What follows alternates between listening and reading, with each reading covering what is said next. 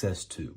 You must understand that the universe only exists in the mind. Everything is a projection of consciousness. Therefore, consciousness produces everything.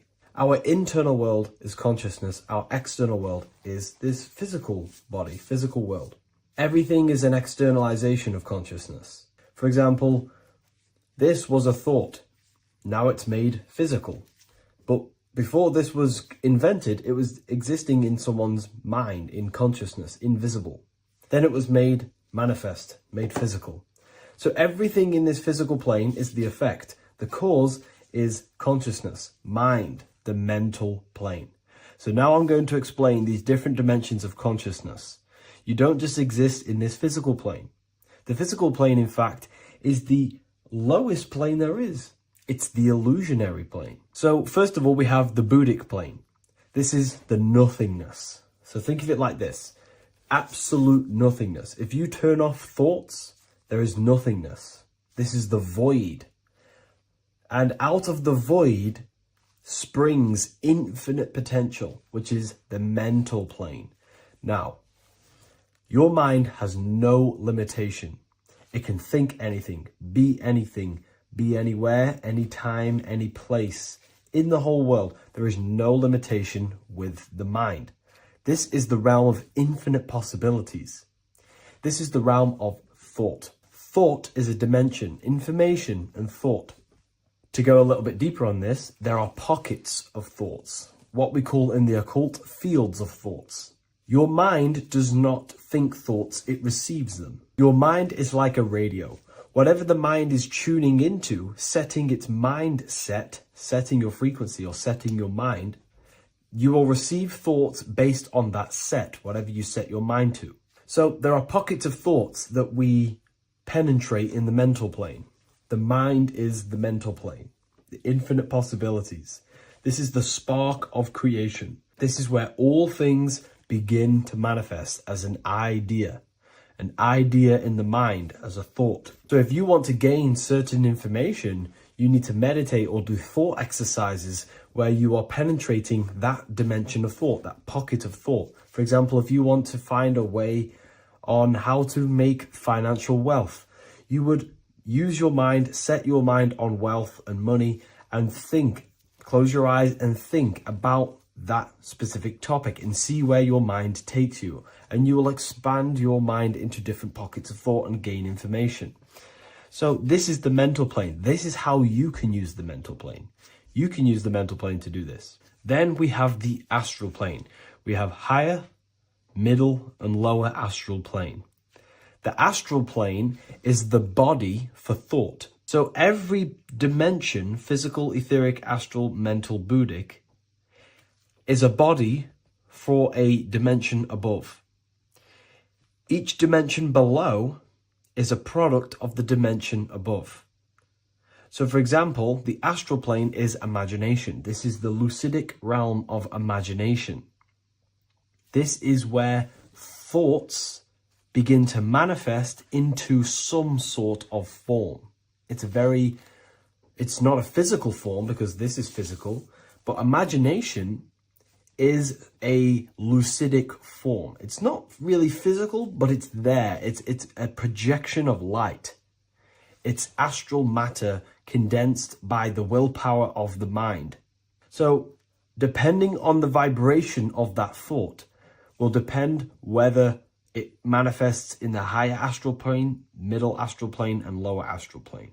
If you think about more material things and visualize material things, this will manifest on the lower astral plane because material matter is low vibration. Now, that does not mean it's evil. That does not mean it's bad. Okay? It just means low vibration just means more material. But if you think and imagine more spiritual things, this manifests on the higher astral plane. So the astral plane is the screen in your mind that allows you to vision an apple, that allows you to vision anything. It's that mental projection that's inside of your mind. Now, this is what we call the third eye. It's an eye because the eye is the mind, and the mind can see into the astral plane. It perceives this spiritual world, this lucidic realm that we have access to. This is where also infinite potential takes place. This is the realm of spirits, demons, jinns, whatever you want to call them. Spiritual entities exist in this, because this is where thought forms manifest into form. This is where thoughts create bodies. Think of it like this. The mental plane is a thought of a chair. The astral plane is the imagination of that chair and all of the different possible chairs that could possibly be. The etheric plane is the energy double of that chair. And the physical plane is the physical chair. So as you can see, the higher we go up, the more formless and lucidic it is.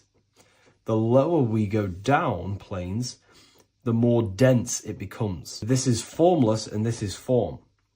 Everything manifests through this process. This highlighter is down here in the physical plane, but the idea began in the mental plane. Everything begins in consciousness before it creates a physical body. It goes through this process. Therefore, if you want to start to mold and create your own reality and create things in your world, you can use these planes to your advantage. You can use your mind to do mental thinking exercises by closing your eyes and expanding your mind into a different pocket of thought to gain wisdom, gain information, gain downloads.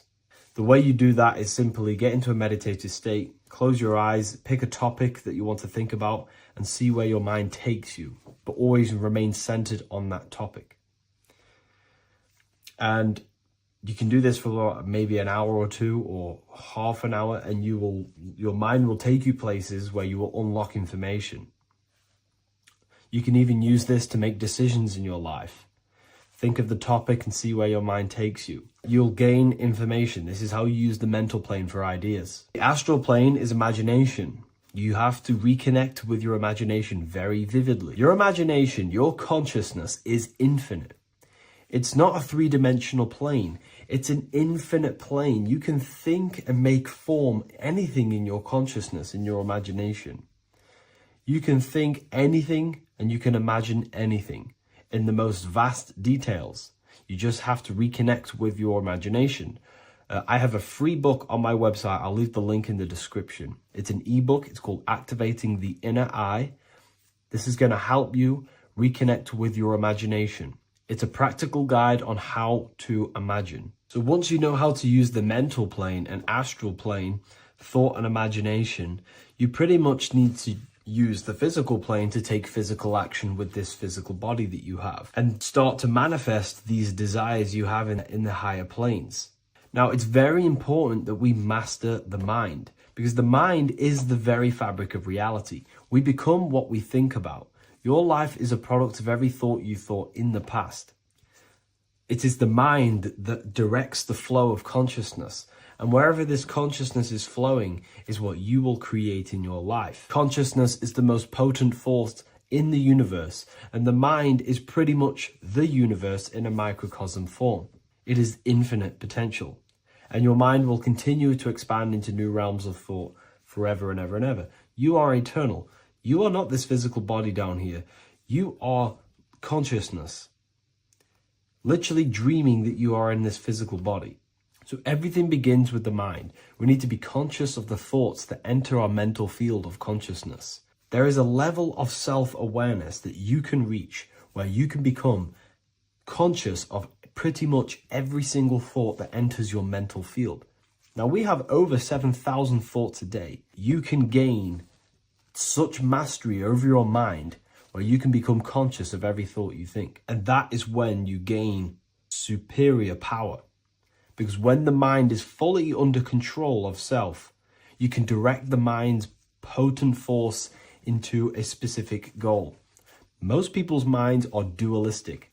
They want something, but their mind is thinking something else. They have limiting belief systems. They have the little voice that comes in and says, you can't do this, you're a failure.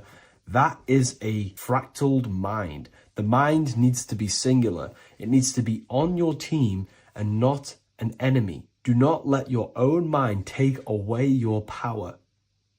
Your mind should be on your team, giving you power, giving you the best possible thoughts and the best possible beliefs. When the mind is in this condition and on your team and not taking away your power through the destructive thoughts, it becomes a potent, powerful force used for manifestation to create anything. And the way we get the mind on your team is through constant meditation to learn how to control the mind and turn it on and off. Subconscious reprogramming through visualization, affirmations, cultivating emotions associated with your goal.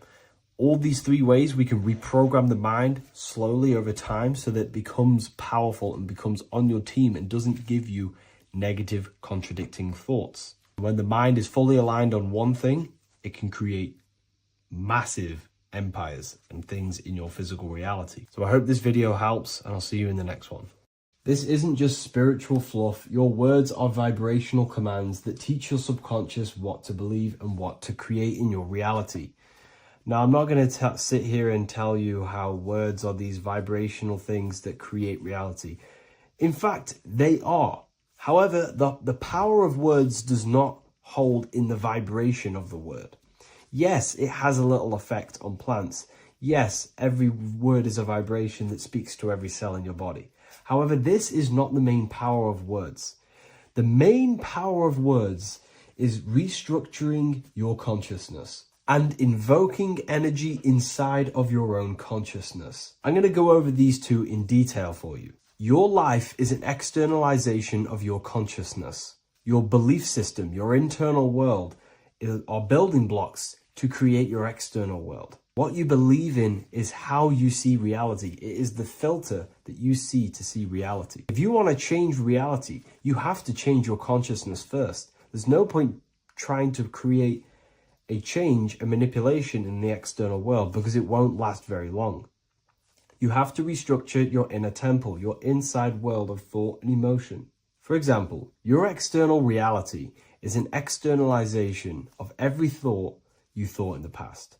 Your life circumstances are just a result of every thought you thought in the past. You become what you think about. So if we can control what we think about, we will control who we become. Words are a powerful way to restructure your subconscious mind, which will then restructure what you think about. For example, if I said the word chicken all day long, I'm going to be thinking about chicken all day long. The words we repeat enter our subconscious mind, and our subconscious mind molds our conscious mind of what we are consciously giving attention to and thinking about.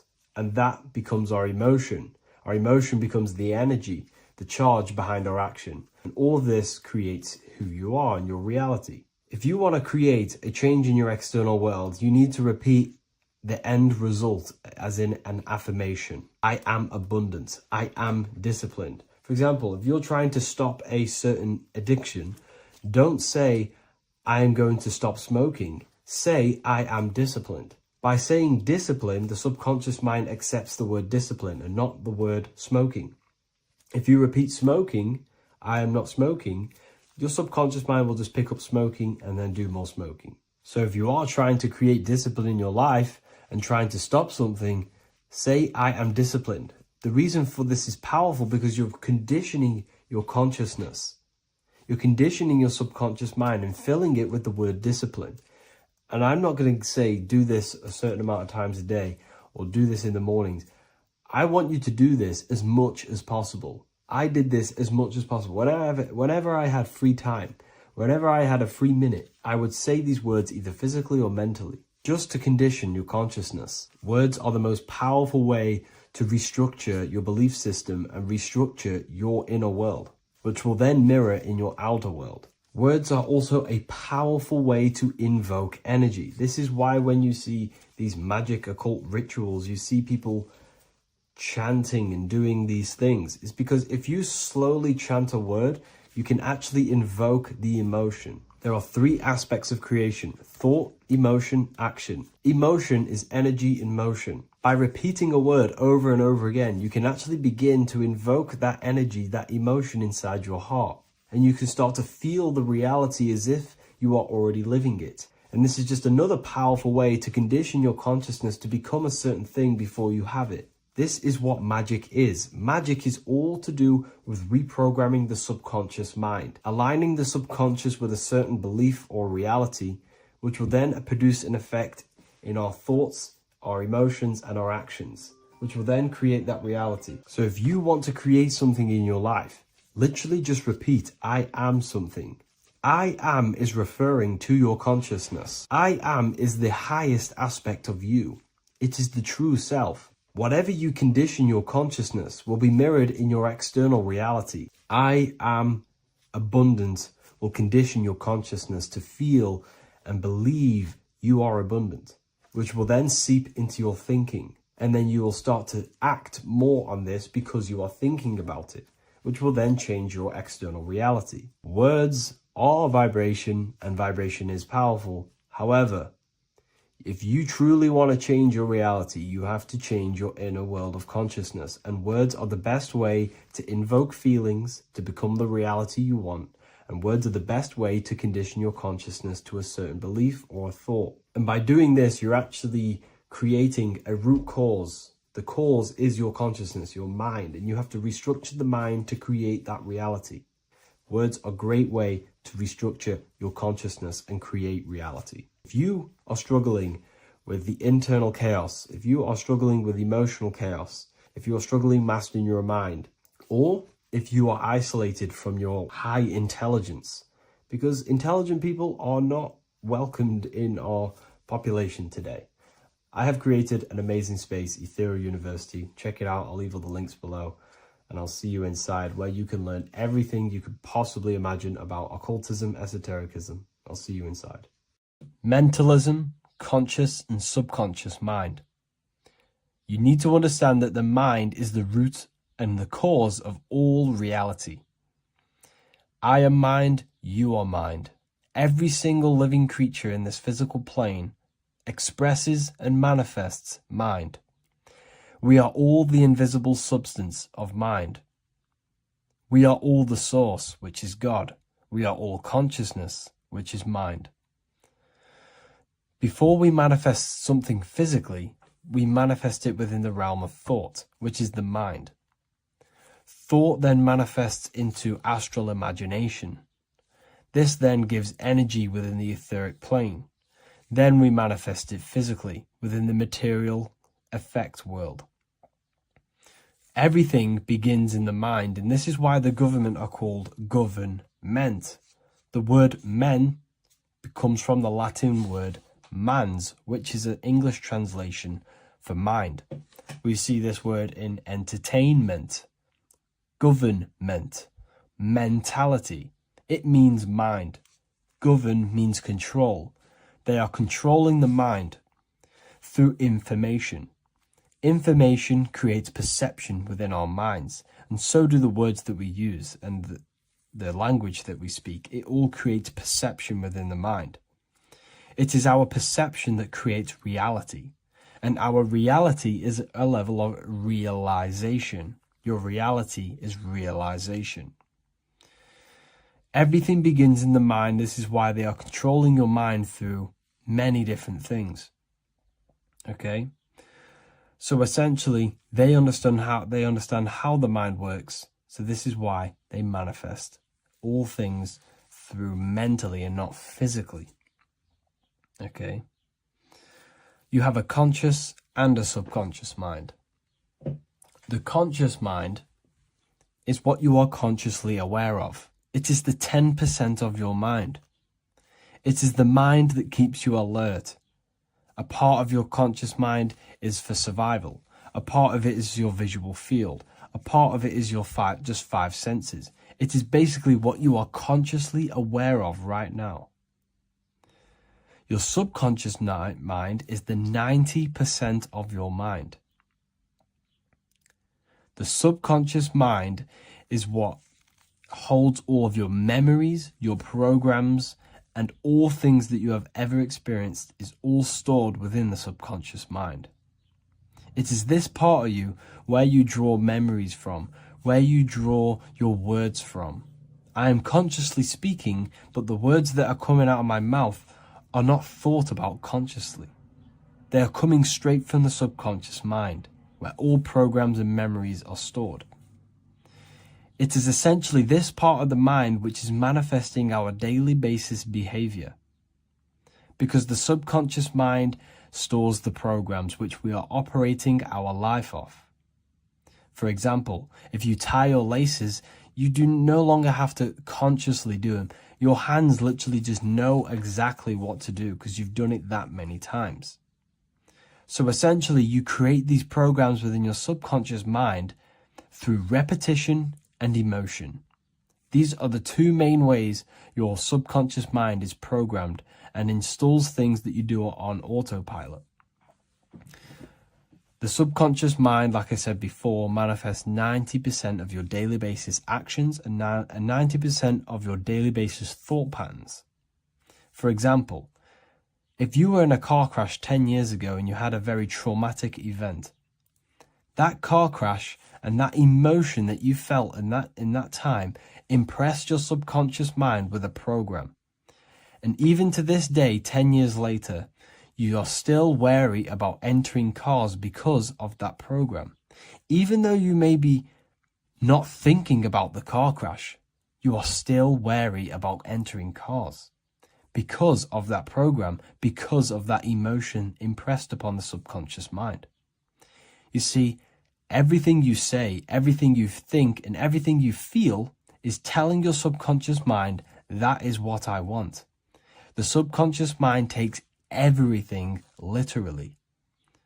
Even if you are talking about someone else, your subconscious mind only knows you, and it only knows yes, and it only knows the now, the present moment.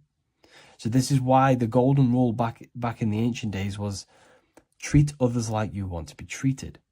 Because the way you treat others is telling your subconscious mind that is how you want to be treated. And this will create subconscious programs within you, affecting you.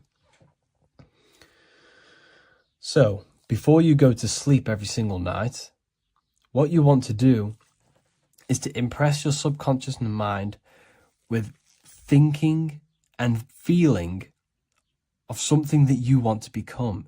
Become that reality. Think and feel that reality. And by doing this, you are impressing your subconscious mind, and you will wake up in the morning with ideas.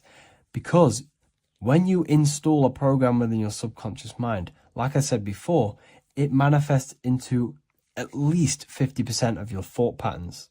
So let's say I created a program within my subconscious mind of how to become financially free. Well, I created the program that I am financially free. My conscious mind will start to slowly think about that program and how I can achieve that program, because the conscious mind operates on survival. So if you create a subconscious program of I am financially free, your survival conscious mind will start to operate and think and act on this program subconsciously. You won't even know that you are doing it, but you are. And this is the power of the subconscious mind. You have to reprogram it properly. You have to be careful of the things you think, say, and feel, because all of this is contributing towards molding your subconscious mind, which essentially molds your reality. It draws things to you. So depression doesn't actually exist, and in this video I'm going to show you how depression is actually a choice. And I'm going to give you some solutions on how to deal with it. And this is probably going to change your life forever just by doing this alone. Okay, so the first thing you need to understand about depression is that it exists in your conscious mind. It exists in your thinking mind. So what is inside your thinking mind? You have your body, your name, your reputation, your trauma, your memories, your family, your worries, your interests, your bills, your passion, dislikes, goals, right? Most people identify their lives with this. They identify their lives with their thinking mind. They think they're their name, their job, their reputation, their memories. But this is not who you actually are. Who you actually are is the observer of that. What happens if you stop thinking? What is left? You're left with unconditioned consciousness. You're left with the self, which is what we refer to as I. We are the consciousness, not the thinking consciousness. You are not these labels. You are not your thoughts. You are not your job, your name, your reputation. Okay? And the reason why I'm telling you this is because it's very important, is that we are something beyond this body, beyond this name, beyond our thoughts. We are the consciousness. So depression exists inside of the thinking mind, the conscious mind. Okay? So if you want to get rid of depression, you must learn how to escape the thinking mind. And not only just escape, but that's step one. In meditation, you do meditations, right? We sit still and we have to learn how to control the mind and turn off the thoughts. And when we turn off the thoughts, depression goes out the window because there's no thought present in your mental field of consciousness to be depressed. Okay? You must understand, who is the one suffering from the negative thoughts? Who is the one suffering? Your mind is not suffering because the mind is producing the thoughts. Your body's not suffering from the negative thoughts. You are suffering. And who is you? You are a soul. You are that feeling. You are that person beyond the thoughts, beyond the feelings, beyond that. You are the one experiencing. You are that. Meditation gives us the ability to turn off the thinking mind. This allows us to escape our thoughts. Okay? And it gives us, over a long period of time after meditation, you'll be able to turn this switch. And this switch will be able to turn off your thoughts. And by doing this, we will be able to control our conscious mind directly by the hand.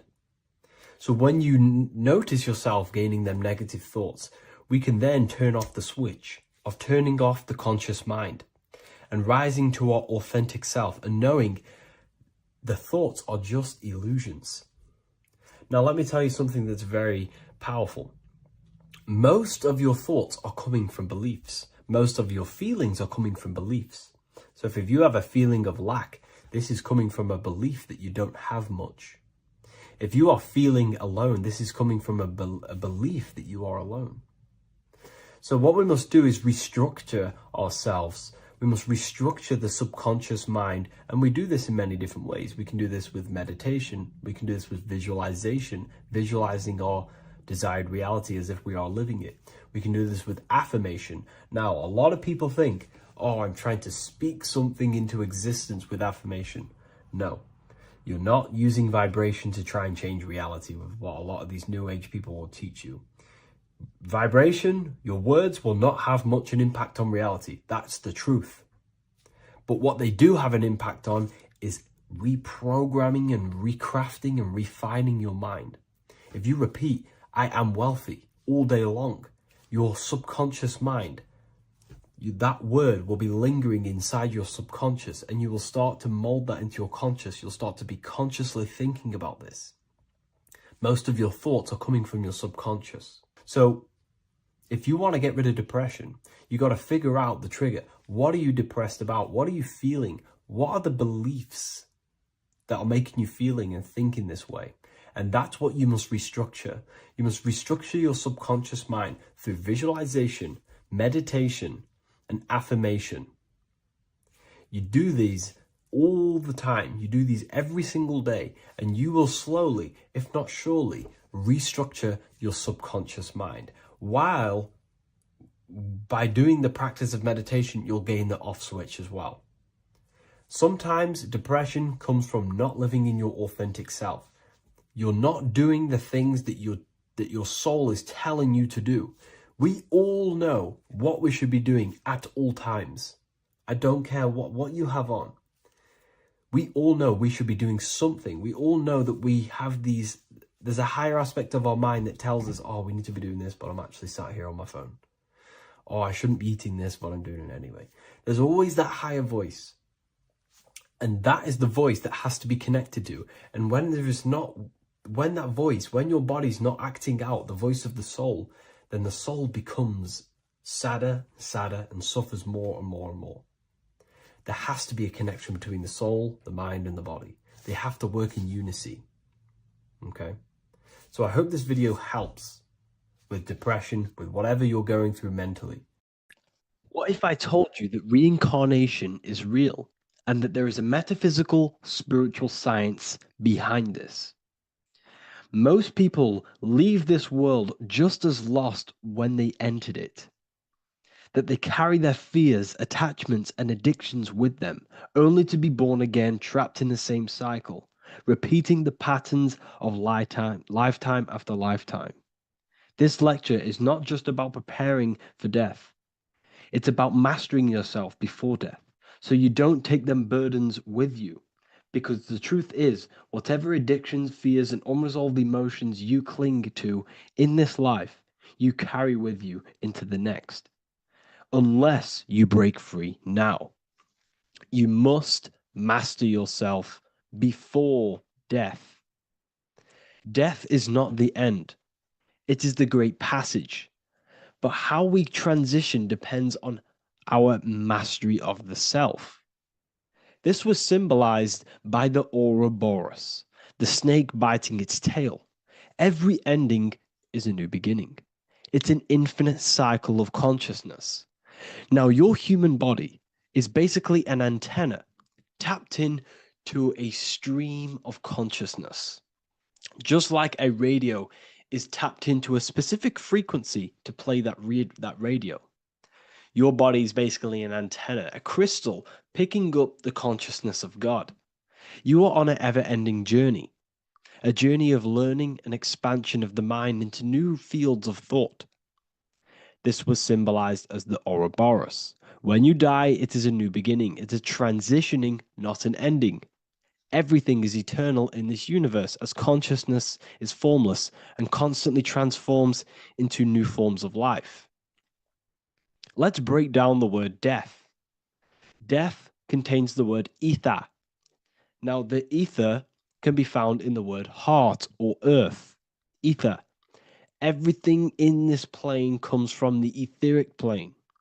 The etheric plane is the barrier between the physical plane and the spiritual plane, the astral plane.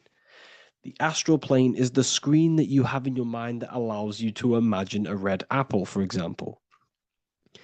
This is the imaginative plane where thought forms start to take form. Everything begins as a thought, then the thought form becomes an imagination, then energy, then physical. Everything in the physical plane is a shadow of thought, all objects manifested as thought. You came from the astral. You came from the stars. This is why we say reach for the stars. Or this is why you say you are a star. Cis star, miss star, fraud star, stir is star. And when you become famous, you become a superstar and you gain a star on the Hollywood floor. You are a star. The ether. The ether is the infinite energy source which all things come out of and return back to. This is the cycle of life and death, summer and winter, day and night, sleep and awake. The ether is the infinite energy source which all things come from and will return back to. Okay, sorry about that little error.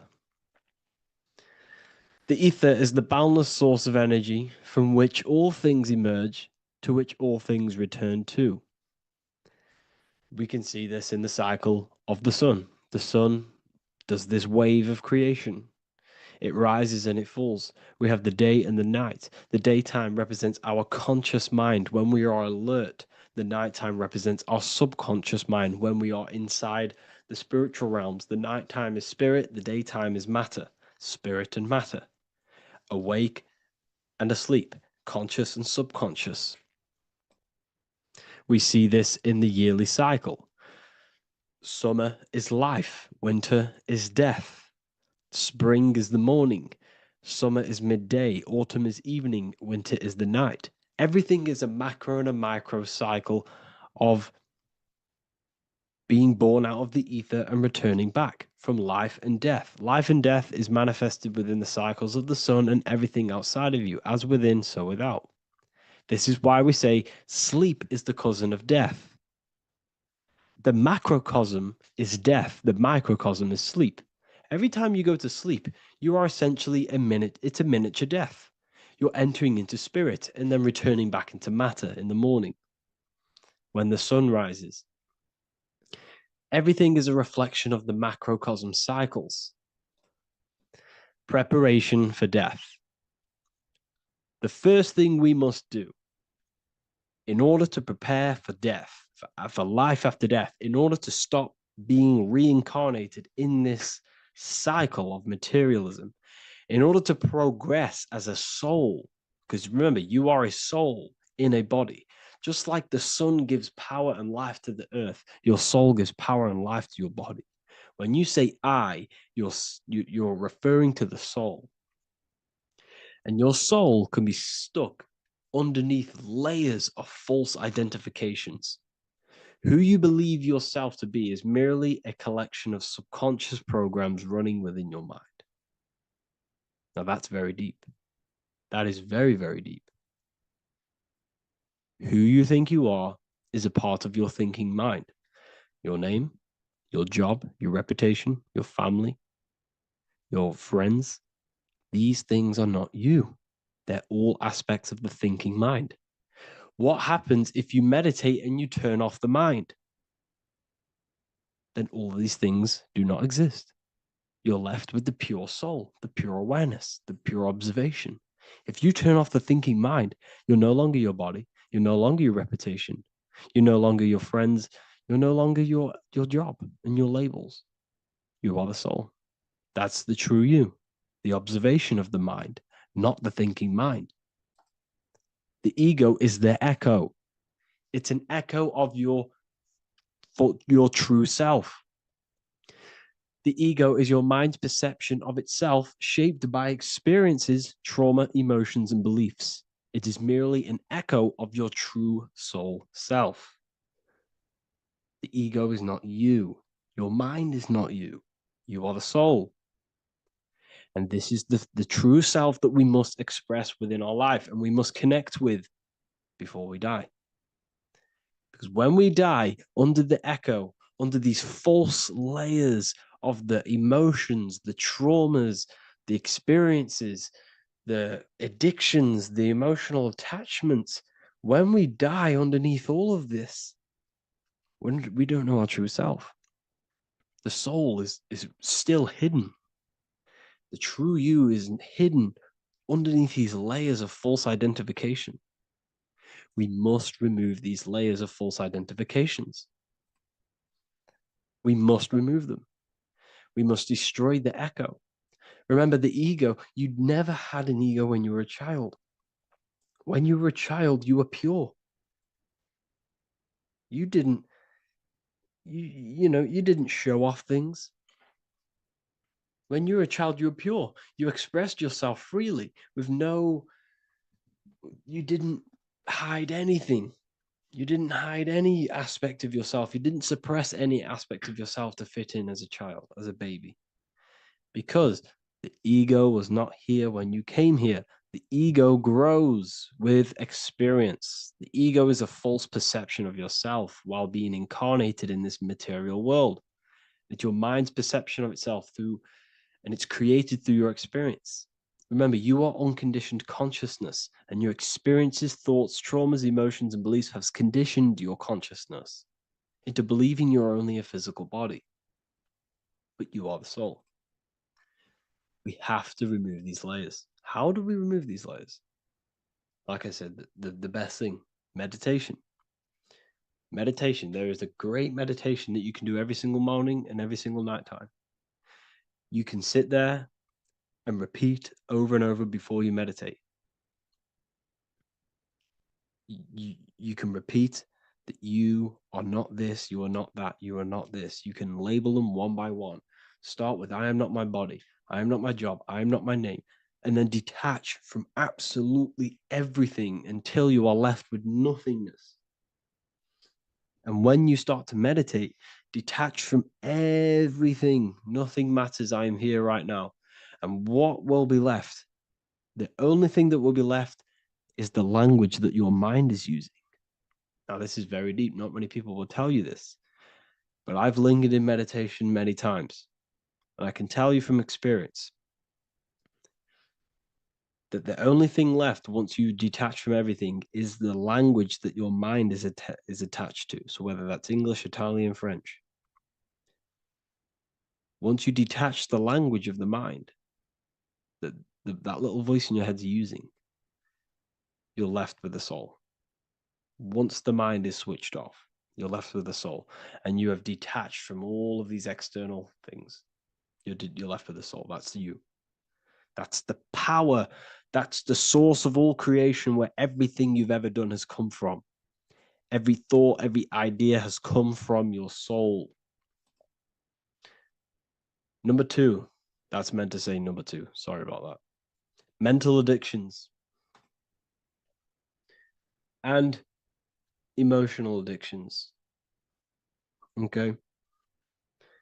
These two are very important. Mental addictions, this could be thought patterns, this could be the labels that we've just been talking about. Then you have emotional attachments, which is maybe you're too attached to an external thing. Maybe you're too attached to your phone. Maybe you're too attached to family. Maybe you're too attached to loved ones. Yes, I'm not saying don't love them, but what I'm saying is do not rely on anything in this world to make you happy, to fulfill your emotional needs. Everything is found within you. You must look within, and if you're looking without, if you're trying to find yourself in the outer world, you'll never find yourself. You'll constantly be looking around in loops. Because nothing, you cannot find yourself in the outer world. Nothing will long-term give you long-term validation. Seeking validation in the outer world will leave you soulless, leave you feeling empty inside and sad and depressed. You have to find yourself within. You have to detach from everything you are relying on to give you emotional stableness. You have to detach from all. Yes, love your children. Yes, love these people, but do not rely on them. Because everything in this world is temporary. Do not conform to this world. The Bible tells you this. Everything in modern society nurtures the body, but neglects the soul. They keep you addicted to as many things as possible. Smoking, you have to detach. Drugs, you have to detach. Alcohol, detach. You cannot rely on anything. This is why this path is very, very difficult to walk. But I'm showing you the way. These are the things you must do before death. You have to detach from absolutely everything. If you die and your mind and soul is still addicted to these worldly things, then you guess what? You're going to reincarnate. You're going to reincarnate because your mind is still thinking about these material earthly things. And if you are operating in that vibration, you're going to project that vibration and come back here. You have to detach. You have to master the soul and master the mind. Like I said, the matrix is designed to keep you addicted to as many things as possible. Your phone, food, smoking, drugs, alcohol, clubbing, all of these things. Everything in society is made to trap your soul and reincarnate in this world. That's why it's very, very, very difficult to walk this path. Very difficult. Matrix, matter tricks. John 2:15 to 17. Do not love this world, nor the things it offers you. For when you love the world, you will lose God. Do not love this world, nor the things it offers you. Do not conform to the pattern of this world, but be transformed by the renewing of your mind. Great quote. Do not conform to the pattern of this world, but be transformed. Let this world transform you. Learn from this, expand from this, but do not be mentally and emotionally attached. Okay? What good will it be for someone to gain the whole world yet forfeit their soul? Like I said, everything in the Bible is telling you the truth. You just got to read it correctly. This is spirituality. This is spirituality. The Bible is spiritual. It's a spiritual text. We must disconnect from everything outside of us and connect with the true soul. Here we have the Egyptians showing you the soul leaving the body. Here we have the soul here. Here we have the Masons showing you the soul coming out. The soul is real. You are the soul. And when you leave this physical plane, you will go into the astral plane. That's where you came from. You came from the astral. You came from the stars. You incarnated into this physical body. Your consciousness fell into this material form to experience limitation, to experience a 3D world. So in order to ascend properly before we die, we have to let go of all the attachments. Every addiction you have, write them down, and one by one tackle them. Before you die, you have to, or else you will reincarnate. This is the teachings of Egyptians. This is the teachings of Masonry. All of these addictions contribute towards life after death. Everything must be controlled, and we must be attached to the soul. I'm not saying I'm perfect. I'm not saying I'm perfect, people. We're all not perfect. We're all under psychological operation by the government. We're all in a very difficult situation with this awakening. I'm simply pointing out what I know from my journey and what I've been learning through occultism and research and reading lots of books and many different things. I'm on this journey just as you are. Maybe I'm further. Maybe you're ahead of me. We don't know. But this is what I'm sharing with the world. This is what I'm sharing with my research. And this is what makes sense. It's common sense. Look at everything around you. Everything's made to feed the body, not the soul. So, my beautiful watchers and fans and supporters, I appreciate every single one of you, and I hope this video has supported your journey. If you're feeling lost in life, if you're searching for deeper answers, whether you're seeking clarity, looking to expand your studies, or ready for personalized mentoring, this is your chance to connect with me live and receive insights tailored just for you. Start your path to self-mastery and enlightenment inside the world's best esoteric school. Your journey starts now. Tap the link in the description if you want to join Ethereal University, or feel free to check out my books. I thank you all, and I really appreciate for 100,000 subscribers on YouTube. I love every single one of you. Make sure to drop a like, a comment, and subscribe to the channel if you're new. Let me know some ideas for, lectures, anything that you want to know. I can make lectures on them. Just drop it in the comments. I appreciate every single one of you. Take care.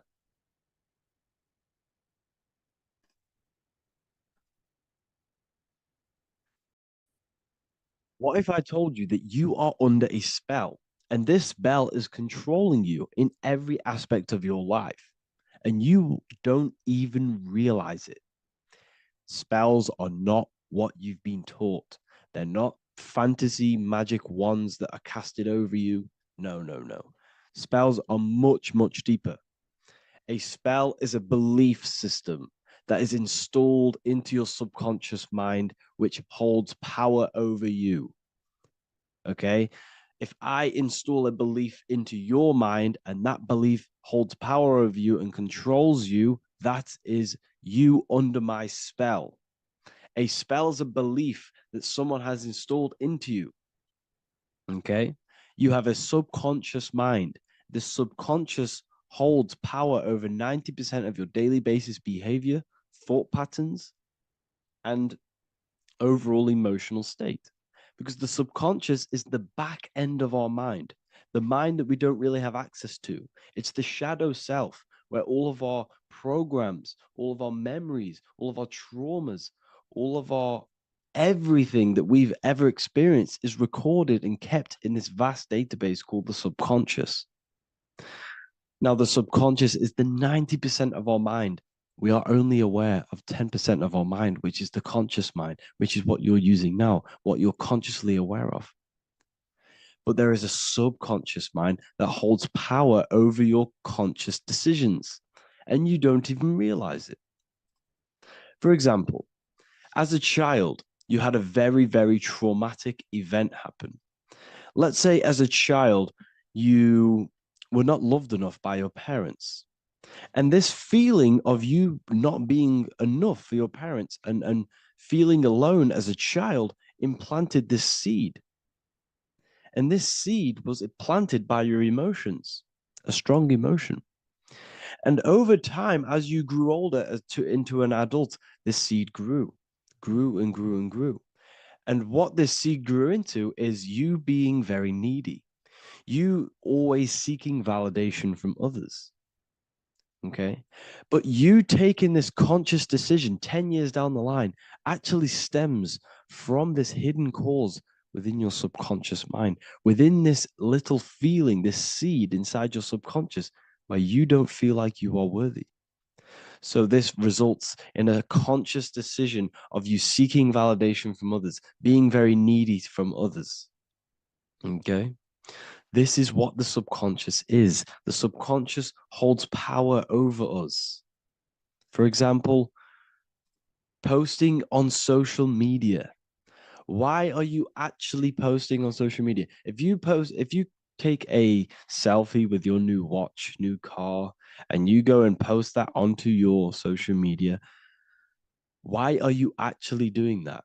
On the deepest root cause, it's not because you just want to post a picture. No, it's much deeper. It comes from a subconscious belief or a subconscious emotion of you seeking external validation, whether you believe that or not. But that's what it is. If you're posting on social media, you're seeking attention, you're seeking validation from others on a deep level, on a subconscious level. You may not even realize this because it's subconscious. Now, this is what a spell is. Money is a type of spell. Remember, money doesn't actually exist. Money does not exist. Money is a physical object inside of the material plane. But the physical object has a belief in the mental plane.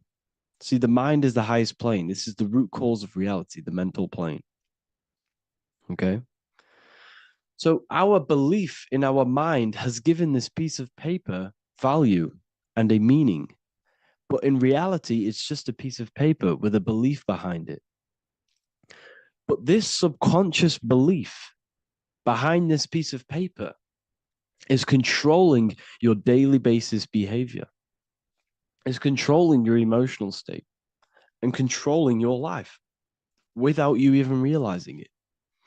Without you even realizing that it's all an illusion. Money does not exist. It's the belief that gives the piece of paper a power. And the way we break the spell is by realizing that the money doesn't actually exist. The whole world is under the spell of money and it's controlling all of us. But the spell is the belief. Once we all wake up and realize money has no value, it doesn't actually exist, it's only a belief. There is no actual money. That's how we break the spell. The spell is broken when we figure out that we are under the spell, under the belief, under the illusion of this piece of paper having value, and it's controlling our lives. That's why the word money has mon within it. Mon is moon, and the moon represents our hidden aspect of our mind, our subconscious, and the sun represents our conscious mind. So you have two versions of yourself. You have the self that you show to everyone, the conscious mind, and you have a shadow self called the subconscious, which is the hidden aspect of you. For example, do you really love your partner who you're with, or are you just with them for, is there a subconscious fear of being alone? Do you really want to be with this person, or is it stemming from, are you staying with them because it's stemming from this fear of being alone, of being lonely? Or are you just with them because you have a subconscious sexual addiction? And all of your conscious decisions are actually coming from this little seed of wanting sex or not being alone. You have two versions of yourself, the conscious mind and the subconscious, the shadow self and the self that you show to everyone else. Okay? And the subconscious is what's holding power over you.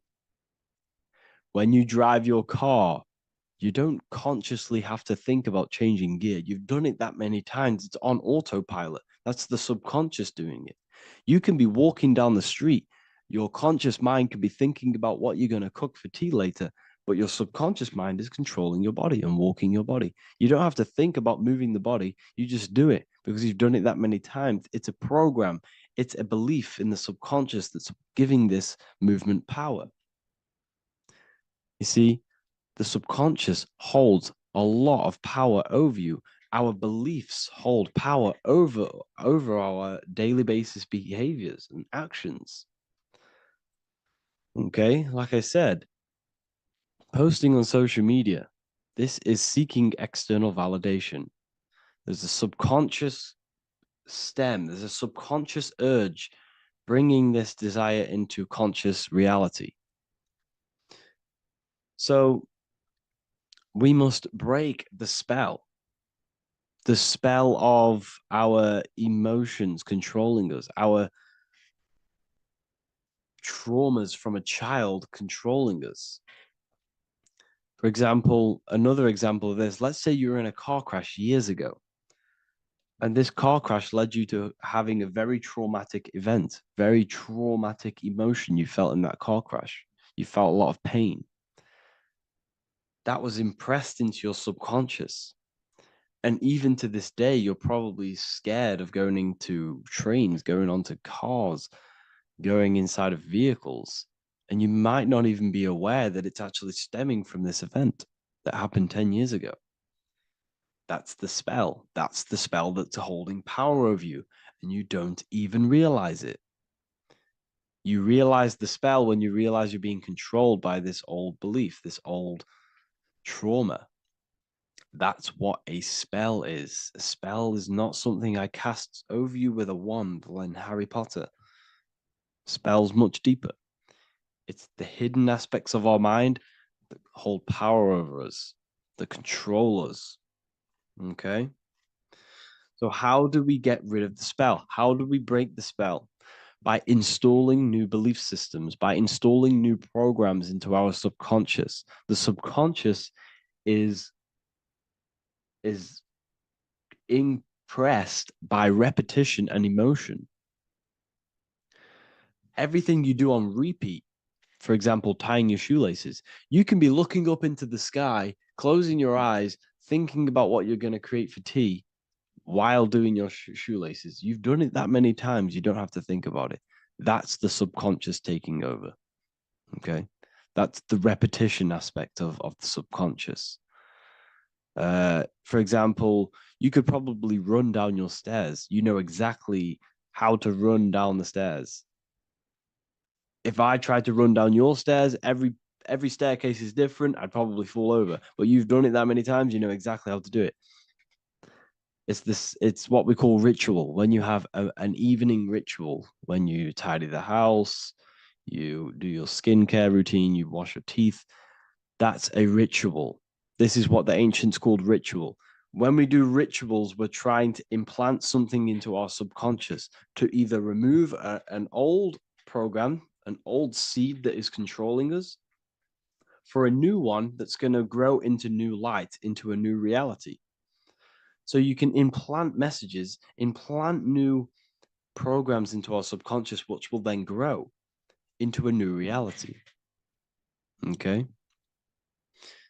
Because if I tell you something over and over and over again every single day, for example, if I say, you do what I say every single day I repeat this statement into your ears, about a month or 2 months in, you're going to start to believe in that statement and you're going to start to be under my spell. You're going to start to do everything that I say. So this is what spells are. Spells are subconscious beliefs that hold power over you, and you don't even realize it. So we need to remove these old programs we have that are controlling us for new programs. And we do that through ritual, affirmation, and imagination. Repetition and emotion is key to impressing the subconscious. They are the two ways that spells are created, that programs are created. The subconscious only knows the now and it only knows you. So every word you say is a spell. So when you call someone else a name, you're calling yourself a name because your subconscious takes everything you say as truth because it only knows you. It doesn't know anyone else. So every night we can do affirmation. We affirm the reality we want. This is what we call a ritual. We sit down or we stand up, whatever it is, you affirm the reality you are, I am statements, and then you imagine that reality. And you do this over and over again, every day, twice a day, 3 times a day, however many times. And this will cause repetition. This will install a new belief system into your subconscious, which will then start to show in your external reality. It will start to put you under a spell of the new program. For example, if I install into my subconscious that I believe that I am rich, every single night I affirmate that I am rich, I am wealthy, I am free. And then I do a ritual. I start to imagine this reality. Every single night, I do these two things on repetition, and I start to feel the reality and imagine the reality. Over time, I'm going to start to believe that I am rich, that I am free, and I am wealthy without having the physical reality. And what this will do is that it'll implant a message deep within your subconscious mind. It will plant the seed of this belief. And this belief over time will grow into 90% of my thoughts, 90% of my actions, 90% of my words. My words, my thinking will change due to this new belief. I may not even realize it, but I'm looking for more opportunities to make money. I'm speaking to more people because of this belief that I've installed. This belief has triggered new ways of thinking. My mind, my conscious mind is now only operating to fulfill this belief. And my conscious mind might not even be aware of it. You won't even realize that you're manifesting this belief of being rich. And that's how it happens. You implant the belief within your subconscious. You implant the spell into your subconscious, which will then gain control over you. So we need to make sure we're removing the negative spells, the negative programs that are controlling us for new regenerated ones, for new ones that are going to create new realities, a better life. Okay. You don't want negative traumas, negative seeds controlling you and growing into your life. If you don't cut them off, they will continue to grow and grow and grow. Your anxiety will get bigger and bigger and bigger. Your depression will get bigger and bigger and bigger. But it's all actually stemming from one belief system or one trauma. Okay. So this is important.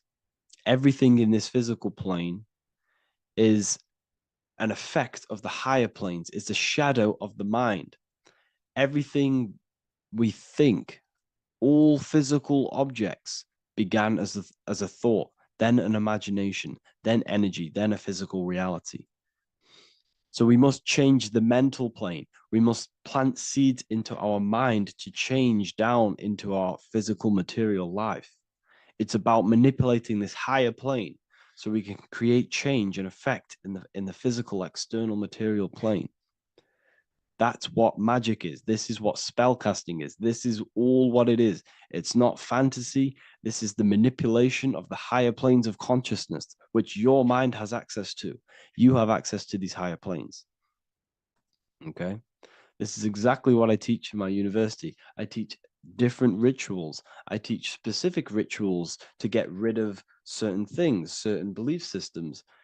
I teach all different rituals, all different ways for you to create your own reality and live the best reality you want.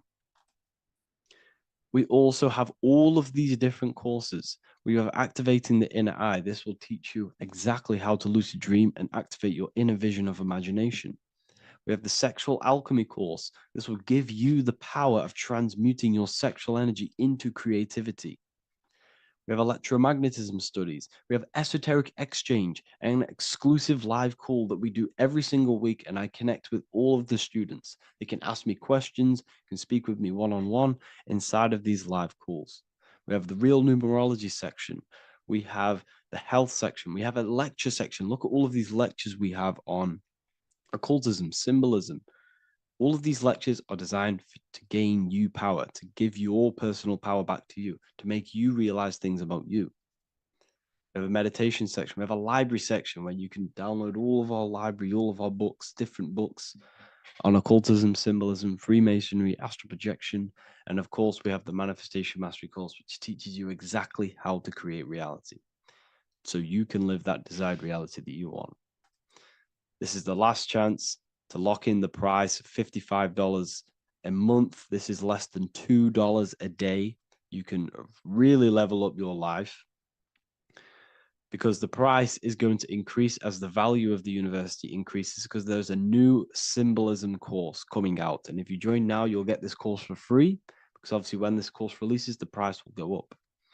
The symbolism course will teach you the language of esoteric and occult symbolism.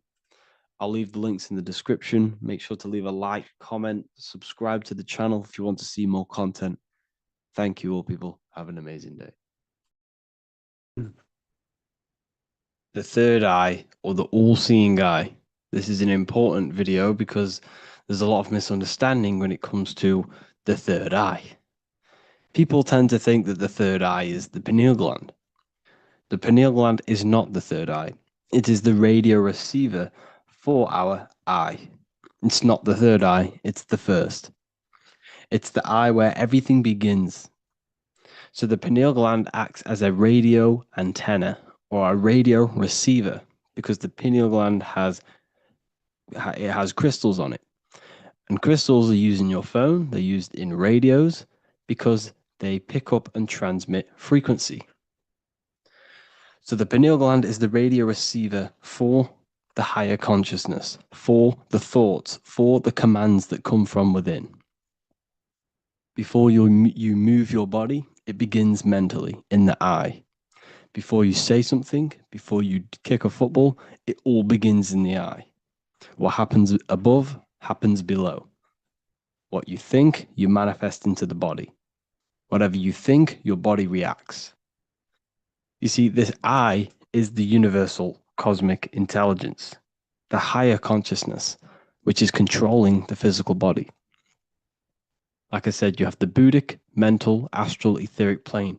This is a page from the brand new Book of Wisdom, Volume 2. You have the Buddhic plane, the nothingness. Then you have the mental plane, infinite potential. This is the I, the singular consciousness. This is the infinite potential within you. The I is where the thoughts are. This is the mental plane. And it is this I which experiencing everything. It's the I behind the body. It's the I behind the thoughts. Yes, the mental plane is the plane of thoughts, but you are the I experiencing the thoughts. You are the I behind the thoughts, behind the emotion, behind the words. Deep, deep down within your being, there is the all-seeing eye, which the body obeys. Everything that I says, the body does. This is the eye in between the two pillars, or in between the sun and the moon in the Masonic artwork. Sun, masculine, left brain. Moon, feminine, right brain. The all-seeing eye in the middle, consciousness. The eye, the order, the intelligence, the infinite potential within you, the creative force within you that can create the good and the bad, the left and the right. So you are either creating negative or good. You're even doing good, which is God, or evil, or the devil, which is do evil.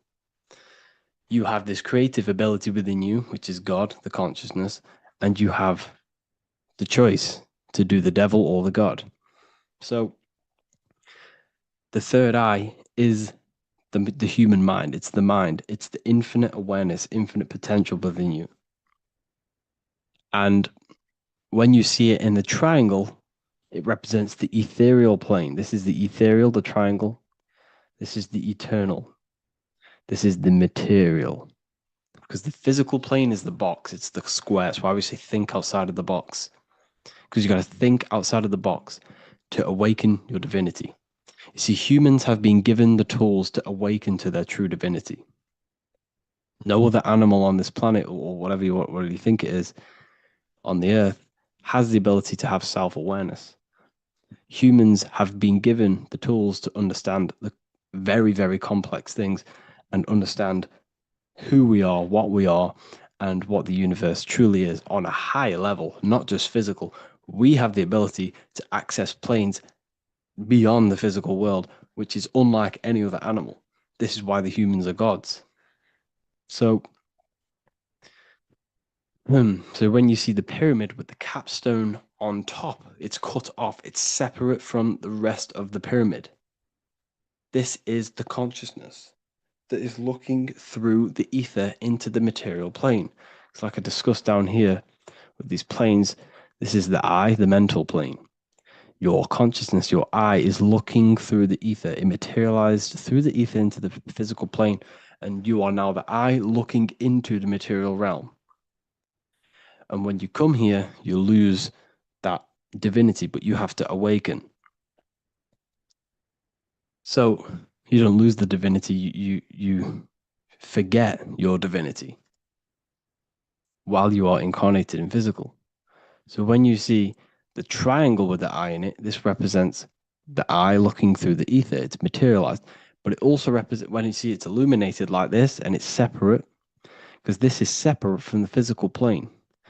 The consciousness within you, the thought within you, that intelligence within you, that voice is separate from this physical world. And everything above manifests below. Everything what happens in this realm of consciousness, of thought, manifests into the physical plane. It's separate. So you see the illumination. This represents the awakened self, because the mind is the third eye. So when you have a closed third eye, this just means that your mind has not experienced things other than physical. When you expand your mind, expand your consciousness from having an out-of-body experience or a mystical experience where you had experienced a higher plane of consciousness or a higher level of consciousness, this is now an open third eye, which is an opened mind. It's nothing separate. So when people say, working and opening the third eye by imagination and stuff like that, you're working on your mind. And to open your third eye, you do need to work on imagination, mental discipline, and all of these higher faculties, which we'll go over in another video. So that your mind has higher faculties which you need to work on. Visualization being one of them, imagination, and mental willpower. We'll go over that. But the illuminated eye in a triangle represents the illuminated mind, the awakened mind that has self-consciousness, is conscious of itself, and it's experienced higher planes of consciousness.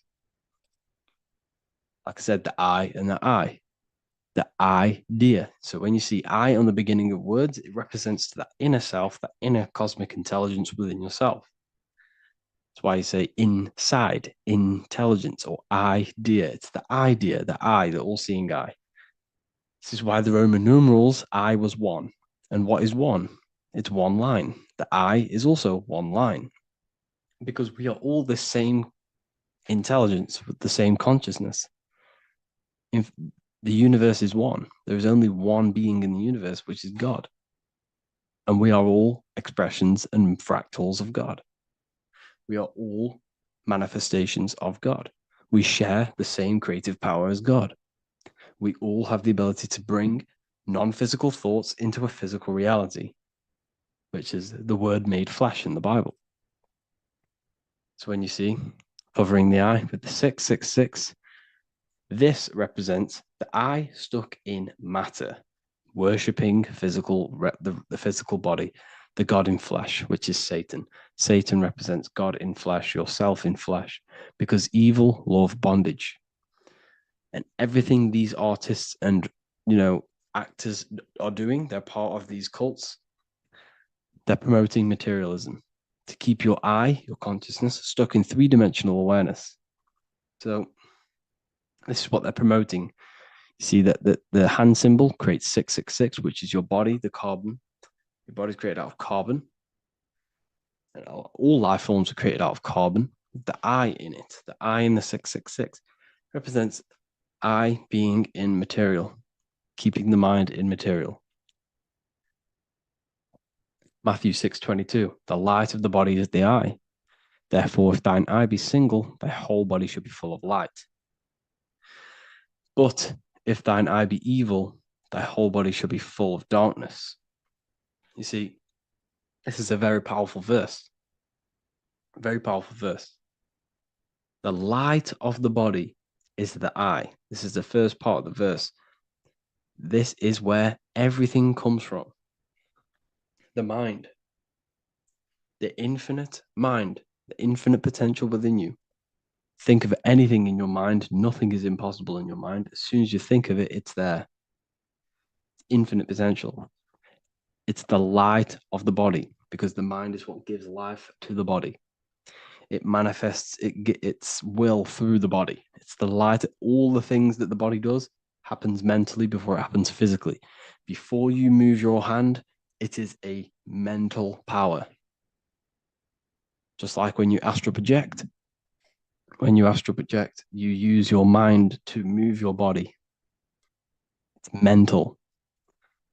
If therefore thine eye be single, thy whole body should be full of light. So what does that mean? Becoming one with the consciousness within you. The single eye. Instead of being divided between the left and the right, the masculine and the feminine, instead of being divided between the high and lower self, when you combine all the aspects of yourself to be balanced and connect with the true self, that's when the whole body should be full of light, which is the good, the enlightenment. But if the eye be evil, which means what? Because your eye, your consciousness, your mind has the ability to create positive or negative, devil or the god. And when you think negative, what happens? Darkness goes through the body. Every thought has an effect on the body. What you think goes through the body. For example, become erect. What do? You think of being erect, and it happens, the body becomes erect. What happens in the mind happens in the body. So if your eye is evil, if you are thinking negative, if you feel negative, you're going to produce negative. Your body will be full of darkness. And this is what the all-seeing eye is. It represents you, your consciousness within you that can create anything in this physical world. So yeah, if you have any questions, make sure to contact me, and I will get it created for the university. Thank you all for joining, and see you in the next one. Hello, everyone, and welcome to another lecture inside Ethereal University. In this lecture, you will learn about the death process and how to prepare for it, and why that preparation is so important. So let's get straight into this. You must understand, as a spiritual creature that you are, you have a visible nature and an invisible nature. You never truly die. You are an eternal soul experiencing a temporary physical world. The inner world of thought and emotion is eternal, while the outer world of matter is mortal. Everything that is seen is mortal. Everything that is unseen by the eyes is immortal. When you die, your external physical world will be stripped away, leaving only your pure consciousness in its raw form, drifting within the astral plane. So here you see your physical external body and your internal world. And your internal world is your state of consciousness. It's your state of consciousness. Your thought and emotion is one overall state. Okay? So you must understand these planes. You have the physical body, the etheric double, an astral body, a mental body, and the Buddhic body. When you die, you leave the physical plane. Then you will more than likely leave the etheric plane, because the ether acts as like a portal.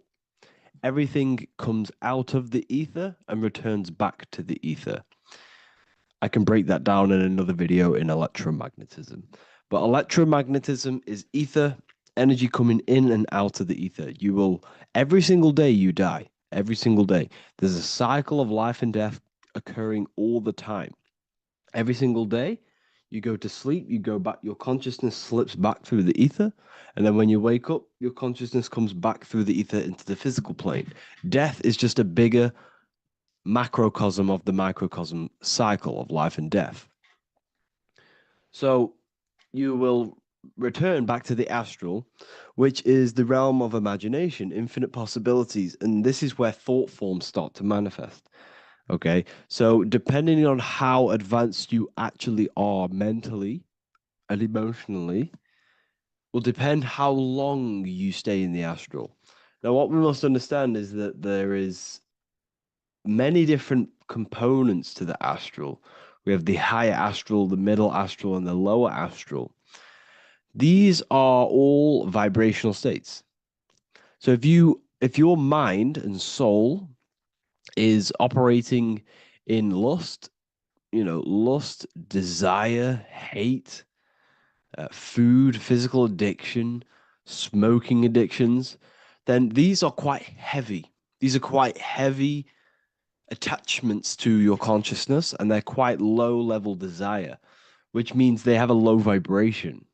You will manifest in the lower astral when you're stripped from your physical body. The lower astral is not inherently evil. However, there's just low vibrating things going on there. Low vibration does not mean evil. Okay. So just like bad doesn't mean evil. Okay. In the lower astral, you are going to see lower astral beings. You're going to see spirits, souls with low level desire. Okay. People who are attached to the physical plane, people that lust, people that do these things. Technically, this is hell, but you can escape it by escaping yourself. Now we're going to break all this down. I'll break all this down properly once you understand the full context. So depending on your level of desire, you will manifest in a corresponding layer of the astral plane. If your mind is still attached to the low physical desires, you will find yourself in the lower astral realms. But if you have few desires and have detached from the worldly attachments while you are encased in a body, then you will rise into a higher or middle astral plane, mainly the middle. Okay.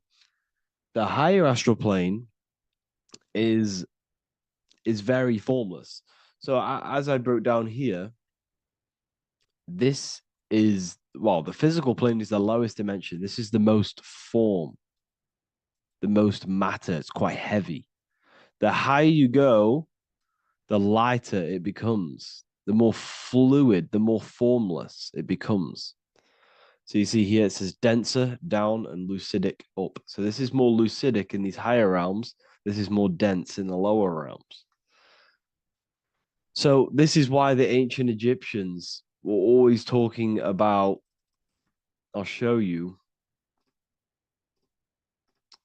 this. This is showing you death. So first of all, we have Anubis, which represents death. Here you have the heart, which represents the soul. And here you have a feather. And this is a scale. You see how this is a balanced scale? So what this is symbolizing, this represents death. This represents your heart, and this is a feather. So when you die, your heart must be as light as a feather, which means your emotions, your soul, should have no attachments to the world. It should be light. It should be detached. This is why the word light and light are the same. Light is in heavy and light is in very bright. Because when you're less attached to the things, your soul shines. You're authentic. You're light. You're very bright soul. And you have no attachments. Your light is in not heavy. So you must detach from the worldly desires. We have to detach from the smoking, the food. This is why we should fast. Smoking, this is why we should detox. We should also meditate. We should also be able to sit with ourselves for long periods of times. Okay, I'm going to break all this down properly. But that's why the Egyptians show you the symbolism here. Okay. So you're stripped of your material body. So that state of consciousness you're in right now, your inside world, if you shut your eyes, that state you're in, that is what you're going to experience when you die. Okay. And you're going to be manifested into the astral. In the physical plane, you can mask or hide almost anything. But in the spiritual realm, you cannot. The astral body, your thoughts and emotions directly shape your spiritual body, your astral body, revealing your true inner state. So your desires that you can hide in the physical plane, your emotions, your thoughts, you can't hide any of that in the physical, in the spiritual plane, in the astral plane. That will directly shape who you are, your color of your astral body, and your astral body as a whole. So here we have Kim Kardashian. If you could see this lady's astral body, you would run so far that you would be horrified for the rest of your life. If you could see their spirit, their astral form, it would be horrific because their mind is so attached to, you know, physical things, so attached to desire, money, fame, worship, power. These people do not want to die. These billionaires and millionaires will never want to die. They will do whatever they can to stay alive because they understand what when they die, they have to face themselves. They have to face their inner world. And their astral body, their true authentic self on the inside, is horrible and horrific and so low vibration. So this is where it comes in. You must be as light as a feather. This is what the Egyptians are showing you in their artwork. Your soul must be as light as a feather.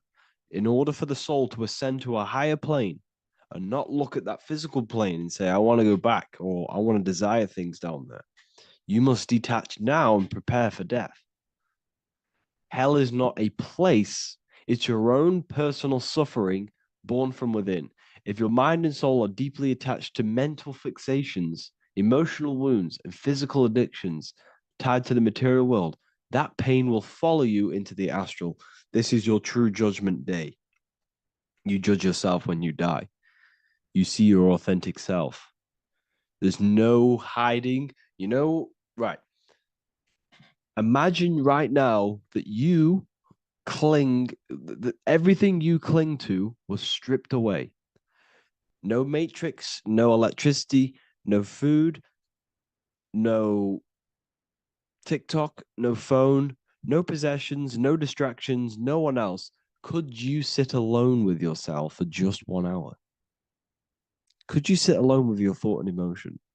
That moment of truth is what you must begin to prepare for. Could you sit alone with yourself? Can you sit alone for long periods of time and just think? And if you cannot, then you're running from your internal world. You're running from your thoughts. You're distracting yourself from your thoughts. This is what we must address. Now, don't feel bad if this is you. We've all have problems. We all have internal problems. But this is what we have to face directly in order to prepare for life after death. We must meditate for long periods of time. Not even meditation. We should be able to sit with ourselves with no distractions and just think. This is what the people of the past used to do when we had no technology. People would sit and think for hours. This is what we need. Because if you cannot sit with yourself, imagine sitting with yourself with no physical body. That's the level that's going to happen. And we need to prepare for that. The soul and mind must become as light, as weightless, as radiant as a feather to ascend to a higher plane and move beyond the physical life. To rise, they must release heaviness, attachments, burdens, fears, and desires. The lighter and brighter your inner being becomes, the more freely it can rise into a higher state of existence. Ascension is not about going somewhere, it's about becoming something pure, clear, and luminous. Okay, this is very important. Very, very important. We must detach from the worldly things. So, enough of that. How do we do it? How do we attach? How do we prepare? Number one, you must detach from the material things. Start loosening your grip on things, possessions, titles, even identities. They are temporary. Appreciate them, but don't let them define you. Let nothing outside of you define you. Nothing. Your name is not you. Your job is not you. Your reputation is not you. Your bad past is not you. Your good past is not you. Your business is not you. Everything outside of you is not you. Now, what I'm saying is, I'm not saying go full right hand path and never care about anything physical, never care about your family, don't love your family. I'm not saying that. What I am saying, love these things, love these outside things, but do not become attached and do not let them define you. You must be okay with losing anything that is outside of you. You must be okay with that, because you must understand the physical plane is, it's promised that everything is temporary. Everything is temporary in this plane. So don't ever think it's going to be there forever, because it's not. And you must remind yourself, not remind yourself, but I think about this sometimes when I start becoming a bit attached to work and stressed. I just remind myself that I'm going to, this is temporary. I'm going to leave this world one day and I'm not going to care. So you must have the balance. Okay. The balance is key. You can go down that right hand path and just fully cut off from the world like a monk and shave off your hair, disconnect from the physical world. You can do that. That's not wrong. There's different paths in life. You have the left hand path, purely physical. You have the middle path, which is balance between the physical and spiritual. Then you have the right hand path, which is monk mode, where you fully disconnect from the world. They shave their hair off to disconnect from the physicality. They meditate for long periods of time. This is what they're doing. They're preparing for death. Monks prepare for death. They understand this. They understand that you don't die. Your inner world is the true world. The inner world is the only world that exists. Everything outside of you is an extension of you. Number 2, cleanse the mind. Watch your thoughts. Are they rooted in fear, anger, regret, or craving? Meditation, mindfulness, and inner reflection help purify the mind. The cleaner your thoughts, the lighter your spirit. So your astral body is formed by your thoughts. It's formed by your emotions. If you sit around thinking about eating all day, you're going to have a very heavy astral body. It's going to manifest in the lower planes. But if your mind is thinking about good things with good intentions, love, knowledge, expansion, you're going to manifest even the middle or the higher. And there are ways to even ascend out of your astral body. Yes, you can ascend out of your astral body and out of the mental body, but that's all very advanced, and I'm not going to teach that yet. I'll make another video on that, but you can ascend from them bodies. The astral plane is not the end. You can keep ascending as a soul until you're left with just the pure essence of the soul. But we're going to, anyways, cleanse the mind, reprogram the limiting belief systems, let go of mental attachments. And the way you do this is by getting a piece of paper and writing down every single attachment that you have. And you're going to realize, dude, there's more than you think. Okay. We have to detach from these. We have to. 4, practice presence. Can you sit in silence with yourself? The more at ease you are with your own inner being, the less you'll fear death. The afterlife is just an extension of your inner world. It's so important. This is so, so important. Can you sit with yourself? If you cannot sit with yourself, you have some inner work to do. You have some thoughts to address, some beliefs to address, and some feelings to address. Okay, so practice sitting in the present, meditation, or just literally sit there and try and be okay with yourself. And if you can't be okay with yourself, then there's something you need to address, whether it's a belief system, whether it's an emotional trauma, or something. This is what we must reshape, refine, and let go of. Live truthfully, speak and act from your soul, not from fear or ego. The more authentic you are, the more aligned you become with your true self, which carries beyond this life. The ego is your mind's perception of itself while being incarnated in this world. It's been shaped by your experiences, your thoughts, your beliefs, and your emotions. So your ego is basically this false thought form that you've created. It's a false layer of yourself that sits on top of your true authentic self. It's basically your physical character. When you were young, you had no ego. You were pure. You had a pure consciousness. But then as you grew older, your ego started to grow, and it still is growing because it was shaped by experiences, things you've gone through, things you said, things you believe, things you think. It's created by you, by your mind. And the ego is close to the word echo. The ego is the echo. It's an echo. It's a layer. It's a false identity. It's a false layer that sits on top of your soul. And if you don't get rid of that ego, if you don't know how, well, not get rid of it, but balance it, if you don't know how to rise above that ego and you die, it's that ego that's going to be pulling down when you die. It's that ego that's going to be your suffering. Okay. 7, connect with the divine, whether through prayer, meditation, tune into something greater than yourself. The connection is the soul's compass beyond this world. If you can meditate and rise above them clouds of thought, that's the soul, that's the observer. We must connect with that. Okay, this will definitely help with just allowing yourself to connect with your true self. Meditation's great because you can just fully detach from the world. And the more you meditate, the more you can prepare for death. A powerful way to cultivate detachment is through daily detachment meditation, done either at night or in the morning or the first breath upon waking.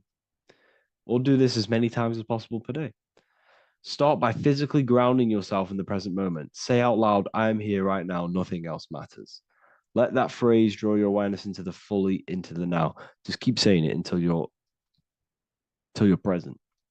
Then begin to slowly list everything you identify yourself with, one by one. I am not your body. I am not my body. I am not my name. I am not my possessions. I'm not my house. I'm not my children. I'm not my everything. I am not my thoughts. Release each layer gently. Imagine, if you want to, if you have a good imagination, imagine placing these things into a big box. Placing your body, placing your name, placing your possessions, placing your house, your car, your thoughts, your beliefs into a box, and then shut that box. If you have a good imagination, do that. That can help. And you'll be left with yourself. And you're not even that. It goes even deeper. Eventually, you'll reach the mind itself. Detach from the language that the mind is even using. Now, that's very difficult. And not many people have ever thought about that, and they've ever even been there. Detach from the language that the mind is using. Think about that for a second. Your mind is not what you actually think. It goes very deeper. Your mind is not that little voice. It's that voice that the language is using. So even the language is a spell on your mind. Okay, it's an attachment. Eventually, you'll reach the mind itself, detached from the language it uses, the voice in your head, the need to define. What remains is something beyond thought and beyond words. I can't even describe what's left because words, once the language is gone, it's purely metaphysical. All I can say is pure awareness, and it's symbolized. This is why symbols are so amazing, because they can symbolize things that are beyond words. A flame, it's just a flame, and you won't be able to understand that until you've been there. It's just a flame. It's pure cause. Words can't describe it. You'd have to experience it. Connect with this essence daily. This is truly who you are. So this is a great way to detach. We can do these detachments every single day during meditation. This will definitely help over long periods of time. Of course, you're not going to be ready tomorrow for death, but just try and prepare for these things. This is the whole reason people used to meditate. It's the whole reason why people do these spiritual practices, because they understood that this plane is temporary and your soul moves on from this plane. And you'll never truly believe in the soul until you experience it. So I can show you these things, but you must go out and experience it. The soul is real, but you won't understand unless you cast off everything else. Okay. So I hope this video helps. It's a very deep video. I'm going to be making more of these stuff, of more self-mastery. And of course, we've made the self-mastery section now. So I'm going to be start filling up this place with lectures. And I think it's a great time to start this because a lot of people have been asking on how to master yourself, prepare to death. So hope this video helps. See you in the next one. What if the word Yahweh is proof that God is embedded in our very own being? Stay with me because what I'm about to show you might change the way you see yourself forever. Today's topic is decoding the mystery name of Yahweh, the sacred name of God from the Hebrews. By the end of this video, you'll uncover the true meaning of the word Yahweh and how your connection to it unlocks your own personal power. When we look at the word Yahweh in Hebrew, we flip it on its side. We're actually looking at the human body. These are the legs, this is the torso, here are the arms, and here's the head. So if we actually switch this on its side, we see the human body. The Hebrew name Yahweh often translates to I am. The I am. Now, what is the I am? The I am, when you say I, you're referring to your highest self. Everything with the letter I in the beginning, most of them words are referring to our inner self, inside, intelligence, internal, in. The I represents the inside self, the invisible self. You cannot see the I am because this is the spirit, this is our consciousness. It's the intelligence controlling the human body. When you say I, you're not referring to your name, your job, your reputation, your ego, or your thoughts. You're referring to the observer who is beyond the thoughts, the one who's observing the thoughts. That's the soul. Look at the word Yahweh, Yahweh, the sacred name of God. Yahweh can be observed in the natural rhythm of the human breath. When inhaling, we subtly hear Yah. When exhaling, we hear Way. Do this yourself. Breathe in through your nose, you'll hear Yah. Breathe out, you'll hear Way. And in fact, the letter H, H, when it's pronounced, it carries the soft sound of wind or breath, a gentle exhale that mirrors the very essence of life, giving air. Breath is the spirit of life. It's what connects us with consciousness. If we stop breathing, we lose consciousness. The body shuts down. We're breathing the spirit of breath. We're breathing in the spirit of life. It's the very essence that gives us physical existence, and we're constantly staying connected to this breath at all times. Now let's look at Yahweh. 1, 2, 3, 4. There are 4 letters. The tetragrammaton is the 4-letter Hebrew name for God. Okay? Tetra meaning 4. We have 4 gospels of Jesus. Jesus is depicted with a cross with 4 sections. Jesus has the 4 sacred animals around the side of him, always depicted with these 4. A bull or an ox, an eagle, a man, and a lion. These are the 4 fixed signs of the Zodiac. Aquarius, the man, Scorpio, the eagle, Leo, the lion, Taurus, the bull or the ox, which are related to the elements. Leo is a fire sign. Aquarius is an air sign. Taurus is an earth sign. Scorpio is a water sign. These are the 4 elements. And the 4 elements correspond to the 4 bodies of consciousness, as we see here. This is fire. This is air. This is water. This is earth. So we are made out of the 4 elements, which represent the 4 bodies of consciousness: mind, emotion, spirit, and body. The soul is incarnated into 4 sections. Hence why Jesus has 4 gospels. Hence why Yahweh is a 4 named a four-named word, because we are tetraform. We have four bodies of consciousness. There are four pillars to reality: the mind, emotion, spirit, and the body. So what we're actually looking at here is the name of the very essence of the self. Yahweh represents the universal consciousness that we're all tapped into, because the body is like a radio. The body is basically a radio antenna, which is picking up this stream of consciousness, and we're all the same consciousness, just experiencing it in a different body.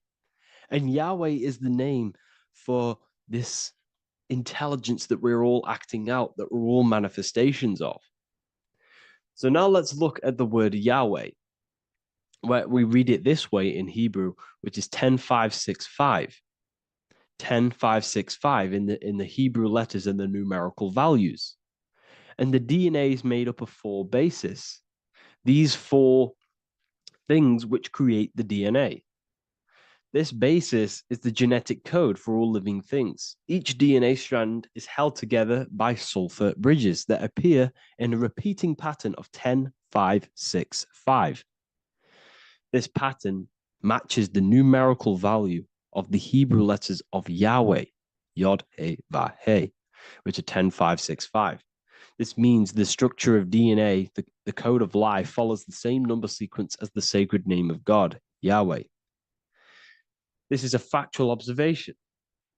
So we're looking at 10565. So let's look over this one more time. Yahweh represents the breath, Yahweh, inhale, exhale. It translates to I am. It's written in our DNA. The word Yahweh on its side looks like the human body. Now, this is where things get a little bit deeper. 10565 adds up to 26. The number God, well, the word God adds up to 26. Allah adds up to 26. There are 206 bones in the human body, 26. 26 adds up to 8. 8 is the number of infinity. We are all the infinite consciousness. Consciousness will never die. It's immortal. It's infinite. We are all infinite. We are not these skeletal structures. We are Yahweh, the universal consciousness. The creator of all things is our essence. We're all God with individual identities, but the highest versions of ourselves is God. The ego is our own personal experience of God. Does this make sense?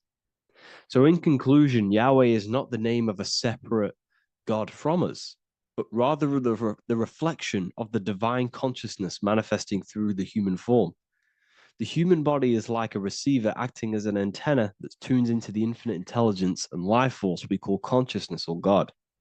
This means that rather than being external, the divine presence is within us, expressed through our very existence. It's very interesting when we look into this, and what religion has done has flipped all of this knowledge. All of this sacred knowledge has been externalized. They've externalized God so that we worship God and we view God as something separate from the human experience. They do this so that we don't find the God within us, so that we don't find that we have the power of creation. The mind is the creative force of God. The body is the will to act out that thought. They don't want us to figure out that we are creators and we're all creating our own earthly experience. We're all projecting this reality. And they don't want us connecting with the divine intelligence within us because they want to be the creators. They want to keep this knowledge. They don't want the masses to wake up to this powerful knowledge.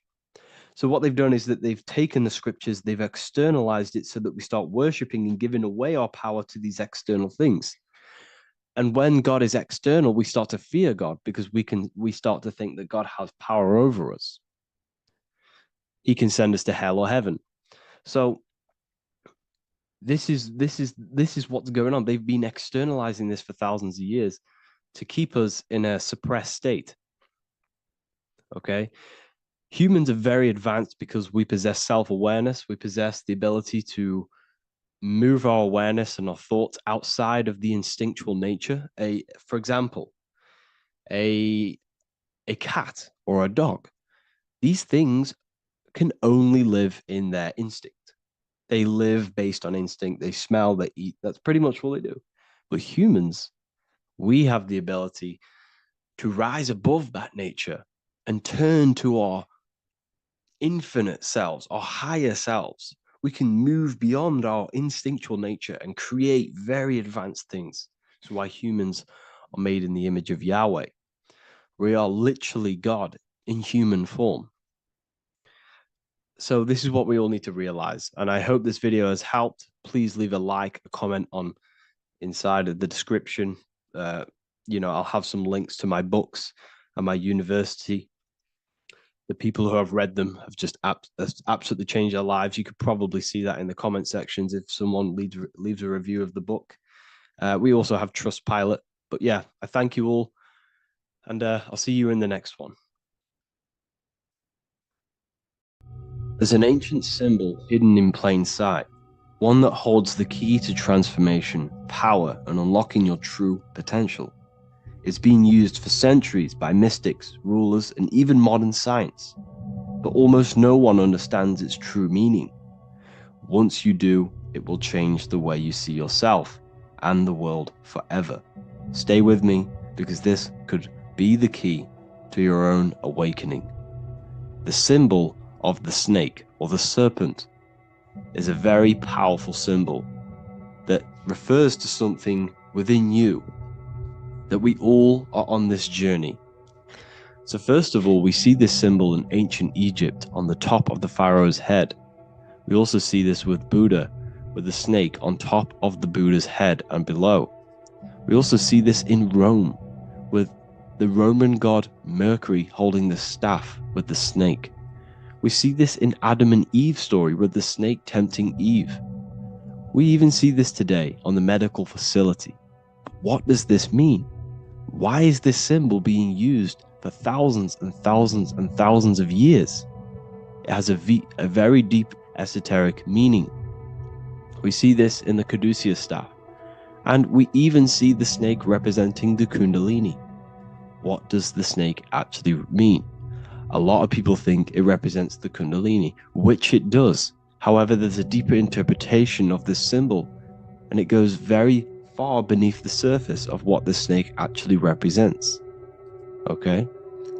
So first of all, when looking at symbols, we need to observe what the snake does in nature.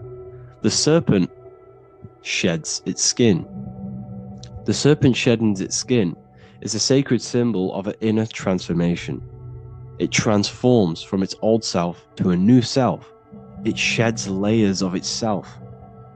As the snake discards its old exterior, it mirrors our own journey of realizing outdated beliefs and patterns, paving the way for a renewed, authentic self on the esoteric path of awakening.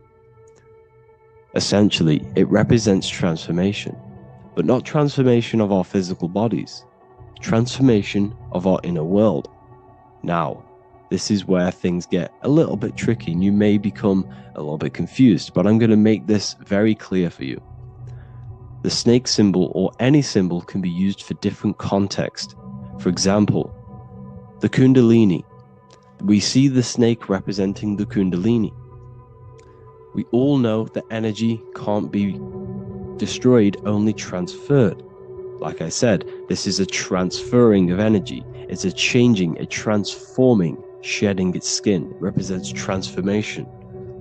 Sexual energy is energy, and we can transform the sexual energy into a Kundalini awakening to activate dormant brain cells in our brain and to activate the human light body, which is the spirit. We can cultivate, save, and retain our sexual energy, transmute it up the spine to activate the brain. This is a symbol of transformation, of energy in this context.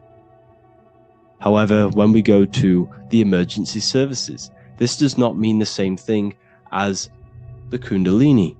The snake in this context represents transformation of health. When we are picked up by the emergency services, We are looking for a transformation. We are unwell, and now we need to transform to well-being. This is why they use this symbol. It represents transformation, especially with the pole and the snake climbing. It's climbing, it's transforming from the bottom to the top, shedding its skin, shedding old layers. Transformation. We see this in the Bible with the snake tempting Eve to eat the apple of the tree of knowledge of good and evil. Well, what does this mean? Where's the transformation in this? Well, this is a very hidden one. The transformation takes place in Adam and Eve's consciousness and their mind. They go from a pure, whole state of consciousness, from being tempted by the snake, and they eat it and they transform into knowing the good and evil, into the dualistic ways of thinking and the dualistic meaning of this world. Let me rephrase that. They understand the dualism of this world, and they now understand the two good and bad ways of thinking. They know the knowledge of good and evil, of duality. They shifted from a whole state of consciousness into their consciousness being split into good and evil. This represents the journey of every single soul that incarnates into this world, including yourself. When you were a child, you were whole. You had no understanding of good and evil. But as you grew older, you eaten the fruit. You grew to understand the knowledge of good and evil. Your consciousness split from a whole into a separate and divided way of thinking and divided understanding of the world. We suppressed aspects of ourselves to fit in with society norms. And we just limited ourselves with limiting belief systems. We knew the knowledge of good and evil. Our consciousness split from a whole state. This is what Adam and Eve is symbolic of. We see this with the Roman god Mercury, with the snake. Mercury represents intellect, communication. He's always flying in the air, which represents the air, the mind, the intellect. He's holding the snake to represent transformation of the mind. This is what we call mental alchemy, turning base metals into gold, turning the unenlightened aspects of our mind into enlightened ones, turning our negativity into power and control. We see this with Buddha, and Buddha is all to do with transformation of the inner world, transformation of the mind and the soul and the emotions. And it also represents the Kundalini. We see this in ancient Egypt. We always see the snake on the head, representing the place where the third eye is, representing the intellect or the mind, the mind's eye, the third eye, whatever you want to call it. This is the place of the invisible intelligence within us. This is our mind or intellect. And this is the transmutation of the mind.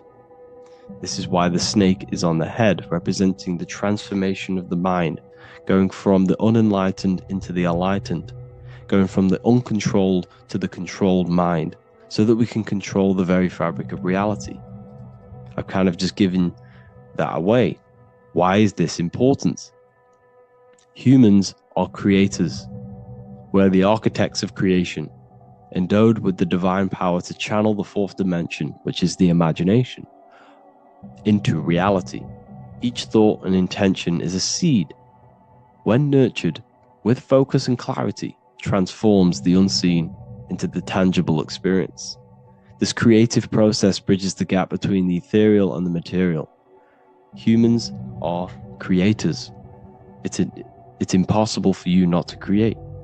Whether you're doing this consciously or subconsciously, you've been creating your whole life, turning non-physical thought into physical reality. We are creators. However, the mind cannot create in a state of chaos. The mind cannot create with limiting beliefs. The mind cannot create with thoughts that come and destruct our minds. The mind cannot create consciously and effectively if there are impulses within our mind and we have no control over the mind. So this is where self-transformation comes from within.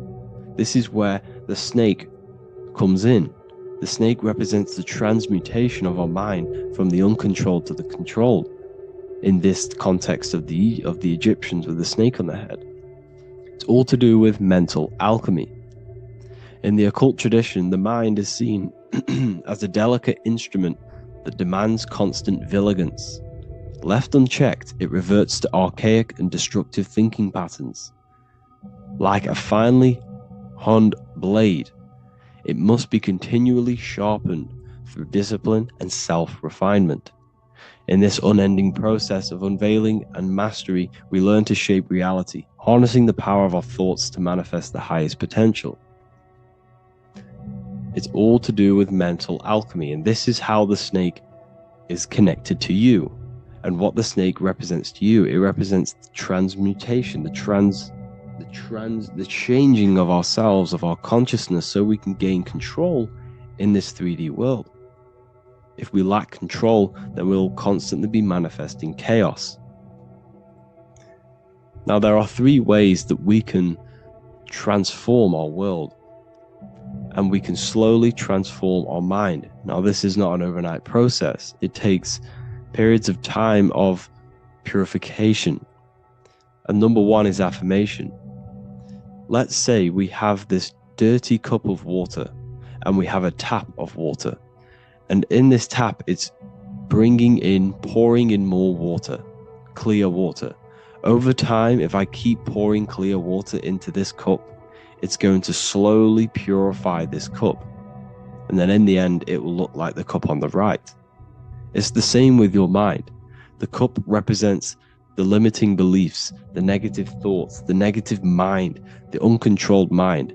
But if we keep repeating affirmations over and over and over again, such as I am disciplined, I am powerful, I am limitless, over time this can purify our subconscious and we can gain control over the mind, and we will become conscious of the thoughts that we are giving attention to.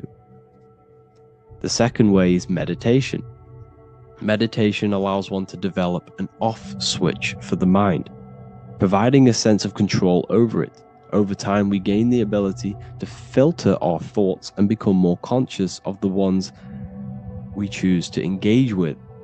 Meditation, over a period of time, will give you this button that allows you to filter out negative thoughts. If you have a negative thought in your mind, you'll be able to become conscious of this and redirect your mind's attention. This is all about self-control, because remember, we become what we think about. The snake represents the transmutation of the self. And another way is visualization. Visualization allows your subconscious mind to experience the reality you desire, accepting it as truth. As the subconscious becomes more immersed in this imagined reality, it works to manifest it into your conscious experience.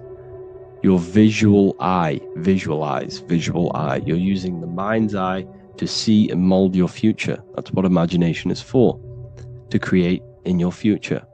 You can become your future now in your imagination. And this can slowly purify your consciousness, slowly purify your mind, which will then, if you do all 3 of these over periods of time, you will see great transformation from the inside out. And your outer world will start to mirror your inner transformation, because it's as within, so without. You change your inner world of consciousness, of thought and emotion, you'll change your external reality and your circumstances. So I hope this lesson has gave you a great understanding of what the snake actually represents. And now that you see it, you will see this everywhere. Every time you see a snake, you know it represents the transformation. So please, if you can, leave a like, comment, and subscribe, and turn on the alerts to make sure you never miss a video. And if you have any video suggestions, feel free to make a comment and I can make a lecture on it. I appreciate you all watching this video today, and I'll see you all inside my university if you're inside, and I'll see you all in my Telegram if you join, and I'll see you in the next video, of course. Thank you and take care. So this is known as the bag of the gods. This symbolism is widely known, but no one knows what it truly symbolizes. We see this in ancient Sumerian artwork. We see this in the Mayans' artwork. We always see this bag with the gods. What does this actually represent? Okay, so the bag itself represents carrying. Carrying what? It represents information, represents knowledge. Your mind is the carrier of the information. So this is why in his left hand, he carries the bag, and the right hand has the pine cone. This represents carrying of information. Why is it a bag? A bag can be passed on to someone else. The information can be taught to someone else. This is the information of activation of the pineal gland or higher consciousness of humans. Because as humans, we all possess an animal nature, the nature that tells us to eat, to steal, to gain material wealth, to survive, to hate. This is our animal self. This is our animal behavior. But we also have a divine nature of consciousness, which we have access to, the higher planes of consciousness, the planes that manipulate this material world and create all things in this material world. The human mind has access to. The animal does not. The animal has no idea he exists. The animal has no inner dialogue, but humans have the inner dialogue. Humans can create infinitely. We can expand our minds infinitely into new realms of thought. So we have this higher divine nature and a lower nature. This bag of the gods is basically just representing the knowledge they possess of higher consciousness, of the higher aspect of life. Okay? Which is the activation of the pineal. The pine cone. The pine cone is in his right hand. The right represents wisdom. The left represents intellect, knowledge. Knowledge and wisdom are two separate things. Wisdom is applied knowledge. It's a feminine aspect. Knowledge is just gained information that you know, which is masculine. So in his right hand, he holds the pine cone. The pine cone can be opened and shut. The shut pine cone represents the asleep human being, the human being that exists in his lower nature, that just basically survives, lives on eating, consumption, material lust, living in chaos with his emotions, living in a place of hell. This is the animal nature. Then we have the awakened human, the one who has consciousness of himself, the one who looks within himself, the one who knows there is more to him when he looks in the mirror. He is far more than just the physical body. He is a divine spiritual being, a divine being who has limitless potential of creation into the material plane. So this represents the awakened. This represents the asleep. This is why he carries the pine cone in his right hand. It represents applied knowledge. This is the information. This is the intellect he possesses. And this is the applied knowledge of the awakening, of activation of the pineal gland. Because remember, the pineal gland is not your consciousness. The pine, pin, pineals, the same root word. Pine cones were always symbolizing the state of consciousness one was living in, whether he was asleep or awake. We see this at the Vatican. We see the pine cone over the two pillars. This is the two pillars of Freemasonry, and the dome. This is the Royal Arch of Freemasonry. This represents your head. This is the two pillars, the two hemispheres, and the pine cone in the middle, which is the pineal gland. What is the pineal gland? The pineal gland is not your consciousness. It is not the third eye, and it is not the mind. It's not the mind's eye. The pineal gland is a radio receiver. This is your body. Your body is an antenna. Most people think they are this body. This body is nothing but a receiver and a downloader of consciousness. Your brain does not produce consciousness. You are not this brain in your head. This brain is a downloader of consciousness. Consciousness comes from a way higher divine plane, which is what this image is showing here with the clouds. The mind is light. Consciousness is light. And this light is coming down into the material plane, and your body is basically a crystal antenna which is receiving and downloading this consciousness. So you can experience a three-dimensional reality. So God can experience himself in a divided, separate state. This is what this represents. Now, the pineal gland can be activated, okay, and stimulated, because the pineal gland has physioluminescent crystallized jagged shaped cells on it, and obviously these are crystals. Crystals are on your pineal gland, and what do crystals do? Radios use crystals, your phone uses crystals. They tell you that crystals are woo-woo and pseudoscience because they don't want you to know the power of crystals. Your body is basically a giant crystal. Your pineal gland is a radio receiver for your consciousness. So if they can ruin your pineal gland and damage it,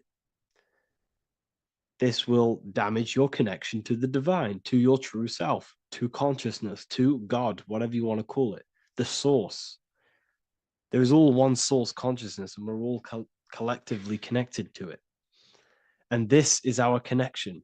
This is our antenna. So what a radio does, a radio has an antenna, and the frequencies are all around us because all the radios are playing in your ear right now. But what the antenna of a radio does is tune into a specific frequency to pick up that frequency and play that frequency.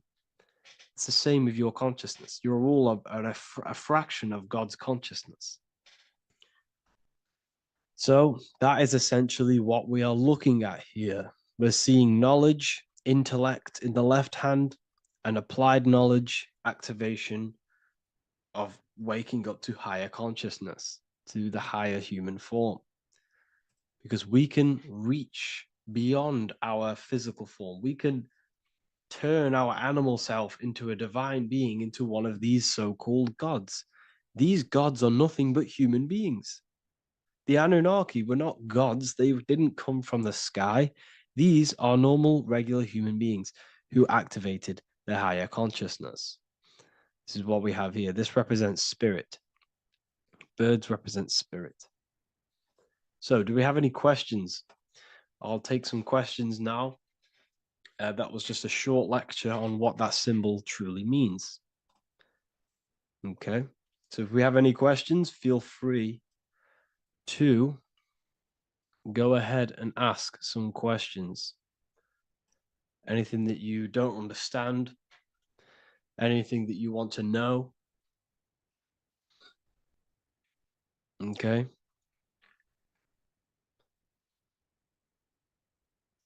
So base reality would be where source resides. Yes, the base reality is your consciousness. Are these lectures available in the university?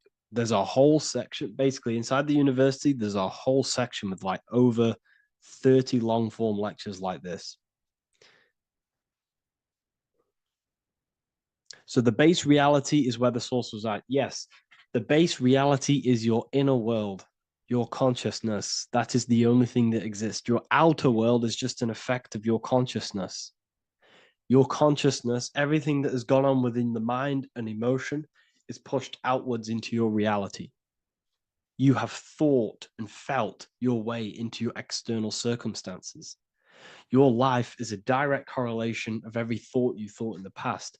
Therefore, your inner world of consciousness is creating and molding your outer world.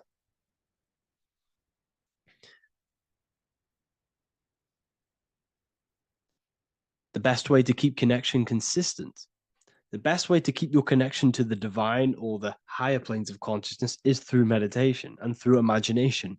Imagination is the fourth dimension. It is the astral plane. That screen that you have in your mind is not a physical screen. That is the divine plane of the astral. And this is essentially where all objects of this material world comes from. The phone that you are holding, the laptop you're watching this on, whatever you're doing, every single object you see in your room that you are in right now began inside of the plane of imagination. This is not a physical plane. This is a metaphysical plane that you have access to. And you have the ability to bring down this plane into physical form. That's what we call manifestation. That's what the ancients called magic. This is what we now call in science metaphysics. It's all the same thing. So yes, you all have access to the divine planes. Unlike animals, this is why humans are so advanced.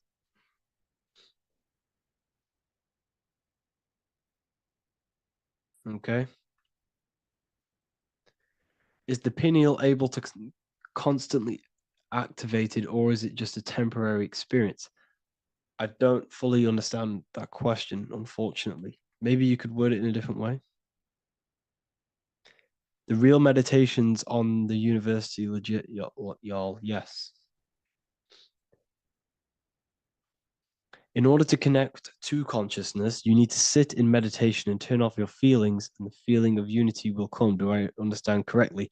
Yes, that is correct. So when you sit in silence and in stillness,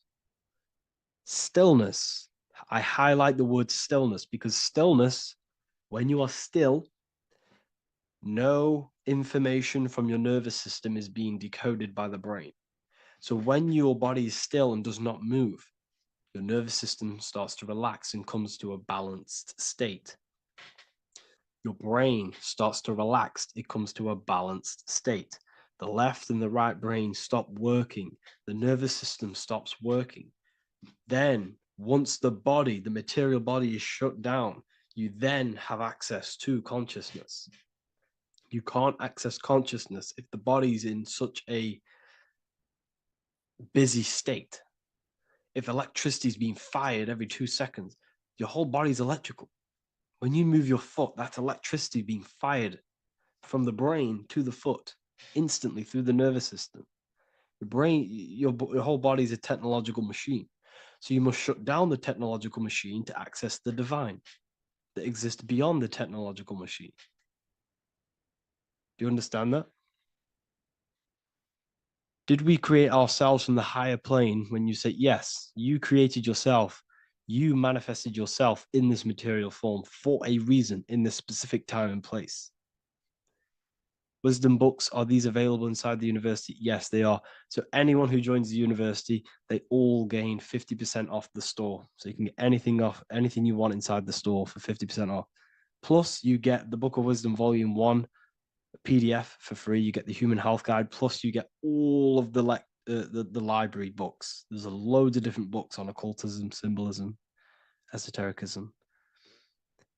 Do you need to place your attention somewhere specific during meditation? You can do. Okay, you can do. So if you struggle, when you first start to meditate and you struggle to turn off the thoughts, think of the back of the brain, the back of your head. Don't think of it, place your attention on it. Okay. So when you place your attention on the back of the brain, this now shuts off thought because the back of the brain doesn't have any activation to do with thought. The front brain does, the neocortex. That's all to do with activation of thinking. So place your attention on either the back of the brain or your breath. What's more important, creating yourself or finding yourself? It's balance of both.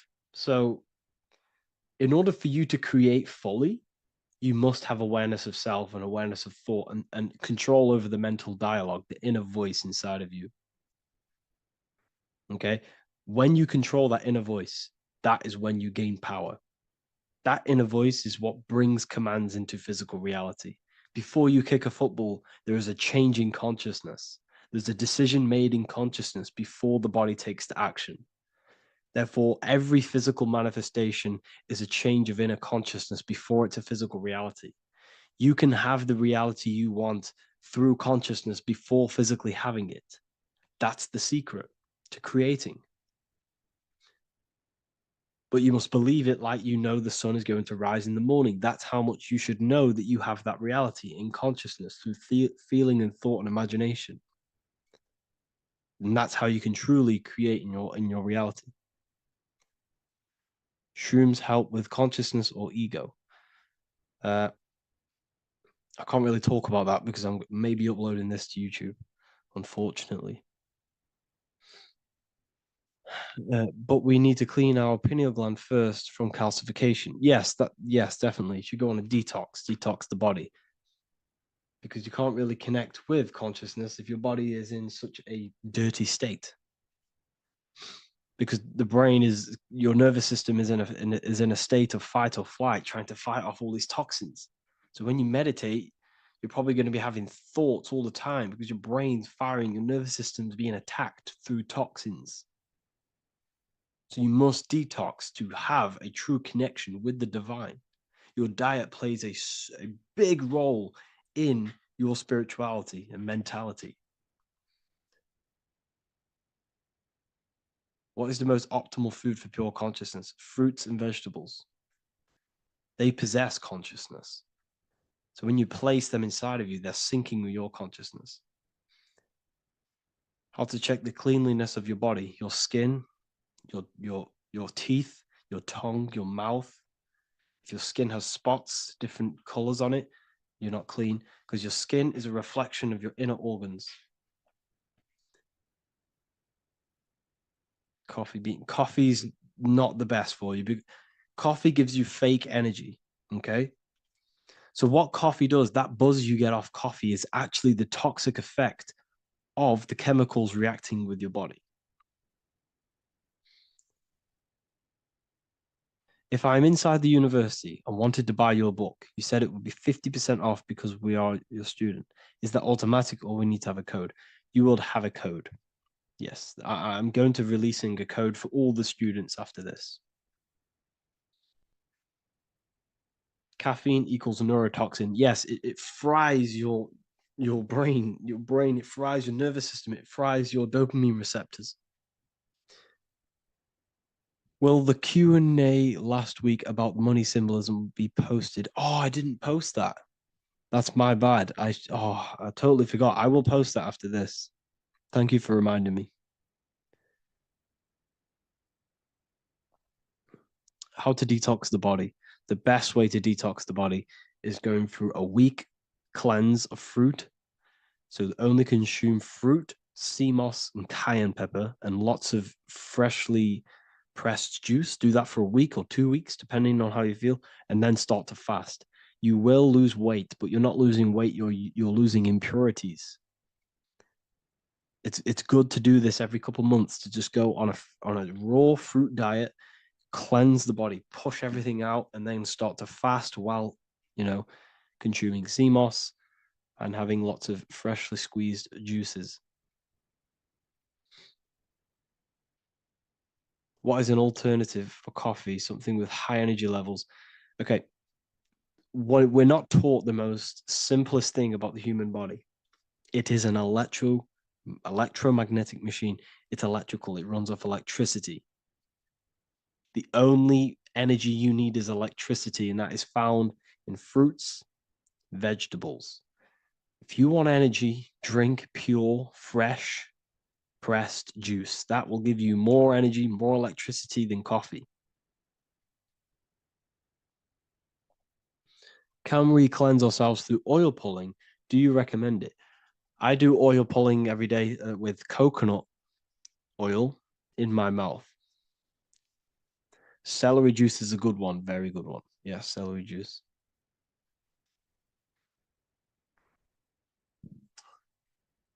Any more questions? What kind of music do you listen to when lifting? For me, rap, hip hop push me work harder, but I know it's terrible for my subconscious. Yes, very. At least you're aware of it. You should be definitely try and stay away from the hip hop music. Try and stay away from anything that's talking about anything negative because it's all programming your subconscious. And your belief system is your reality, people. Your belief system is your reality. Okay?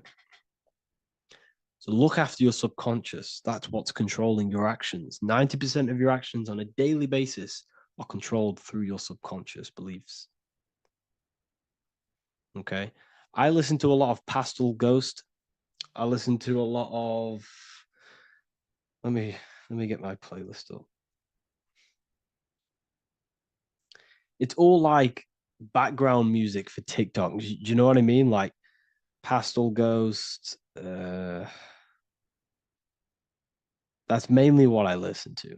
That sort of music. I don't know what it's kind of called. I don't know what that genre is called. Does anyone know what that genre is actually called? Because there's not much words in it. The reason I listen to it is because there's not much words in it, and it helps the subconscious. And I just love that music.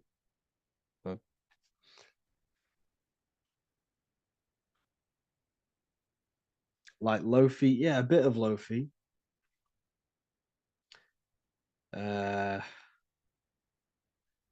Most people won't even know this type of music.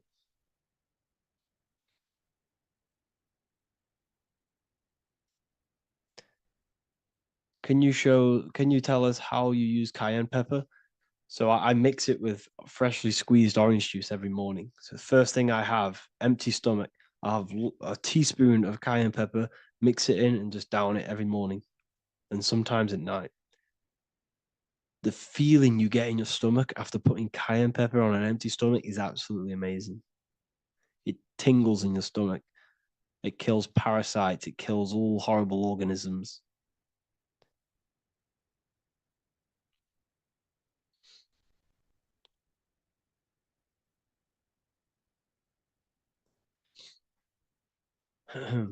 Mix it with hot water. Yes, hot water and key lime water. That I bet that's powerful. If you mixed warm water with key lime with cayenne pepper in first thing in the morning, I can imagine how powerful that is. I've never done that, but I'm going to try that. Do you use sea salt? I don't know what to think about sea salt, to be honest. I try and stay away from it. I don't know whether it's good, don't know whether it's bad. I'm kind of mixed on it, mixed information. Uh, I've heard people have benefits. I've heard other people say stay away from it. So I don't know. I just stay away from it. Just I'm not too sure on it.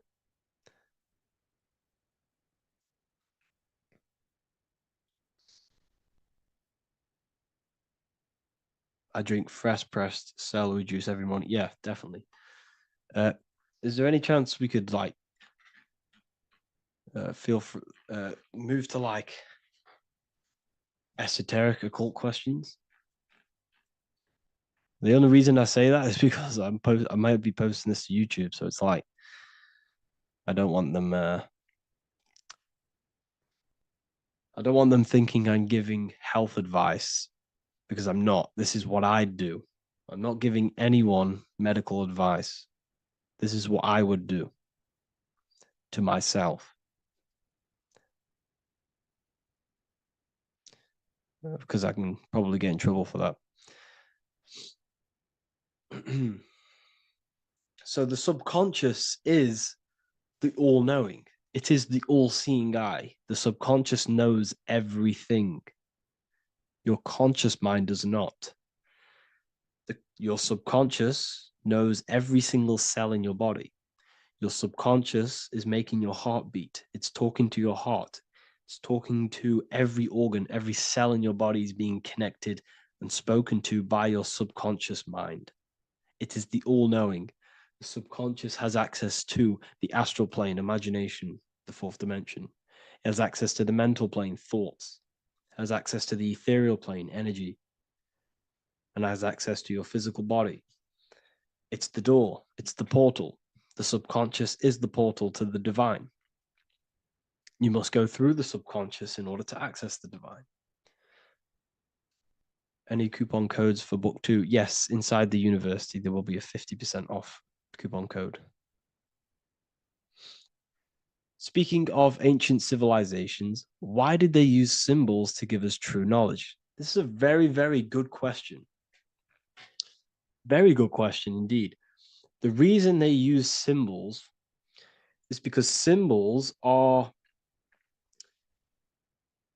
their keys. They hide meanings. They hide things. For example, if it was written down, if all of this sacred knowledge that I'm speaking now was written down, it can be easily taken. It can be easily misused. Someone can take it, read it, and steal it and misuse it and abuse the world and create horrible things. The reason they use symbols is because they're hidden. They hide the teachings. Only the ones who possess the key, that possess the knowledge, can read the symbol. So the symbols act as a guard towards this higher wisdom, this higher knowledge, which gives you power. All of the knowledge I teach you gives you power, and you can misuse it. You can misuse your imagination. You have no clue, unless you've put this into action, how powerful your inner consciousness is. You can become a real. Okay, listen. If you hate your job, it's not the job that you hate. Think about it. It's not the job that you hate. The hate is coming from your inner consciousness. It's the state of consciousness that you hate. So, what does that tell you? You can change that inner consciousness to another reality, the feeling of another reality. You can become that consciousness within before you actually externally have it. And by becoming and knowing that reality, that's what produces effect on shaping your outer world. When you really truly know that reality inside of you, of being free, of being wealthy, of having abundance, your outer world has no other choice but to rearrange itself to your new inner state of consciousness. That's what magic is. It's manipulating your inner state of consciousness. It's convincing yourself that you already have it, not believing it, knowing it. Okay? Knowing is different than believing. Believing is a lie. You should know thyself. Okay? So we can say that human overpopulation is intentional. There is no human overpopulation. We're all cramped in these cities. We're all cramped into one little place. We're not supposed to live like that. We're not supposed to live so cramped. This is why there's so many weirdos out in public. So many weird people doing weird things. This is when things start to go weird, and we shouldn't be living in this state, in this condensed state. We should be spread out. Okay. There is no overpopulation. It's just an illusion because we all lived in such. Have you ever been on a plane? Have you seen how much land there is? It's crazy. There's no overpopulation. And how many people do they say there's in the world? There's not that many people in the world that they say. I think it's like 8 billion. I think they say there's 8 billion people. There's not 8 billion people. There's probably more like 2 billion. And the reason I say that is because I have a friend who only has like 300K followers. That's a lot of followers, okay? And he gets recognized everywhere he goes. And he's into all this stuff, and he says, listen, the population is definitely not 8 billion or whatever they say. I think it's like a couple billion. It's probably more like a billion. How to properly manifest intentions. Thought, emotion, and imagination are the key. You must know that you have that reality. Don't believe it. Become that reality within your consciousness. All day long, as much as possible. Feel it. Imagine it. Say it. And have zero doubt. How to have zero doubt. You can't, well, Okay, so the doubt, that little voice that will seep into your mind saying, you can't do that, you can't do this, that's your old voice of your subconscious program. Listen, the reason why most people fail in life is because they have trained their subconscious that they will fail. They have told and believed that they will fail. The reason I will succeed for the rest of my life is because I have trained my subconscious to say, I will win, I will succeed, I will solve any problem. That's my belief system. And if my belief system is that, then my external reality, my conscious mind will seek a way to fulfill that belief. It will seek to control and create that belief in my external world. It will seek to solve any problem. I've trained my subconscious mind to know that I already have the reality, to know that I'm abundant, to know that I have everything that I already need. Therefore, if any problem comes, I can sort it straight away. But most people have a different belief. It's not your fault. We've been kind of manipulated and told this, that they will fail, that they can't do anything, that it's too hard. And that basically casts a spell on the conscious mind, where your conscious mind is just like, no, I can't do that, because of this subconscious belief that you hold. So you must reprogram your subconscious that you can do it, that you will solve any problem, and that you are abundant. That's the reason why successful people succeed. It's because they have a complete different mind state, a complete different belief system in their subconscious.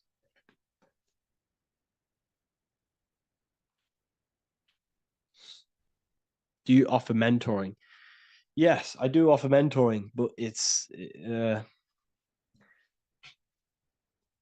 mainly for people who want to grow their online presence,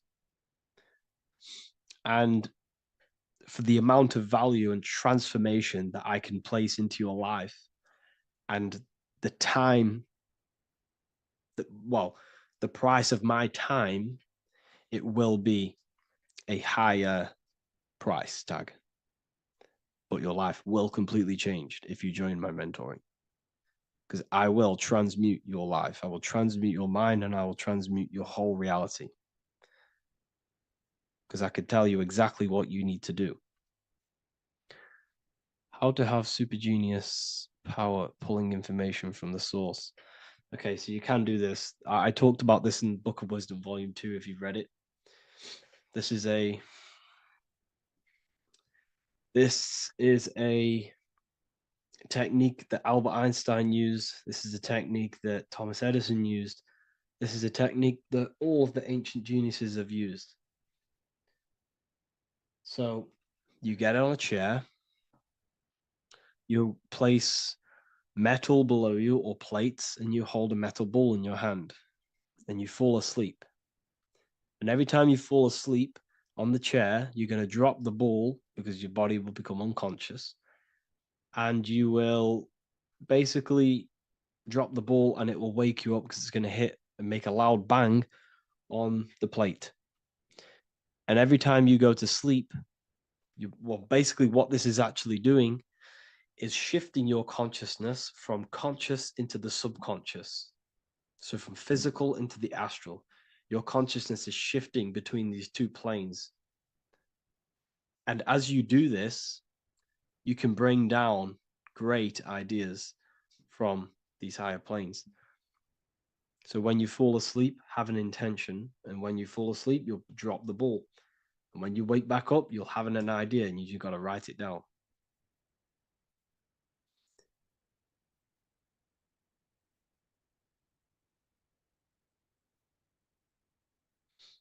How to balance chakras. Don't focus on balancing your chakras. Focus on the mind. The mind is the cause of the chakras being blocked. If you have a blocked throat chakra, this is a problem in your mind, not the chakra. You see, the chakras are a result of the mind. You transmute the mind, you can transmute the chakras and cleanse them.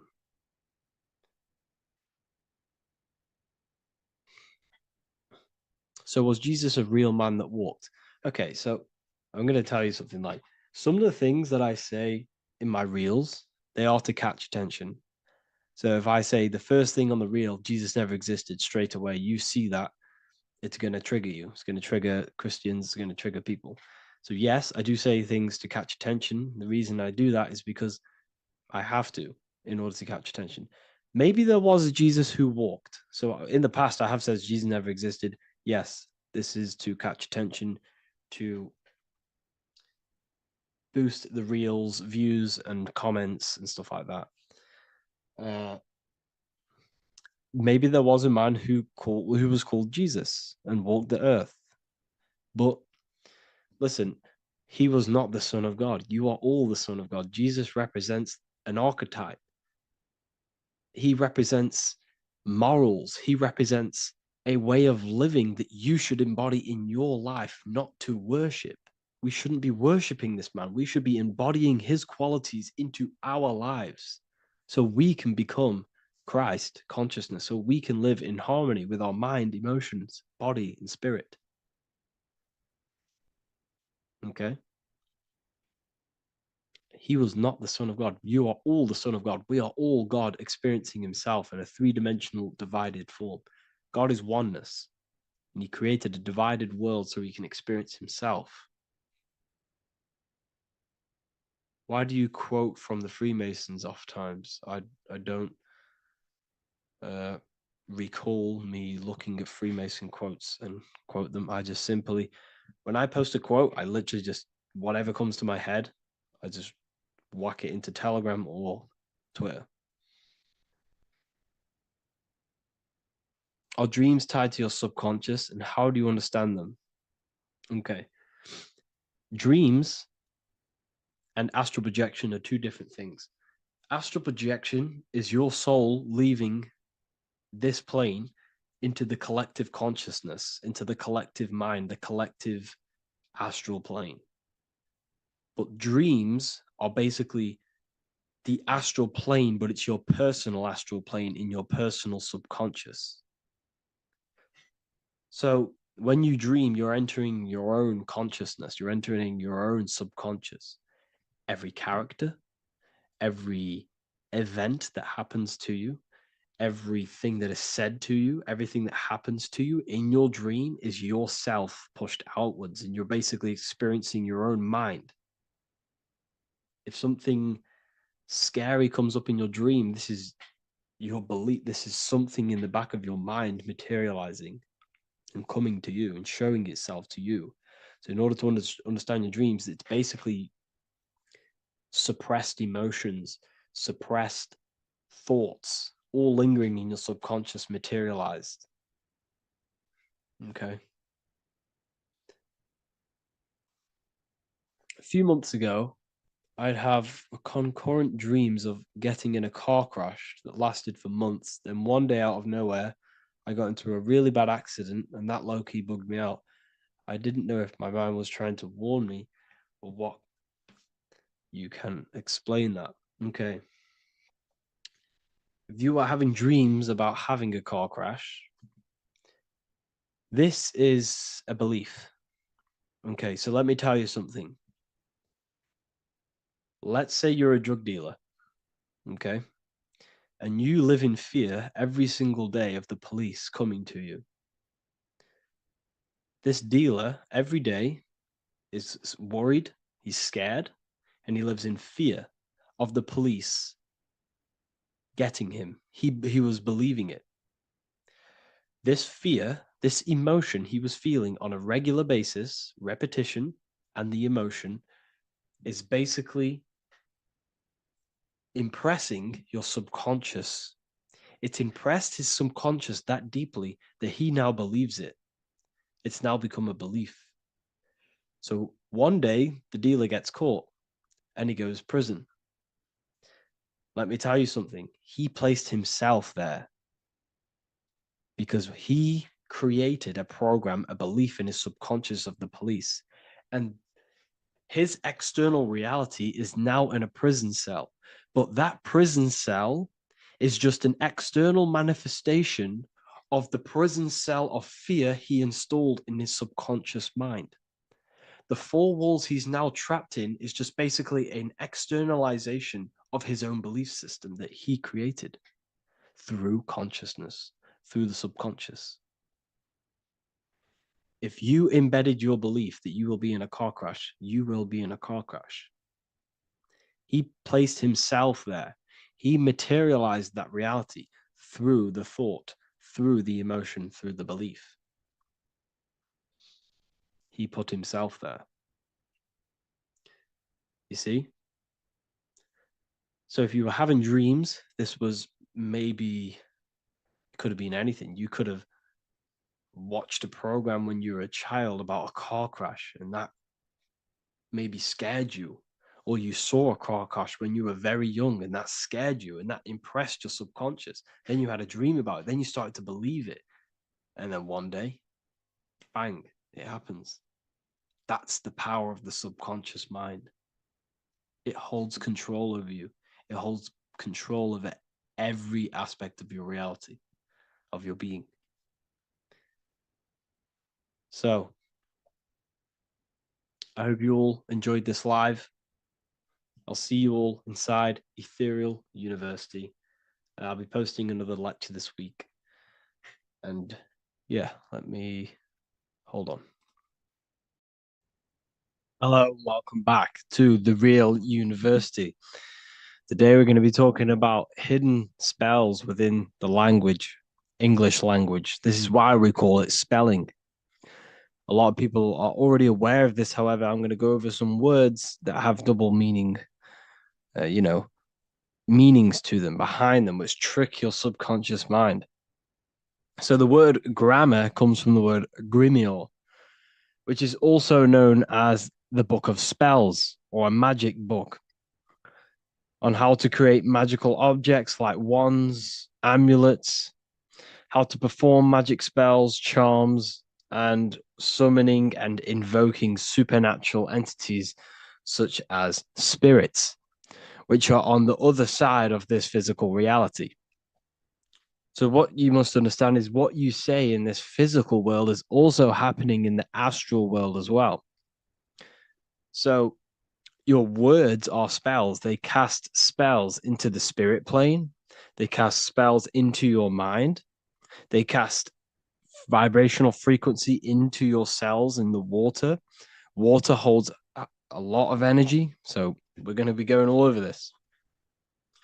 The subconscious mind takes everything as truth. Everything you say is truth to your subconscious. And you should know this by watching the Manifestation Mastery 2.0 course. I talk about this. This is so important that you understand this, because everything is truth within the subconscious. It only knows you. Your subconscious mind, if you watch the course, you should know this, it's responsible for 90% of your daily basis behavior. The thoughts that you are thinking on a daily basis, the things that you do, the things that you say, 90% of what you do and say and think you did yesterday, because of the subconscious mind holds all of your programs. What you say is molding your mind. What you state is truth in your mind. It does not know the difference between a joke or it takes everything literal. It is literal. Your mind is a manifesting supercomputer, and whatever you say into it, it says that is what I want. So whatever you tell your mind, that is what you'll have. That is what you'll believe. So every word you say is truth within the subconscious. So this is why double meaning words have an effect on your subconscious. And this is why I'm raising awareness here. So talking is a tall king. You are either a tall king by talking, by using your words wisely, or you're a small king, because you create big, or you destroy yourself with your words. So talking is Phoenician. This is phonetics. So this is etymology, is when you take the root words, but phonetic etymology is when you take the sound of the word. So talk and tor are the same, because when you talk, You're creating sound waves, which is a form of a light wave. And when light waves expand in all directions, it creates a torus field. And everything is torus fields. So if you affect one torus field, it affects every torus field in creation, as above, so below. So what you say is affecting the torus fields around you in your body. You are made out of these torus fields. This is why talking is torusing. You're creating light waves, sound waves, and you are permeating creation. And this is why the Bible tells you the tongue has the power of life and death, and those who love it will eat its fruit. So the tongue is what creates these sound waves that we are producing when we talk or speak. Okay? So this is what we are essentially doing, creating sound waves. And these waves are vibrating and they affect the cells in our body and everything. This is why words are swords. This is why the word is within sword. They are swords, they cut, they damage, because frequency is the only thing that can penetrate you without your consent. In the very beginning, the Bible, John 1:1, it says, in the beginning was the Word, and the Word was with God. This is obviously a metaphor. There was no spoken word out of a spoken mouth. It's basically saying God created the world with the use of cymatic frequencies, sound waves. Everything is sound waves, and this is observable. Geometry is the geometric shapes you see in the nature, like petals, how they're all perfect stars or five-pointed stars or the Fibonacci sequence. This is all an effect of vibrational frequencies. It's all cymatics. Everything is created out of sound. Sound is the creation of the universe. So this is how powerful words are. It's a cymatic frequency. Hello. Hell. When you say hello, you're subconsciously implanting hell into your mind and the people around you's mind. This is why it's casting a spell. Even though you may pick up on it, but your subconscious picks up hell. That is what you're picking up. And that word holds a frequency. The word hell, when you hear the word or see the word, activates thoughts within your subconscious. It activates, it stimulates it. What is everything that resembles hell in your mind? But that goes on within the subconscious without you realizing. Bless. When I bless you, I'm actually saying be less. So you're not blessing someone. You're saying be less. Appreciate. Appreciate. Weekend is when you're weakened. You see, they've casted spells on our cycle of life. The weekend is when you're weekend. You are weakened from the weekdays, when the working days are the weekdays, and the weekend is when you're weakened and you rest. Because in the days, you are in physical or emotional shock, unable to think or react properly. This is the days you're in. You're in a daze in the weekdays. See? Parents are a pair who rents. Because you don't, well, in this, we do own our children, but in the system, we technically don't. You're a pair who rents. Slaughter. They want you to think that slaughter is laughter. You see how it's implanting messages in your subconscious to make these things okay? They want you to think slaughtering is okay. So they put the word laughter in slaughter. I'm telling you, people, the people who made this language are satanic. They are witch. These people are wizards. We're getting ran by wizards, dark occultists, and wizards. That is who we're getting run by. And they've been running for thousands of years and they know exactly what they're doing. They've covered all aspects. They've covered the language, the frequencies, the music, the food, the water. They control everything in every aspect of your life. They have some part in it. And it's all occult knowledge through magic. It's all magic. It's all a form of magic. Awake. Awake is an event where the family and friends of a deceased gather before the funeral. That's awake. Why are we talking? Why is the word funeral? Why is death associated with being awake? See how they are planting subconscious messages in you. They want you to feel death. They want you to be the low vibration. And it's the same with mourning. Mourning is an expression of sorrow for someone's death.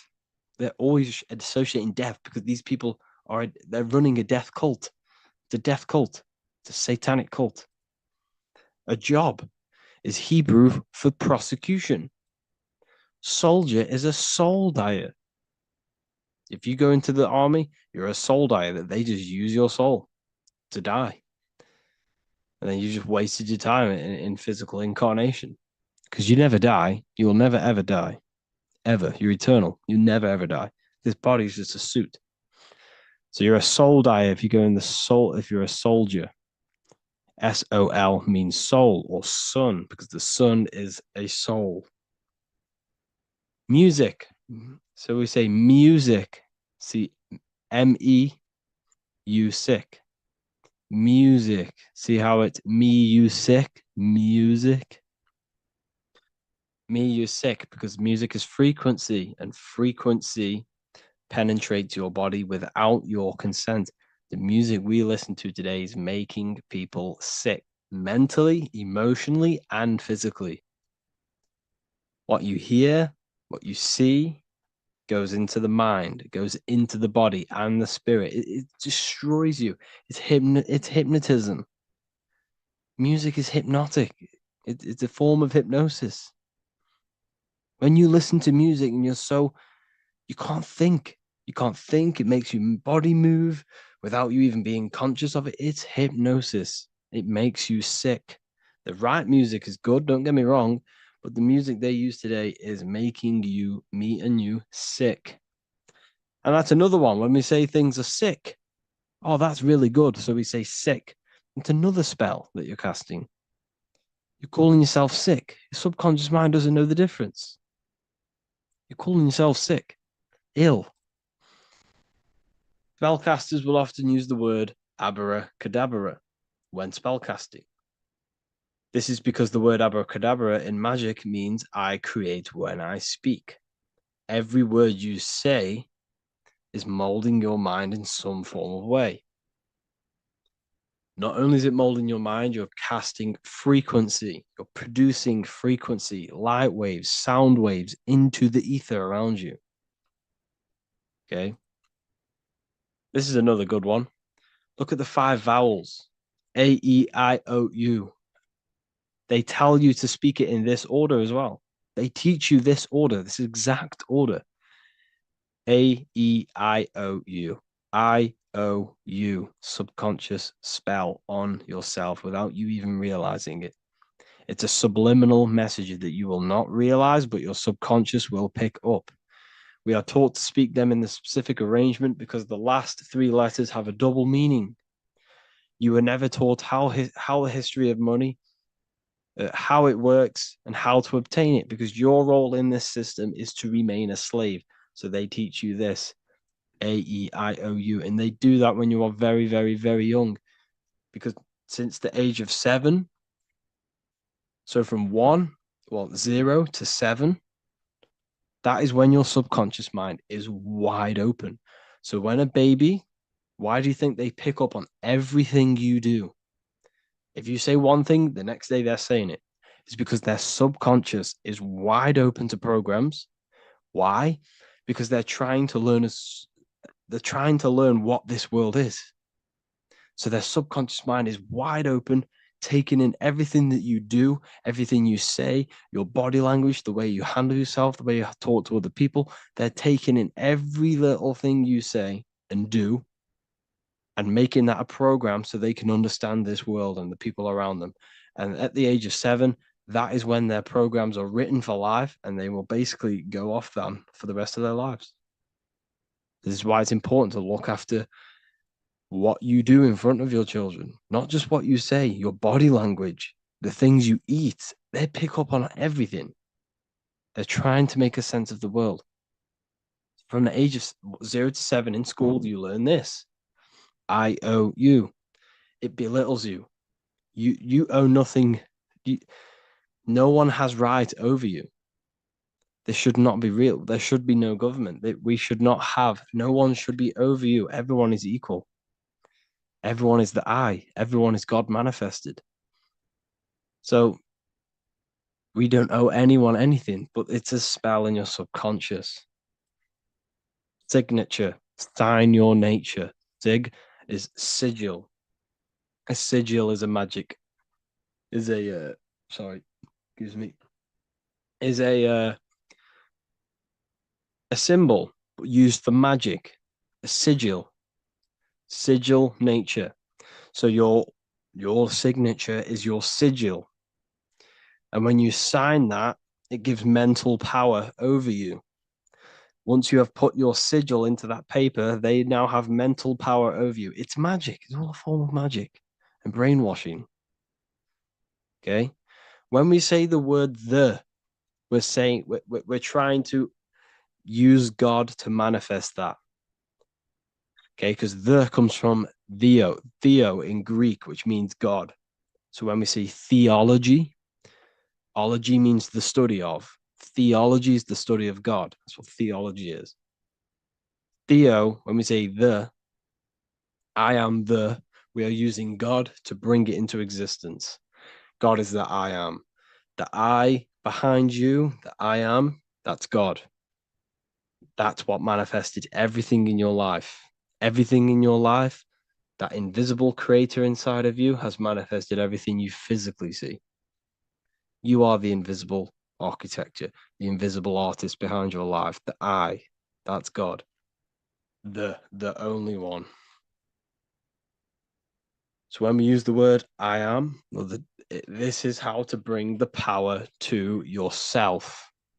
When we say I am strong, I am wealthy, I am free, I am financially free.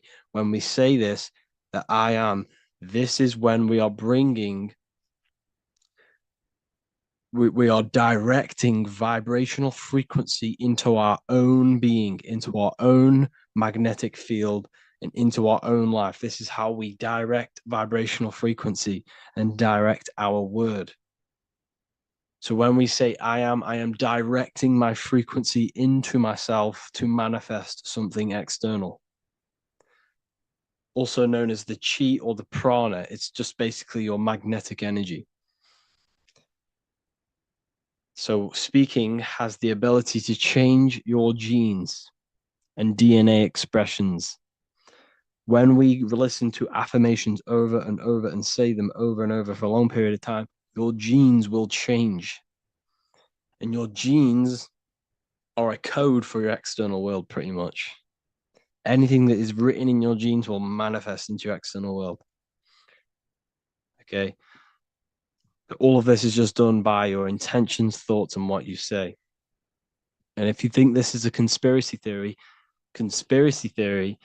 was a term invented by the CIA to discredit, confuse, ridicule, and disqualify any alternative information that contradicted the mainstream narrative. That's what a conspiracy theory was. It was created by the CIA for any belief that went against their mainstream narrative. Hollywood, the biggest spellcasting scheme cult in the world. Hollywood. I'm going to make a whole lecture on this. Hollywood is Holywood, which comes from a holly tree, which the ancient Phoenicians and magicians used to take the Hollywood, the holy wood. It was called Holywood because it was the best wood to make wands out of and cast spells. That's why they get their name. And what is the films? All the films, all the music that comes out of Hollywood, it's all a form of magic, subconscious spells. to fill your mind with ideology, fill your mind with this narrative. That's what they're doing through the movies and the music. Anyways, I hope you like this lecture. Thank you all for joining the Real University. I hope you're all learning a lot here, and looking forward to making some more awareness for you and more knowledge. Have an amazing day, people.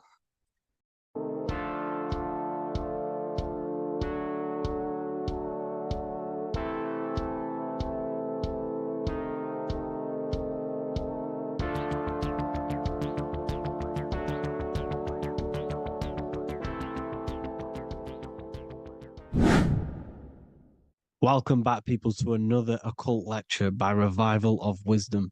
Today, we're going to be talking about magic and how it's being used on us for the New World Order. Magic has the word mag within it, which is magnetism. Magnetism is the force. Magic is influencing forces, natural or supernatural forces, and using it for a certain agenda to gain something out of it.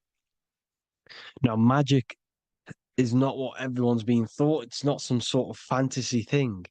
It's actually very common, and we all do it, whether you believe it or not. Magic is all to do with the mind. As I said, always say in my lectures, your mind is what creates matter. Your mind is what creates your external world. So it's all about manipulating and planting seeds within the mind, because your mind is a garden, and thoughts and words are seeds which are being planted in that garden.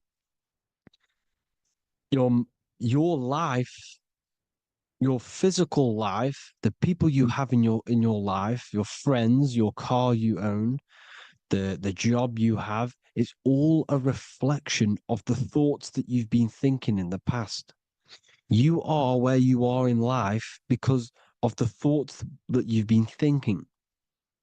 Therefore, your life is a direct reflection and manifestation of your mind, the Garden of Eden.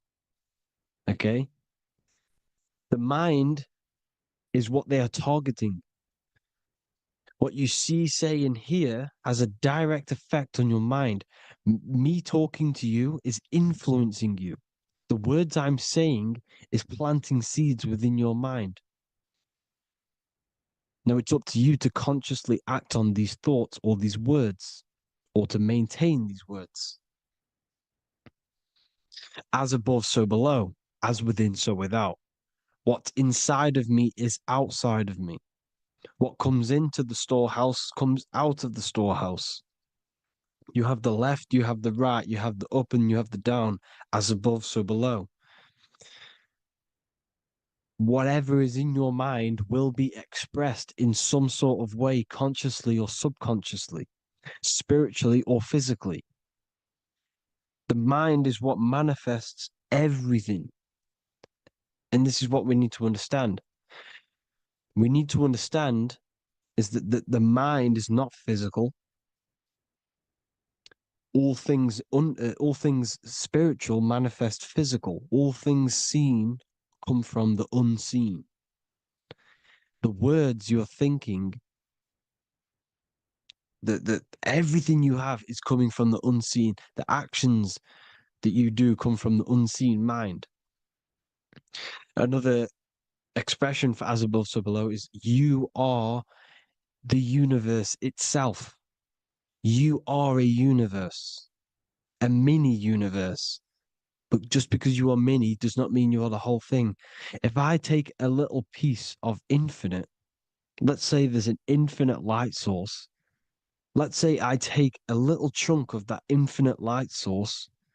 That little chunk I took is still infinite because it's been taken from infinite. You are the universe. Your awareness, your mind is the universe. It's information. You are the universe experiencing itself. This is why we say we are all God. As above, so below. What is in me is outside of me. The sun, the physical manifestation of the sun, is your soul. The 12 constellations are manifested in the physical body. The 5 elements are manifested in the physical body. They're manifested in the 5 fingers you have. As above, so below. This is manifested, well, this is a symbolized in Freemasonry and secret societies as the 2 pillars. The mirroring reflection, the reflection of reality, the mirror, as above, so below. What happens in the mind, what happens in the astral, happens in the physical. This is Aleister Crowley. This is all symbolism. This is the 2 pillars with the all-seeing eye and the triangle at the top. Aleister Crowley was a master magician, very powerful dark magician, black magician. There's 2 types of magic. You have white and black, just like the checkered board, the Masonic checkered board. You have white and black. You have good and evil. White magic is influencing natural forces to gain something that will help the collective consciousness, help the collective, help the earth, help other people. Black magic is something you manipulate something so you can get something personal out of it. Doesn't matter if it's good or bad. It's still considered as black magic because you're being selfish. Everything you do should be contributing towards the collective consciousness and helping others. And this is why the ancients lived in a system where everything was in unity. We understood that I am you and you are me. What I do to you happens to me because I am you and you are me. We are the same mind substance on the inside. We're all the same mind substance being expressed in different bodies. So what I do to your mind will have a ripple effect on my mind because all of our minds are connected within the mental plane. So this is why they know all this knowledge. They know all this knowledge. So yeah, this is the mirroring effect of reality, the 2 pillars, or symbolizes the number 11. The number 11. We'll go deeper into that. The technology we're using is magic. It's a form of magic. Television is tell a vision. They're telling a vision into your subconscious mind, into your memory. And when you turn on the television, you get a program because they're telling a vision to create a program within your subconscious mind. You see, the conscious mind is only 10% of your mind, which is to do with your, what you're aware of, your 5 senses. What are you consciously aware of? Well, I'm aware I'm here, I'm talking. I'm aware of what I'm wearing, the 5 senses, what I can hear, taste, smell, hear. What I'm wearing, I'm aware of what I think of. But the subconscious mind is the 90% of your mind. It's the hidden part of the mind, which is telling your heart to beat, telling your body to breathe. It's storing all of your emotions. It's storing everything you see, storing all the belief systems that you have. It has everything. It stores all of the habits you have, the values. It stores everyone's name that you know. All the words that I'm speaking right now is all coming out of the subconscious. Everything is subconscious. And it literally manipulates 90% of your daily basis behavior. Most people don't know this. What you did yesterday is what you will do today because of these beliefs and mental programs within the subconscious, stored within the subconscious. So the subconscious is what they're aiming at. They're trying to create programs within the subconscious because the subconscious manifests 90% of your thought patterns, 90% of your actions and words. They know all this stuff. So the subconscious mind is the most powerful part of the mind. Another way the subconscious manifests and influences your life is, let's say you were in a car crash years and years ago, 10 years ago, let's say you're in this car crash, right? And you really hurt yourself. The emotion you felt in that time when you were injured in that car crash had a great impression on your subconscious mind. You see, the stronger you feel something emotionally, the stronger impact it has on the subconscious. You can remember and recall that moment and very vividly because of the impact it had on the subconscious. Another, for example, you become that terrified of cars that it manifests into your life today that you are wary to go in certain cars. You don't want to go in cars at all, maybe, because of that moment that stood within the subconscious. And it will manifest into anxiety. It will manifest into not going into cars. It will manifest into depression, maybe. These things, these emotional, very emotional, traumatic events have a great impression on our subconscious and they control your life. This is why you need to meditate and let go deep within yourself and let go of these internal, deep emotions that you may have repressed and keep pressing down and ignoring. But you need to address it and let go of these subconscious impressions you have, which are controlling your life, like anxiety, depression. All of these things are stemming from things that are stored within your subconscious years and years ago, more than likely. Broadcasting. They're casting spells to a broad audience, to news, north, east, west, and south. They're casting spells. No, if you watch the news, everything's red. Breaking news in red writing or the red background, everything's red. Why? Because red's the root chakra, which is all to do with survival. They want to stimulate this root chakra because they want you down there in survival mode. They want you in survival mode because you're easier to control. They control out of fear. And not only they're casting these spells as if because most of the things they cast in the news hasn't already happened. They're constantly bombarding you with there might be a war breaking out, war this, war that, kill here, kill there, murders. It's impressing, it's casting spells on your subconscious mind. So when the event does turn up in real reality, in physical reality, you're less emotional, you're less surprised. You're not as surprised because you've already heard it before. Your subconscious has already heard it all before. If you never heard of a war and then a war broke out, you'd be going crazy. So they subtly program your subconscious mind through the words because the words they say is impressing your mind. It has an effect on your mind, which will have an effect on your behavior, your words, your conversations you have with people. They're casting spells to north, east, west, and south on the tell a vision. They're telling a vision by broadcasting, by saying spells. This is why we call it spelling. Even the word, listen, the words we say cast spells. Bless. Oh, bless you. That's be less.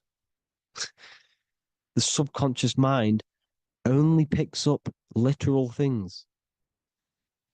You see, when I say bless you, your conscious mind picks that up as, oh, thank you, you're blessing me. But your subconscious picks up as be less. You see? Because the subconscious it has no filter.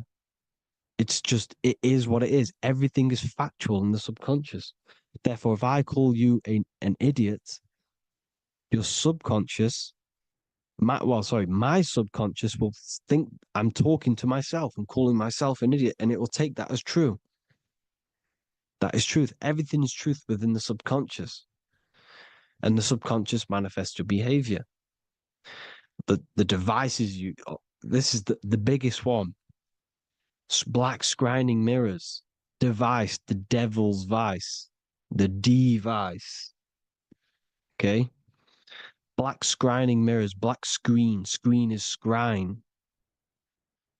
Black scrying mirrors were used to communicate with spirits within the astral plane in the medieval times. They're probably still, well, they're still being used now by black obsidian mirrors. And look at your phone, it's a black mirror. And there's some sort of, I'm not saying this is facts, but personally, I believe these are portals for spirits and ethereal entities to come into your life, to come into your surroundings. So this is the next big thing: the TVs, your iPhone, your iPod, all black mirrors, and mirrors are very, very powerful. Even just a normal mirror. Mirrors have an effect. Whatever you say into a mirror, what you say is energy. And when you say something into a mirror, you're saying it into yourself. It's an infinite cycle of words of energy because it's being reflected infinite times. When you say something into a mirror, it has a massive effect. You're saying it directly into your eyes, into your mind. So what you say in a mirror should be said with precaution. Never say anything negative into a mirror, because mirrors are very, very powerful ways for you to reprogram your subconscious mind for the good. You can say very positive things into mirrors and it will reprogram your subconscious mind. Okay? Manifesting is all magic. It's all magic. Everything is magic. But consciously doing it is what they're doing. They hid this knowledge. Your phone is magic. It manipulates your mind. The iPhone, okay. See, magic isn't all of this with wands. See, Harry Potter, okay, that was created to give you this perception of a mystical and amazing form of magic with magic wands and all sorts of stuff like that. Yes, that stuff was true when the collective conscious minds were on a higher level and our belief systems believed in these things, because the universal mind, all of our minds contribute to reality. If the masses don't believe in magic, if the masses don't believe in a certain thing, it's going to have an effect on physical reality. So when the collective minds are higher and have more open minds, things like Harry Potter can come true. See, it's all in the mind. The iPhone, the eye is the symbol for the mind, the invisible intelligence. The triangle is the ethereal plane. Okay. So the eye in the triangle is the eye that sees into the beyond the ethereal planes. The square is the physical plane. So the iPhone, your phone, is a black box, just like the Saturn black cube. It's a black mirror. It's taking photos of you every 2 seconds. And it's your mind. Your mind is in that phone. Everything you like, everything you text, everything you type in Google, everything you say to someone, every conversation is all recorded on the phone. Therefore, it is a direct reflection of your mind.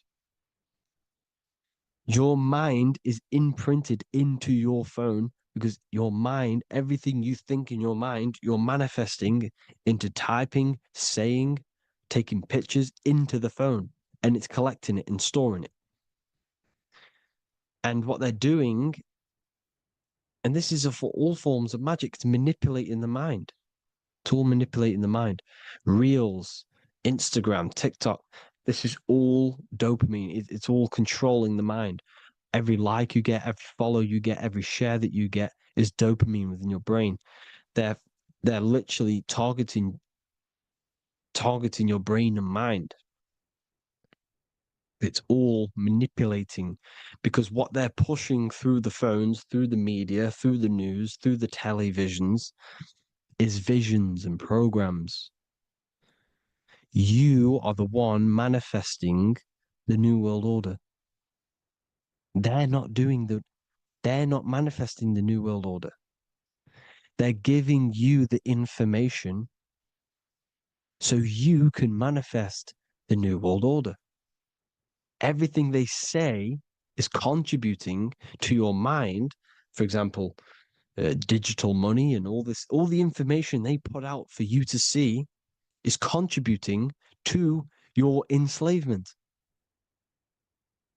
Your mind is manifesting the New World Order. They know this. They don't manifest it. There's billions of us. We could easily run over them physically, but on a mental level, these people have the knowledge and they hide it from us, and they let us manifest reality because we are the collective. They give us the information which manifests their agenda. It's all magic through the phones, the media, the television. So your phone is a manifestation of your mind. It's a record of your mind. Hollywood, holly tree, holy tree. They used to make wands out of holy trees, holy trees, because it was the most holiest wood, the best for casting and transmitting energy. So they used holly trees to cast spells. That's what Hollywood is. And in Hollywood, they have the red tear, the blood drop next to the Hollywood sign, because it's all satanic. They're all black magicians. They use Hollywood to cast the spells through the music, through the films. You see, music is a form of magic. All of this is magic. Everything they do is a form of magic because they want an agenda behind it. But it's not black magic. They're letting us create our prison. This is what you have to see. Yes, they're evil, but they're not doing anything evil, or else they would face the karma. They let us manifest this agenda through giving in the information, by telling you what's going to happen in the movies. Everything that happens in a movie, it's all there on purpose to program your subconscious, to plant a seed within your garden, your subconscious, your mind. Because when the mind has already seen something, when it comes up and turns up in physical reality, you will be less shocked and you won't rebel.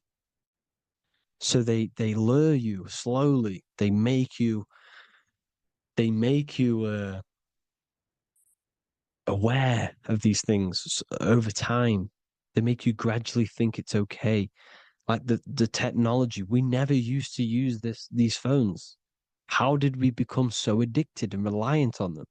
Well, because first they gave you a little flick phone. Well, no, sorry, they gave you a phone in your house, and then once you got used to that, they say, "Oh, here's the newest version of a little flick phone." You started texting your friends. Everyone was loving it in high school. They could now meet up without saying, "Let's meet on the weekend at this point at this time," like your parents probably did, or maybe some of you watching this, you probably had to tell your friend to meet on the weekend at a certain time because you had no way of communicating. So everyone got these phones and got addicted to them. Then they slowly got addicted to the new iPod with the touch screen. Now they invented touch screen. Then everyone got addicted to touch screens. Then because all of this is producing dopamine in the brain, which creates you to become mentally addicted to things and physically addicted, chemically addicted. Because dopamine's a chemical. Your subconscious becomes a program within your subconscious, and your body becomes chemically addicted to these phones. And these phones are the enslavement of humanity, technology. Without this, we wouldn't be in this mess without technology. Because they're creating a hive mind. We're all creating a hive mind. So back on track, anyways. Uh, they they program you. Look at the films, 9/11, 9/11, all produced by Hollywood. Here's the 11, like I said at the beginning, the two pillars which reflect reality. What happens in the mind happens in the physical. What happens in the astral happens in the physical. Okay, what happens in the physical happens in the mind. It's the two pillars, the mirrors. 9/11. 9 plus 1 is 11. Flight 11 was hijacked. New York is the 11th state. New York adds up to 111. This is not a coincidence. It's all a form of magic.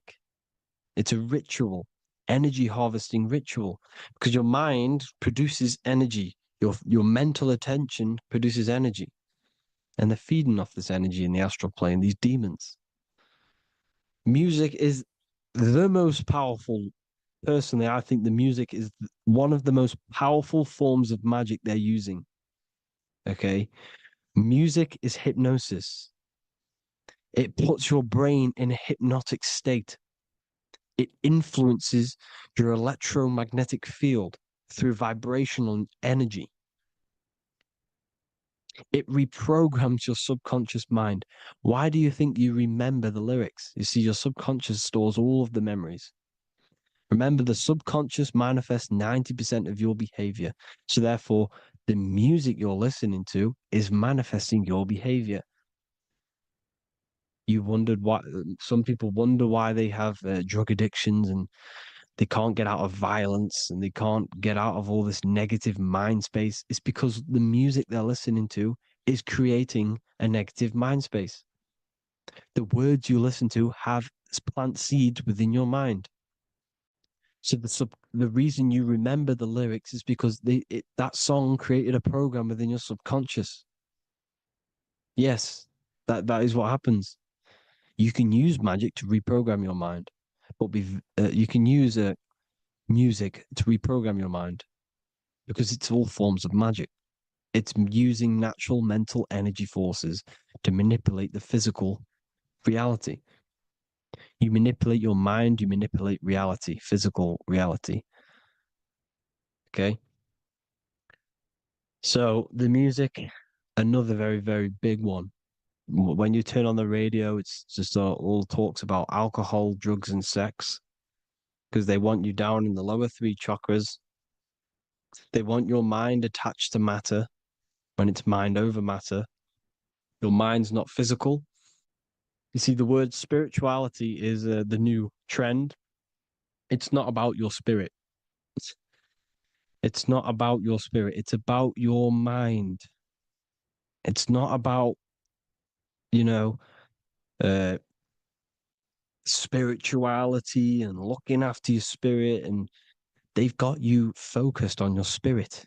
Why? Because they hide your mind from you. You see, a lot of people think their mind is their brain, but the mind is everything. There is no physical reality without mind. You can have a brain.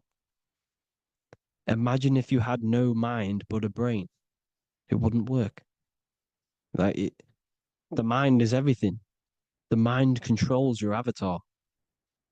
It begins in the mind before it happens in the brain. Then the brain manifests through the body. The brain's just an electrical computer. So that they've got people scared. Or do I have a soul or not? And all this stuff. Listen, if you have a mind, you have a soul, because you are not the mind. This is why everything is sort of an illusion, because beyond the mind is your soul. But what is the soul without a mind? You can't have a soul without the mind. But if the mind didn't exist, the soul doesn't exist. You are the person listening to your mind. I shouldn't say person because you're not the body. You're the entity behind the mind. But if you didn't have that mind, you couldn't understand what you even were. You would just be an observer who couldn't think. So yes, we all have a soul. If you have a mind, you have a soul. Everything is mind. Everything has mind. Mind creates everything. God is mind.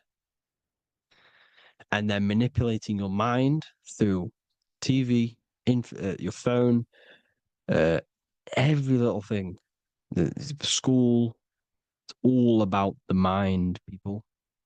Control your mind, you control your reality. Just the last thing, here you go.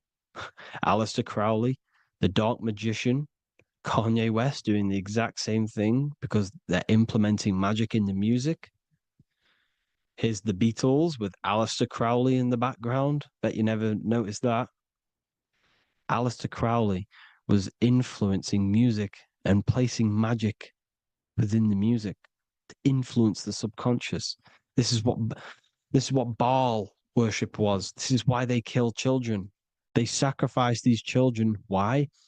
Well, because in order to ascend, in order to raise your consciousness internally, godly, by being good, God, or being in order to be good and raise your consciousness and to get something in the physical world, you have to sacrifice yourself. And what do I mean by that? In order to raise your consciousness and ascend, you have to sacrifice the lower nature of yourself.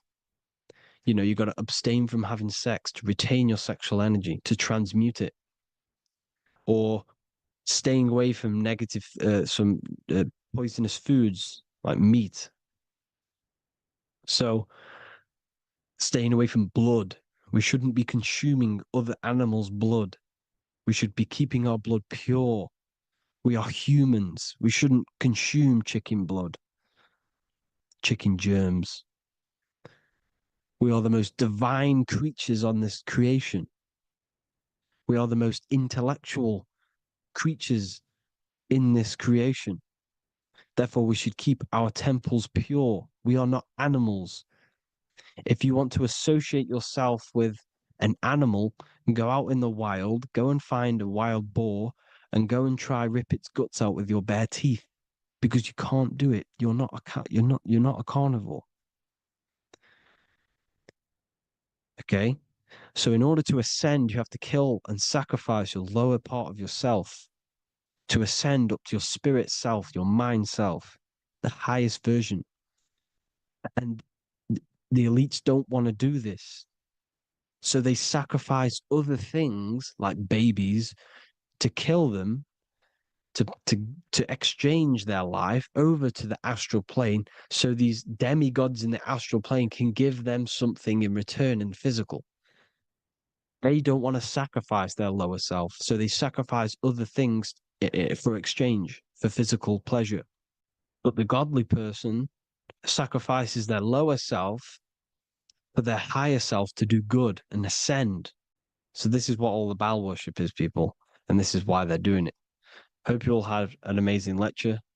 If you haven't already, go and get the Book of Wisdom for more information. You know, I don't go into dark stuff in this book because all I do is enlighten people in this book. You can get it in Spanish, English, German, Italian, and French. Worldwide shipping, you can get the PDF or paperback. Or there is also a new one called the Human Health Guide 2.0.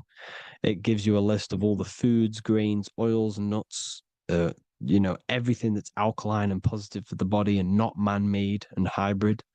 It tells you all the products to stay away from, how to fast, how to improve vision, how to improve everything, literally. So the Human Health Guide has been released. If you want that, I'll pull all the links in the bottom of the description. Hope you all enjoyed the lecture, people. God bless you all.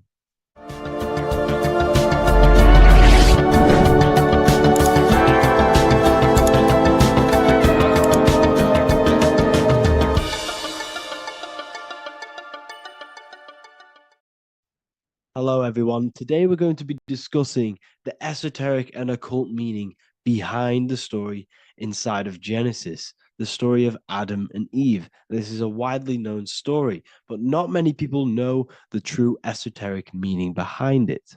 Okay, So today we're going to be breaking this symbolism down. Before we get into this, please leave a like and a subscribe on the channel. I would greatly appreciate it. And please comment below any lectures or anything you wish to know, and I could maybe make it in the future. The first thing we must understand about the Bible is that it is an esoteric and occult book. It is written in allegory. It is written in such a way that we understand the book compared to our level of perception. Now, what do I mean? If a child read the Bible, they would gain a standard meaning and story behind it. They would gain a normal interpretation of the book, of being good, praise God, and be a good person.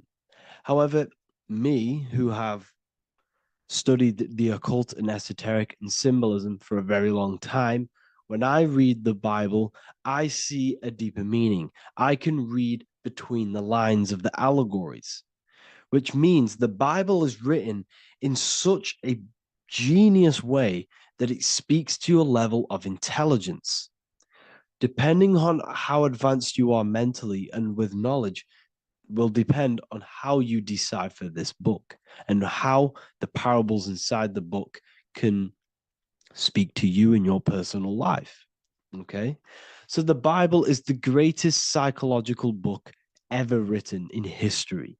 This is why it's known as the greatest story ever told. It's a story. What we must understand with the Bible is that the Bible creates on the surface a logical way of thinking, which is what we call religion.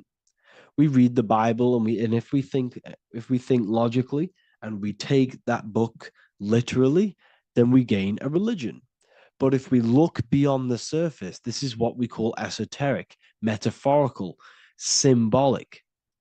You can read between the lines using our right hemisphere of the brain in deciphering this book and what it truly means to us and the evolution of our mind, body, and soul.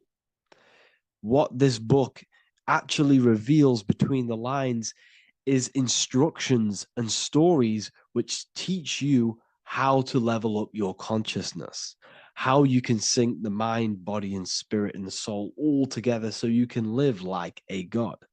This is what the esoteric is. It's the purification of consciousness. Now, when it comes to Adam and Eve, okay, what we must understand is that this is the beginning of creation. This represents the beginning of your life in an esoteric way. This is symbolic for the beginning of your incarnation into this physical world, okay? And we have Adam, masculine, Eve representing feminine. These are the two masculine and feminine energies which create the whole material universe, okay? And as we are born with a pure consciousness. We are born with pure consciousness. Well, now, what do I mean? As a baby, we have no knowledge. We are pure essence of the soul. You know, we don't gain the knowledge of good and evil. We are pure. Yes, we're not happy all the time as a baby, and we're not sad all the time, but we have no ego. This is what I mean. Our consciousness is not split. As a baby, you are whole. You have a whole consciousness. You are yourself. You have no false identifications, no limiting belief systems, nothing. You are pure awareness and the pure soul and the pure mind.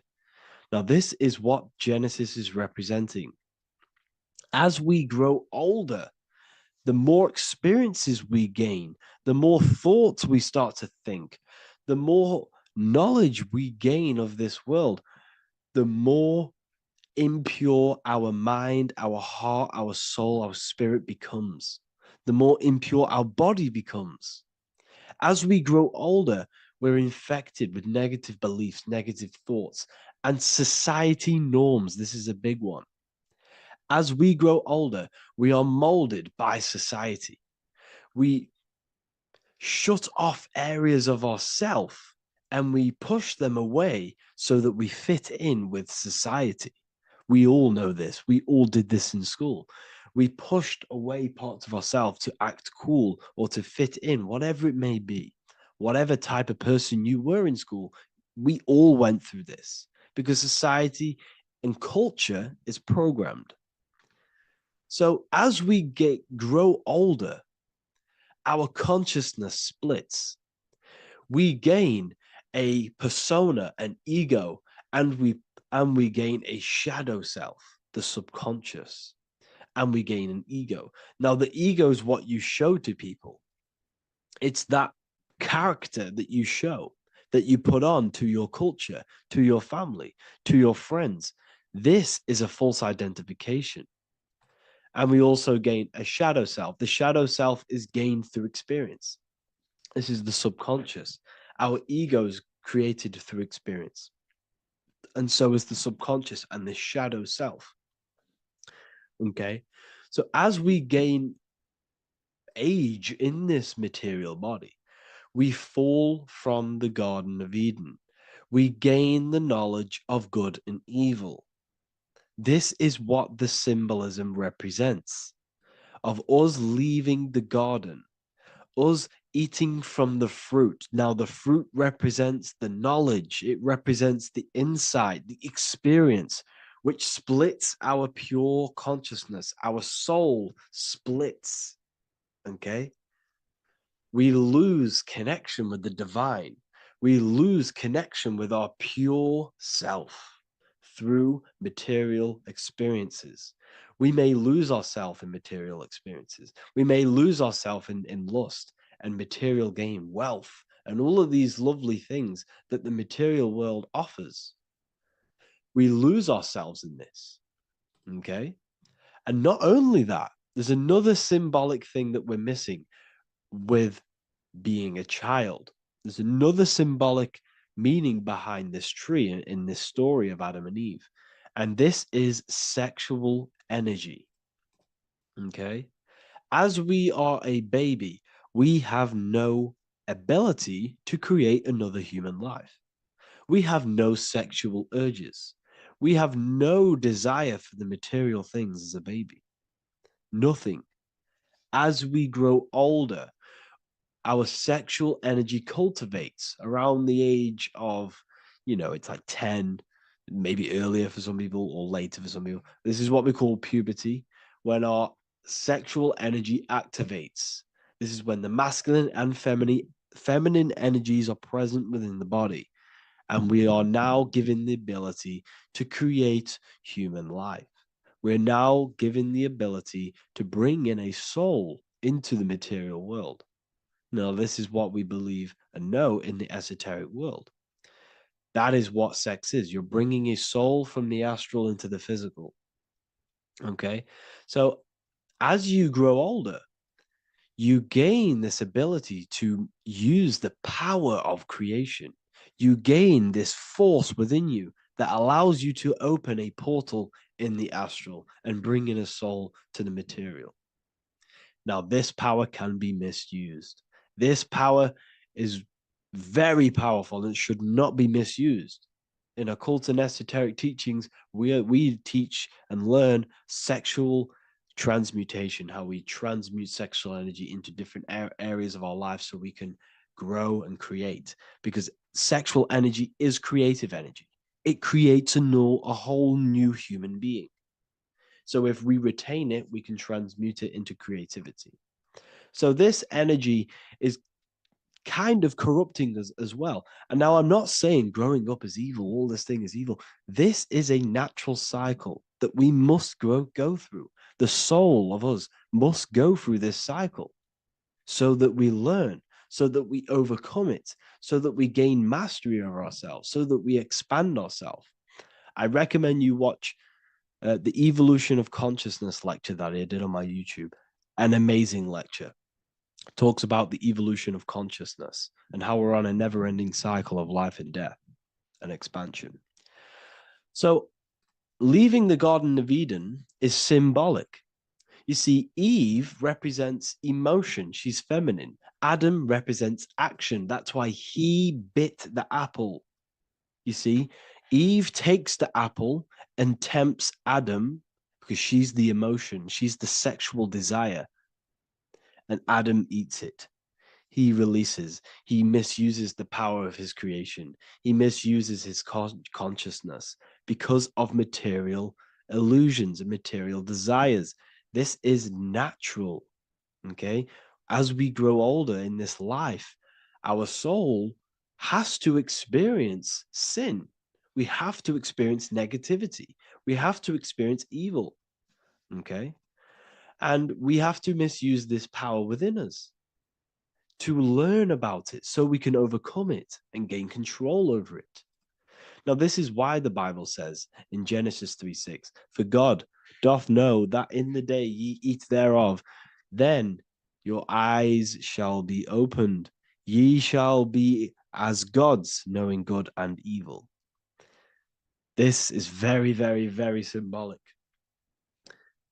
We come into this world to experience a dualistic way of reality.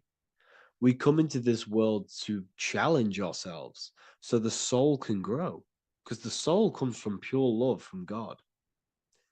But we come into this world so the soul may know what it's like to be evil. You see, we are like a seed. Our soul's like a seed.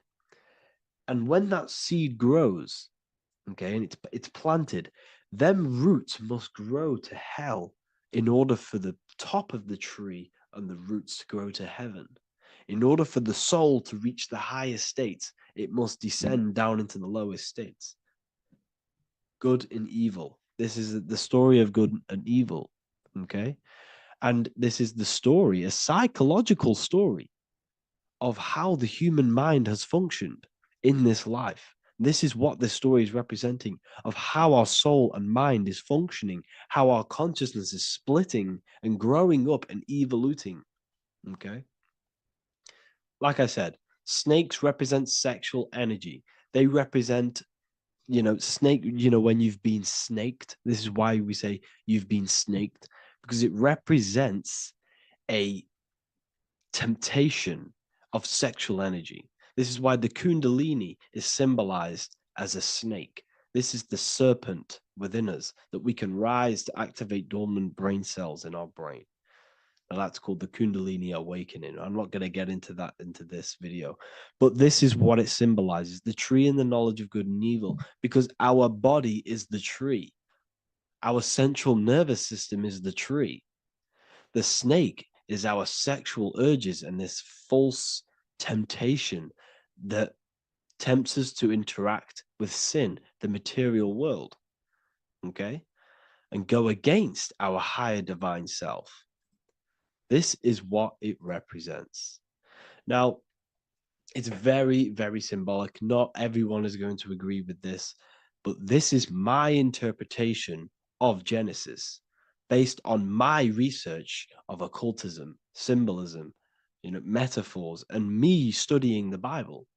This is my interpretation, and I hope it resonates with you. It might not resonate with you, but this is what makes sense to me, and this is what has made sense to many other occult researchers who are in this space as well.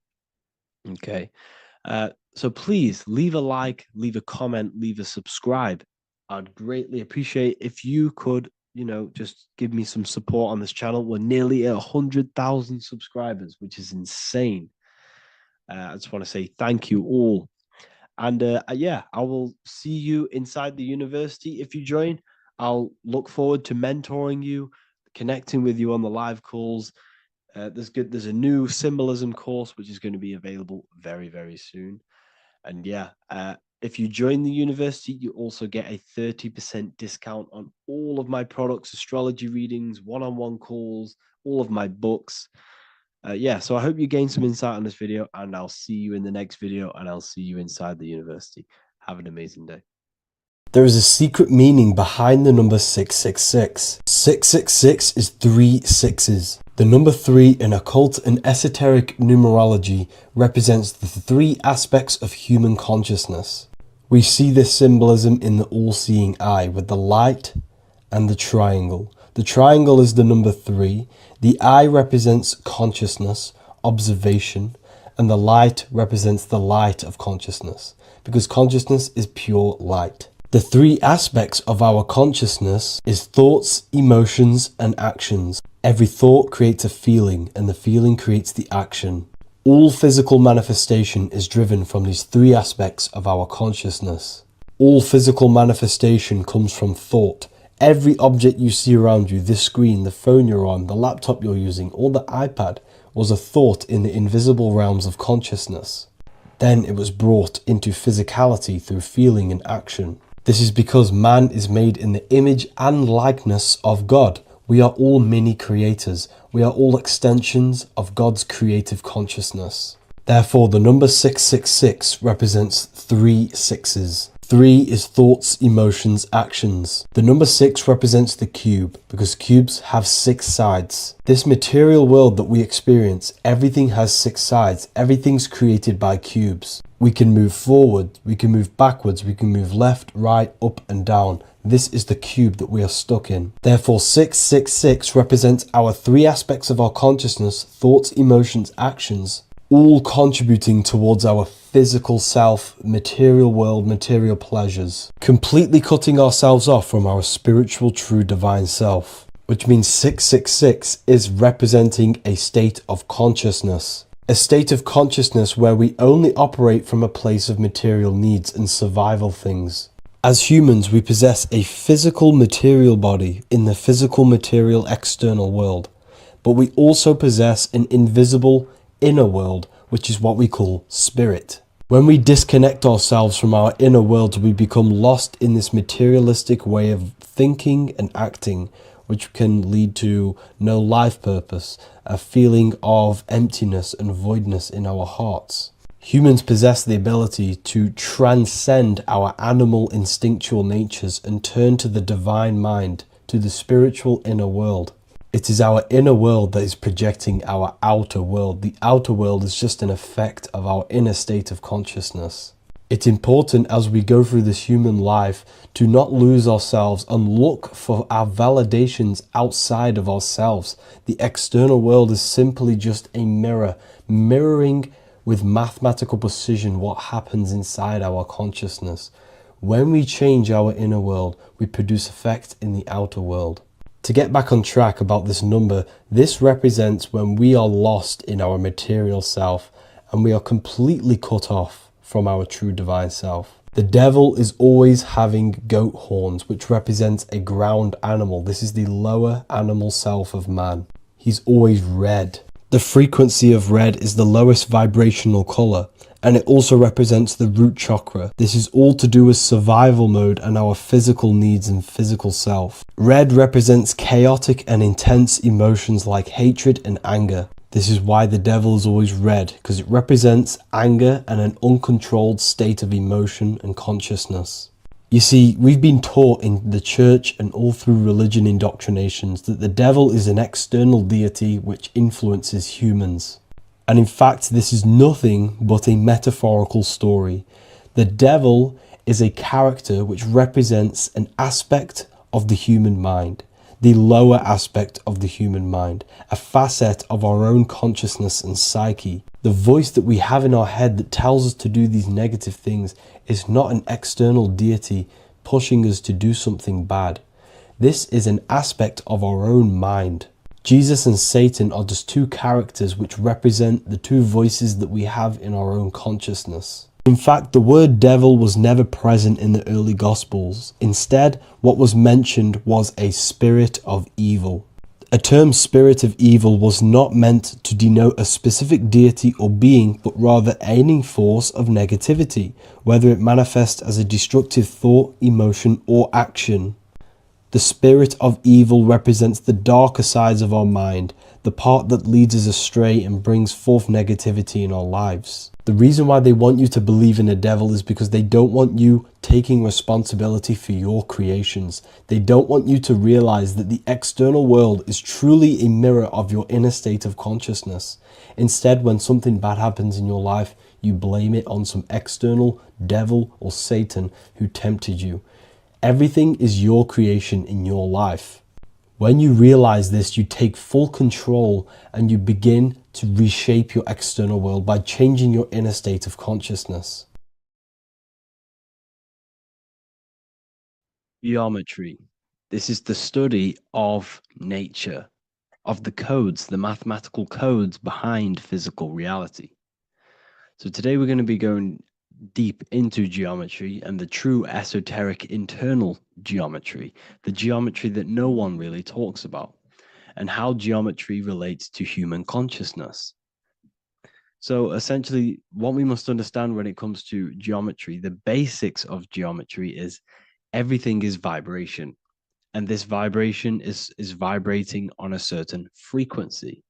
And this certain frequency creates a geometric shape, which is why in nature we see all of these different geometric shapes. All matter takes form in shapes. So if we put sand on a plate and we vibrate the plate on a specific frequency, we see that the sand goes into specific geometric shapes and patterns. So essentially, matter is energy condensed. It's energy vibrating on a low frequency, vibrating at a certain frequency. So matter is condensed energy. And each geometric shape is manifesting and showing a specific energy. Some shapes carry more energies than others. For example, the cube is what traps energy. A square is what traps energy. So geometry and the flowers are basically how energy manifests itself into physical matter. We are in a world made out of energy or light. Light is energy. So everything is vibration, everything is frequency, and everything is energy. Even the words, each atom in our body, everything. So everything in nature has these mathematical energetic codes. So geometry is basically the study of nature and the shapes that are in nature and their energetic principles. Because, like I said, matter is energy. So this is what we call cymatics. When we place water in a petri dish and we shine light on top and we vibrate the water, and we can capture. This creates certain patterns. Each frequency, like you see here, has its own pattern. So what we are seeing here in the physical plane is essentially energy condensed into physical reality. We see it in the turtle. We see it in every single form in nature. Now, external geometry and normal geometry, we normally get taught that this is God's way of creating physical reality, which is essentially true. However, it's far more deeper than that. Far, far, far more deeper. Okay. So what geometry truly is, it's not God's codes to reality. What we must understand is what the brain truly is. And what we must understand is that we are not in the world. We are not in the universe. The universe is us ourselves. And the world is produced by our brain itself. Okay. So the way you must understand how the brain works, so what you visually see, so geometry is to do with what we visually see. And what we visually see is heavily connected with our eyes, which are an extension of the brain. The eyes are the brain. And essentially how we see is energy enters the eyes, and each eye goes to the optic nerve. And this energy is transferred into electricity, which travels to the back of the brain, to the visual cortex of our brain. And this is where the image is produced, what we see. Therefore, the world outside of us is truly inside of us. It's a projection from within the brain. The brain is an energy condenser, a decelerator, an energy decelerator.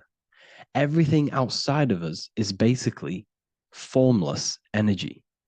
It is formless energy vibrating at a certain frequency. So what the brain is, it's sucking in this energy, this light, and turning that frequency, that code, that light code, into a physical reality. It's condensing the energy and turning it into a visual image inside of the brain. Therefore, everything outside of you is not what it looks like. Everything outside of you is basically energy, infinite energy. And our brain is condensing this into a physical reality and projecting it outwardly, which you experience your visual field. Okay. And the ancients knew this. So this is basically called the sigil of Lucifer. Lucifer is known as the light bringer. Lucifer in Latin means to bring the light. This is the sigil of Lucifer, which shows the visual field and the brain. We also see this in the Google Play symbol. It's a powerful symbol showing you the visual field, which is basically a symbol that tells you that reality is inside of the brain. The brain is what produces reality, but consciousness is not produced in the brain. The brain is essentially a consciousness downloader. It's a computer and it's a reality simulator. The body is a simulation of physical reality. You are inside of the body experiencing the body simulation. The body produces this reality. It's a piece of technology. So Lucifer is to bring the light. Lucifer is the light being produced in our brains. Okay. So this is why they say Lucifer can tempt you. Lucifer can be the devil because it represents physicality. It represents the false light. Lucifer can trick you because it represents the physical world can trick who you truly are. So now that you understand how the brain is basically an energy decelerator and it creates and simulates a reality to your consciousness, you are no longer a person in a universe. You are the universe itself experiencing itself. Therefore, geometry is heavily linked in with the brain. Geometry is essentially how your brain and how your eyes decode energy. So what you are seeing is the mathematical codes of your brain creating reality. So what they teach you is the external is that geometry is God's way of creating this world, and these are the mathematical codes God's created. But now I'm telling you the internal. This is the truth. Geometry is how your brain mathematically condenses energy and light into a physical reality. So therefore, your brain is a computer program. So now geometry is nothing outside of you. Geometry is not something created by something else. It's created by your brain. Your brain produces these patterns through mathematical codes by breaking down energy into physical reality. And this is why you see geometry in everything around you. This completely changes your view on geometry. It's in your ear, it's in your face, it's in everything. Geometry is everything. Okay. So now that you understand this, now, as we were talking about the visual field earlier, the ancients knew about this. The ancient Egyptians knew about this. We can see this symbolism inside of the casket, the Egyptian casket. See, this crossover represents the visual field. This represents the back of the brain. This is the left hemisphere, the right hemisphere. And now some of the most simplest teachings in geometry is that straight lines are masculine and curved lines are feminine. And we even see this in the human body. The feminine human body is curvy and the masculine human body is liney. And even with the genital reproductive area, we have a line and a curve, 0 and 1, the binary code of all creation, 0 and 1, because that's basically all that exists. Nothingness and one, nothingness and God, nothingness and consciousness. That's all that exists. Now that I've told you that, the basics of geometry and the line and the curve and the feminine and the masculine, what do we have here? You see this stick here? This is a curve. And what's the right hemisphere? The right hemisphere is the feminine, the feminine energy, the feminine aspect of our brain. Then we have a straight line. This is straight lines. Now this represents the left brain. So the Egyptians are showing you the left masculine brain and the right feminine brain because of the curve and the straight line. And this is the visual field, the crossover. So there's a crossover in the brain. The left eye is connected to the right brain. The right eye is connected to the left brain. Okay, so the left eye is connected to the right brain. The right eye is connected to the left brain. The solar and the lunar. So, like I said, everything outside of you is basically energy. Your body is basically a holographic avatar, condensed energy produced by your brain. There's nothing actually outside of you. Your five senses are electrical threads of light. And when you touch something, this is basically electrical signals in your nervous system, which are reporting back to the brain. Therefore, what you touch is actually, you're not touching. The feeling that you feel when you touch something is not the true feeling. That's your nervous system you're feeling. You're feeling your nervous system in the brain. It's electrical signals to your brain. So the five senses do not decode, well, what you're experiencing as the five senses is not outside of you. This is your brain interpreting electrical signals. You don't experience the world, you experience your nervous system and your brain. The nervous system is an extension of the brain. So this is the truth. This is not woo-woo spirituality. This is true consciousness science that I'm teaching you here. Okay? So nothing is truly outside of you. It is a universe. You yourself are the universe, the fabric of the universe itself. The only thing that exists outside of you is essentially energy. That is it. And your body and your brain condenses this energy into reality. So when we look into architecture, why is architecture, the ancient architecture, so important? Because what did I tell you at the beginning? Shapes and physical matter is condensed energy. Each shape holds specific energy. Some shapes hold more energy, emit more energy. Some shapes condense energy. Some shapes transfer energy.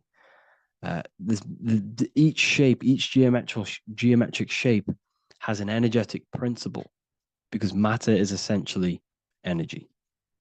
So when we look into cathedrals and the ancient buildings, they were filled with geometric patterns, geometric shapes, because they understood the energy principle. Architecture is basically solid energy. It's physical energy. If we create this pattern here is an energy code. And if you stand next to it, you're going to gain that energy. It's going to be imprinted on your body. So essentially, they filled their buildings with high energy geometric shapes. Points, triangles, pyramids are very, very energetic. This is why you have crystal pyramids made, organite pyramids. They're always in pyramid shapes. That's why the Egyptians built in pyramids, because pyramids hold high energy. They emit high energy. So this is why you see all these different geometric patterns. Okay. So in the real reality, in the energetic plane, this building would basically look like this: lines and grids of energy. Okay. This is what it would look like in the energetic plane, a blueprint of the energy body. So as you see here, these are the different frequencies in a petri dish, of water in a petri dish. And you can see they are specifically aligned up with these specific patterns. You can see geometry even within geometry. It's fractal. So essentially, when you would stand inside of these buildings, they would imprint the energy of the building in your body, because your body is healed through energy. You have an electromagnetic field around your body. So by creating buildings with geometric patterns, we are essentially increasing the energy of the building because the building itself is energy. Okay. So when we fill it with geometric patterns, we're increasing the energy. We're giving it a certain energetic imprint. So when you stand inside of that building, you're being imprinted with that energy. Okay. So especially with these windows, these stained glass windows. Well, why are they stained glass? Well, color is frequency. So when you have all of these different colors, and not only were they just painted, some of these colors are specific gemstones, crystals, natural stones, which all hold energetic principles. Each crystal is vibrating on a certain frequency. Wood has its own frequency, metal has its own frequency. What you must understand is that everything in nature is not just a piece of matter. It's vibrating.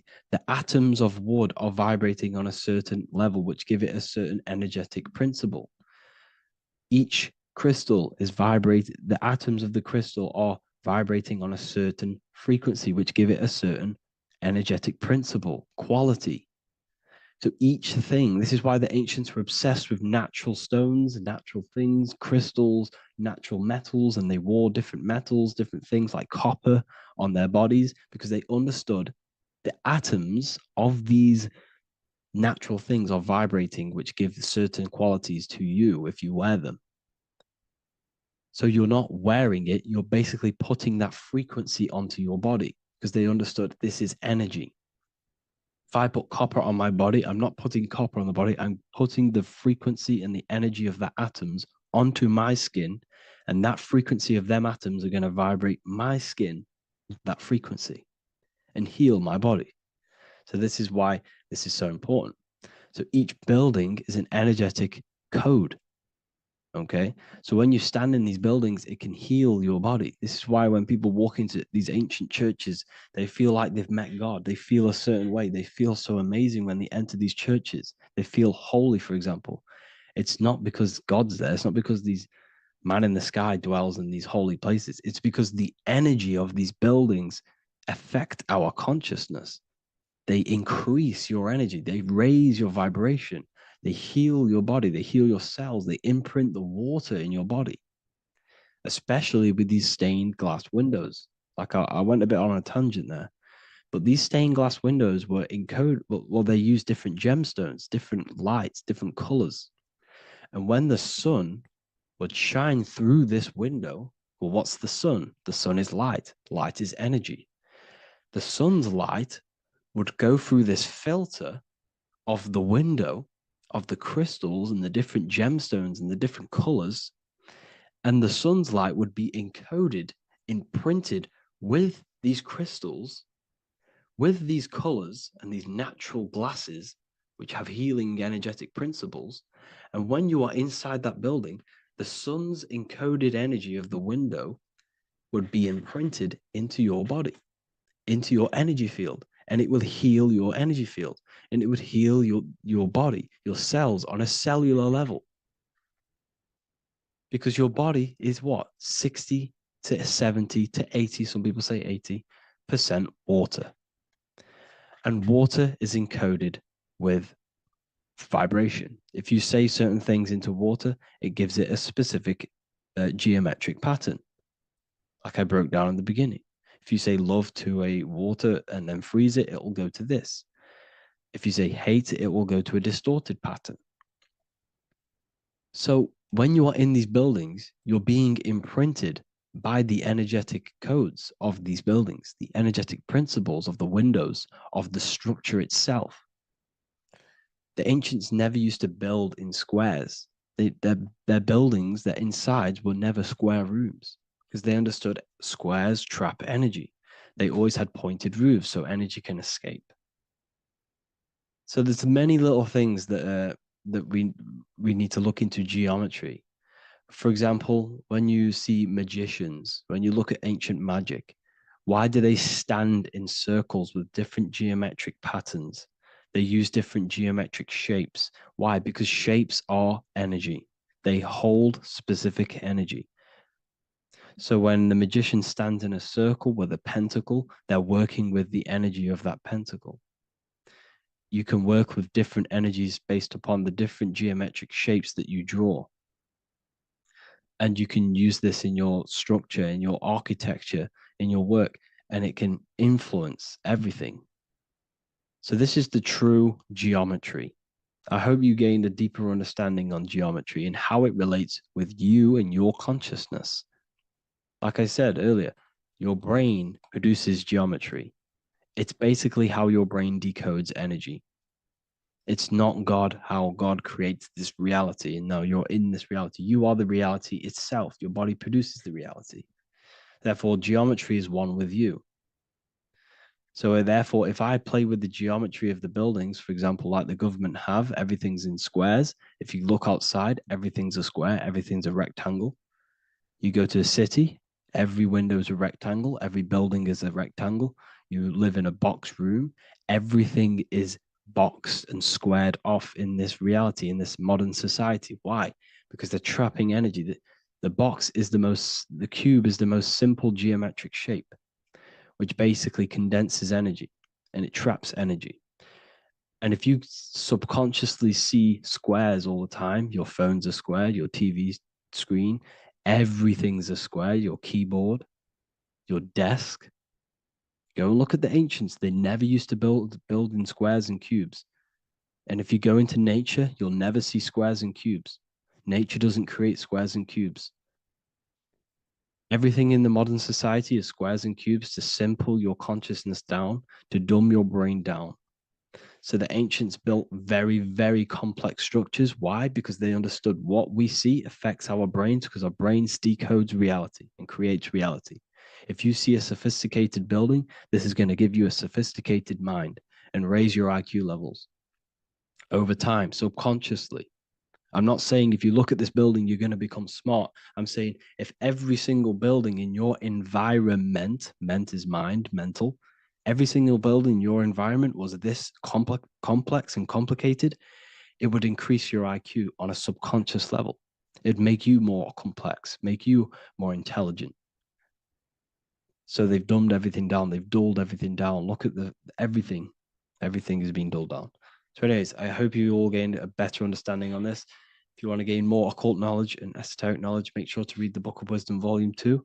If you're inside the university, you can get this book for free. Go to the general chat area and follow the instructions and you can order yours for free. Truly life-changing stuff. Because the issue is with the world is that no one really understands who they are, what they are, and why we are here. That is the issue for people's depression, for people's wrongdoings. They don't understand who they are, what their emotions are, what their mind is, what their body is, what reality is. This book gives you that. This book gives you the sense of understanding, the sense of well-being that will give you a better life because you understand life and what life is. And if you truly want to take your studies to the next level, we have the Ethereal University. This is the place for truth seekers where you can connect with like-minded people so you don't have to feel insane, because not many people think this way. I've been there when you wake up and not many people around you are thinking the same way and you start to feel a bit insane and you can't really talk to people about these things. That's why I created this, so you can connect with people and learn at the same time and become the best version of yourself by understanding truth and knowledge. If you join, you'll gain access to free live calls every single week, every single Saturday morning. We do live calls. You can ask me questions and all sorts. So make sure to leave a like and a comment. And thank you all for tapping in.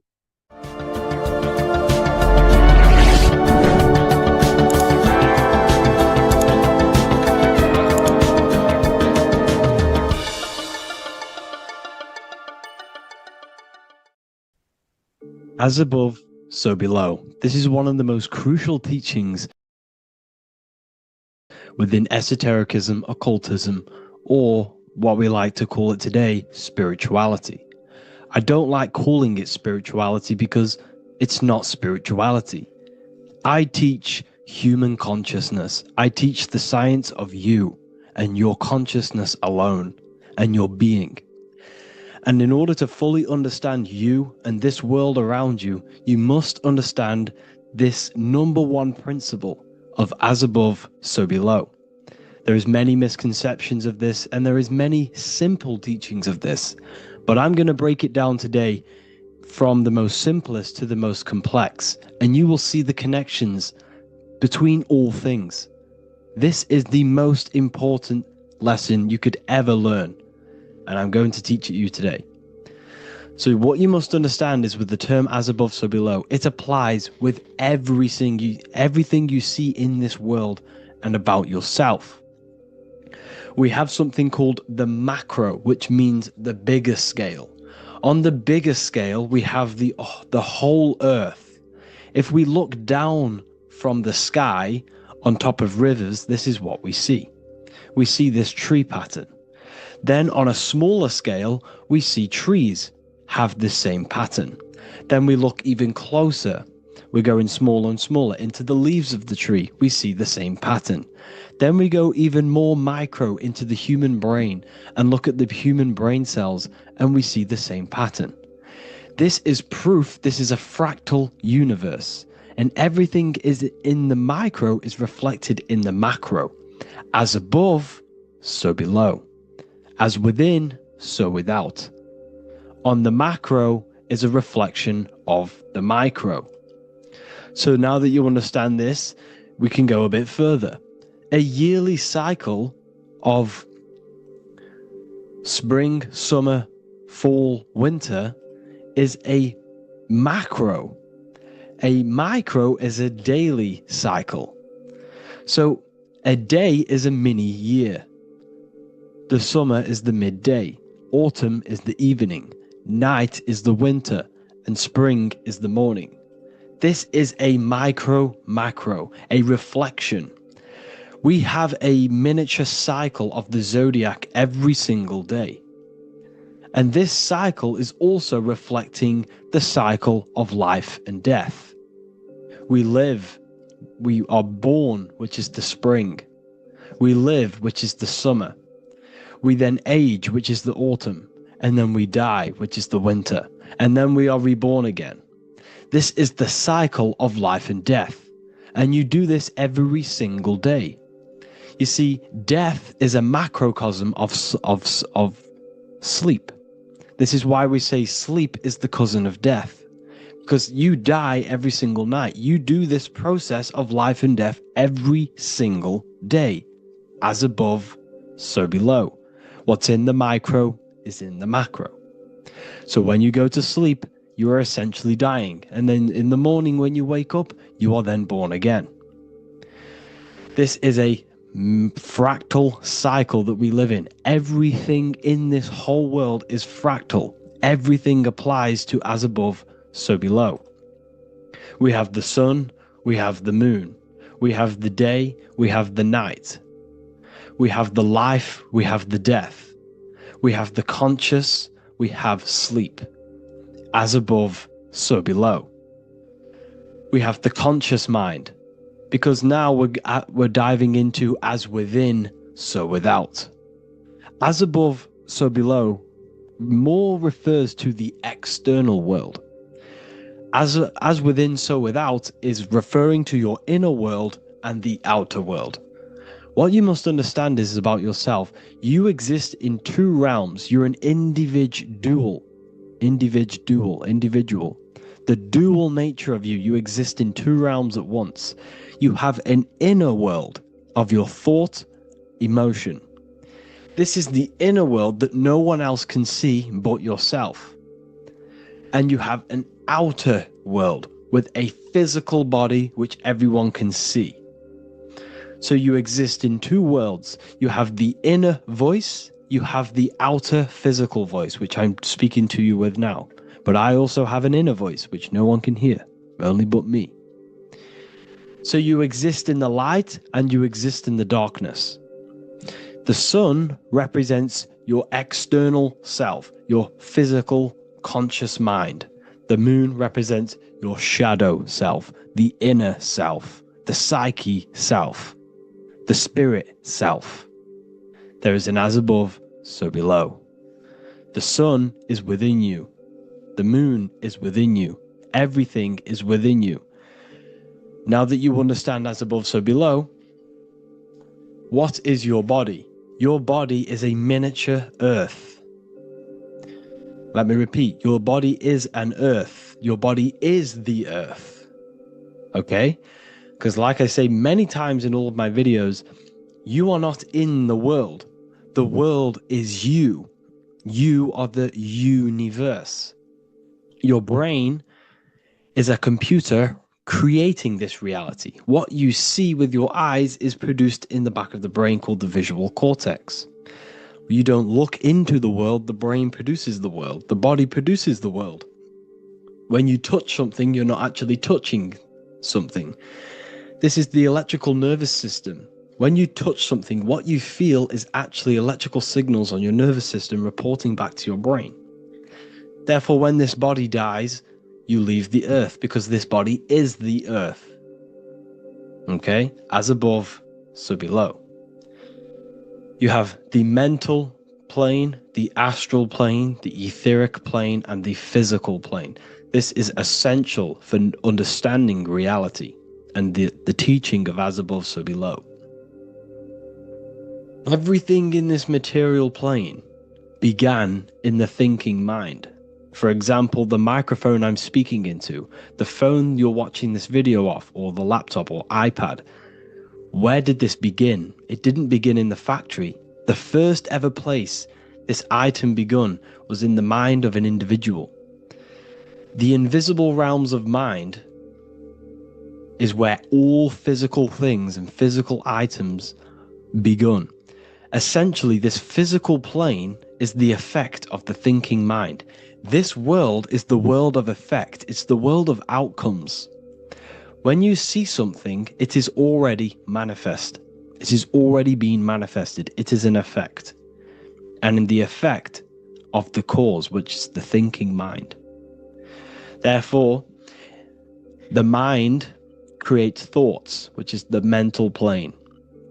Then after thoughts creates imagination, which is the astral plane. These two are spiritual. They are non-physical.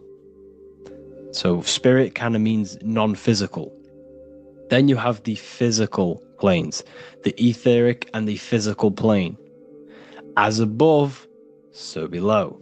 What happens in the mind is manifest on the physical plane. Like I said, the phone that you are holding, it was a thought, and then it brought down into a physical reality. As above, so below. You change the mind, you change your reality. Your environment, the word environment has ment in it because your environment is mental. So now that you understand this, so what is the world around you? The world around you was created by the mind of God. It was manifested through God's thought. So you are living in the mind of God. You are a thought in the mind of God. God thought you into existence. But like I said, we are all fractals. Everything is fractal. If God exists, this means that you are God, as above, so below. God created you through the thinking mind, and he gave you a thinking mind. So God created the macrocosm. God created the macro, the whole world. He designed the whole world, the sun, the stars, the moving. He designed this. But then he gave you the thinking mind to design your own life and create your own life in his world. You are a microcosm of God's macrocosm. Just like God thought you into existence and the whole world into existence, you are a microcosm thinking your world, your reality into existence. You see this now? Everything is a reflection. Everything is a mirror. Everything is fractal. So in order for you to change your reality, you must change these higher planes. Your thought and imagination are the two key aspects of creating physical reality. Every object you see around you was begun in these higher planes of the non-physical, and they were brought out of spirit into physical matter through the thinking mind, and physical action. So now we're going to get a bit deeper. The brain is not the mind. Now that you understand, we have spirit and matter. As above, so below. You have a non-physical side of reality and a physical side of reality. The mind is the spiritual brain. The brain is a physical manifestation, a physical effect of the mind. The mind uses the brain to operate in the physical world, and it's the same with the heart. The soul manifests itself physically through the heart. The heart is a physical manifestation of the soul, of the emotion, thought and emotion, the mind and the soul, the brain and the heart, heaven and earth. So you have the inner world and the outer world, the spiritual, non-physical, and the physical. So we are all on this process of awakening, an expansion of our minds into new fields of thought, into new fields of awakening ourselves. Because essentially we are born into this world. But you are born many, many times. You can be born physically and you can be born spiritually. Like I said, everything is fractal. So just like when the baby finds out that there is a world outside of its mother, what does the baby do? The baby seeks a way out of its mother, and then the baby is now born into a new world, a world outside of its mother's womb. It's the same with you and your spiritual process. As your mind becomes aware that there are other realities beyond your physical body, it then seeks a way out. And this is why you are probably watching my YouTube, because you are now on the path. Something within you has guided you to this path of knowledge, truth, enlightenment, and expanding your consciousness. And it is your soul who brought you here. Your soul speaks through emotion, like guidance. Emotion is the language of the soul. When you feel very bad, this is your soul telling you you're not in the right place. You're doing the wrong things. Because the soul is always unfolding its purpose, which is expansion and learning. That is it. The mastery of the self and the learning of the mind is the only thing that counts in the end after this life. So you are on a journey of expansion, of learning, creating, and spiritual rebirth. As above, so below. What does this body tell you? When I see someone overweight, I don't see the overweight. I don't see the body. I see the mind. I see an undisciplined mind. I see a mind that lacks self-control. I see a mind that seeks external validation. That's what I see when I see an overweight person. I don't see his body. I see the result of his mind. Because what does the Bible tell you? You shall know them by their fruits. It's the same saying as above, so below. You shall know them by their fruit. The fruit is their manifestation. Your body is a direct correlation and manifestation of your mind.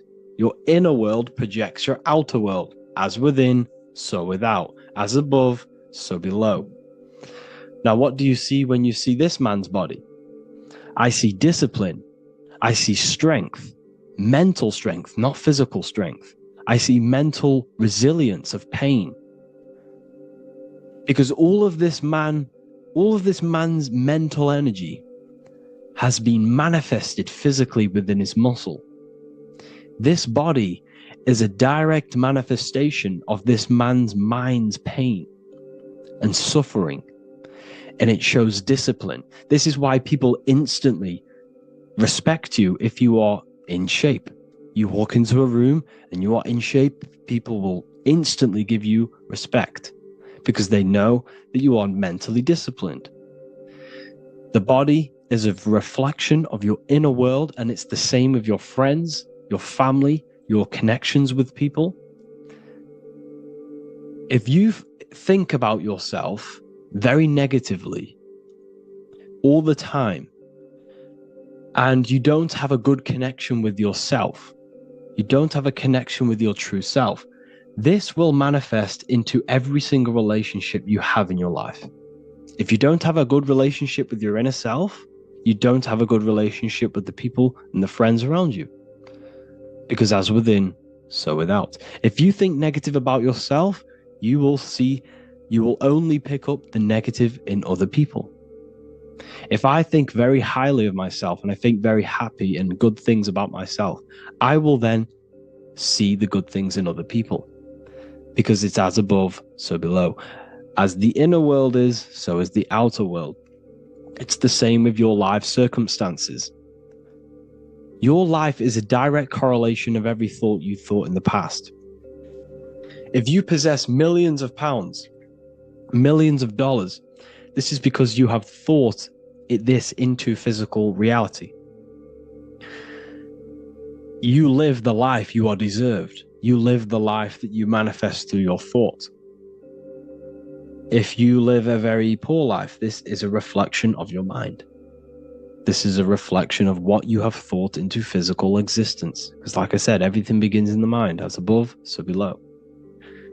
And this is even present within the body. So where is the head? The head is at the very top of the body. And where does all manifestation begin? In the mind. That's where the mind is, in the head.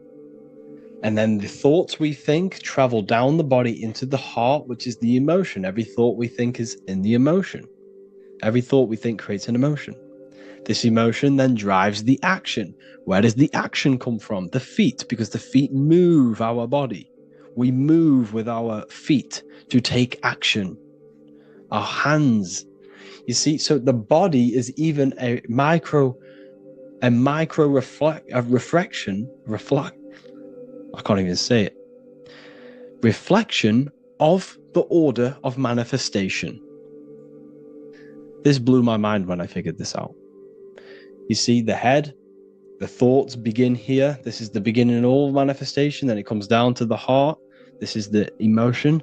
Then you take the action. The thought and emotion then sparks the action, which is taken with the hands and the feet. And where's the lowest point on the body? The feet, and that's touching the physical earth. So the head is where the thought is, the non-physical, and the lowest point on the body, which is touching the physical earth. So the head represents spirit, the feet represent matter, spirit and matter. Your room, if I walk into your room and I see a messy room, I don't see the room, I see a messy mind. The room is a reflection of the mind. If you have a messy room, this is your mind. It's an externalization of your unsorted mind, undisciplined mind. So like I said, we are all God, and we must find the God self within us. And I teach all of this inside the Book of Wisdom, Volume 2. This is not just a book, this is a revolution. This is the beginning of a new age with this book. If you have read it, I congratulate you. You should feel very proud of yourself if you have an open mind. You should feel proud of yourself for watching these videos, because not many people have an open mind. Remember this, people. You are special if you're watching these videos. You have the mind. You have the ability to see through the illusion. And I take my hat off to you. You want to take this to the next step? Read the book. Or if you want to take it to the serious levels, join the university. The university, you gain access to every piece of my material that I've ever done, all of my books, all of my lectures that are hidden from YouTube, that are hidden from everywhere else, the lectures that give you real power. And if you feel alone on this journey, we have a conscious community where you can connect with like-minded individuals, because I've been there. I've been there when you feel lonely, because you feel like no one else is thinking the way you are feeling. You can't talk to people about these things because people just think you're crazy. That's why I put together this, so we can connect, so we can unite, so you can connect with people, so you don't feel crazy about thinking about this stuff, learning about this stuff. And if you truly want to level up your life, people, and take your studies serious, this is for you. We do live calls, we do lectures. There's a whole library filled with books you can read. It's the perfect place for the truth seeker. I thank you all for joining. Please leave a like, a comment, a subscribe. Let me know any future videos you want me to make in the comments. Thank you all. Have an amazing day.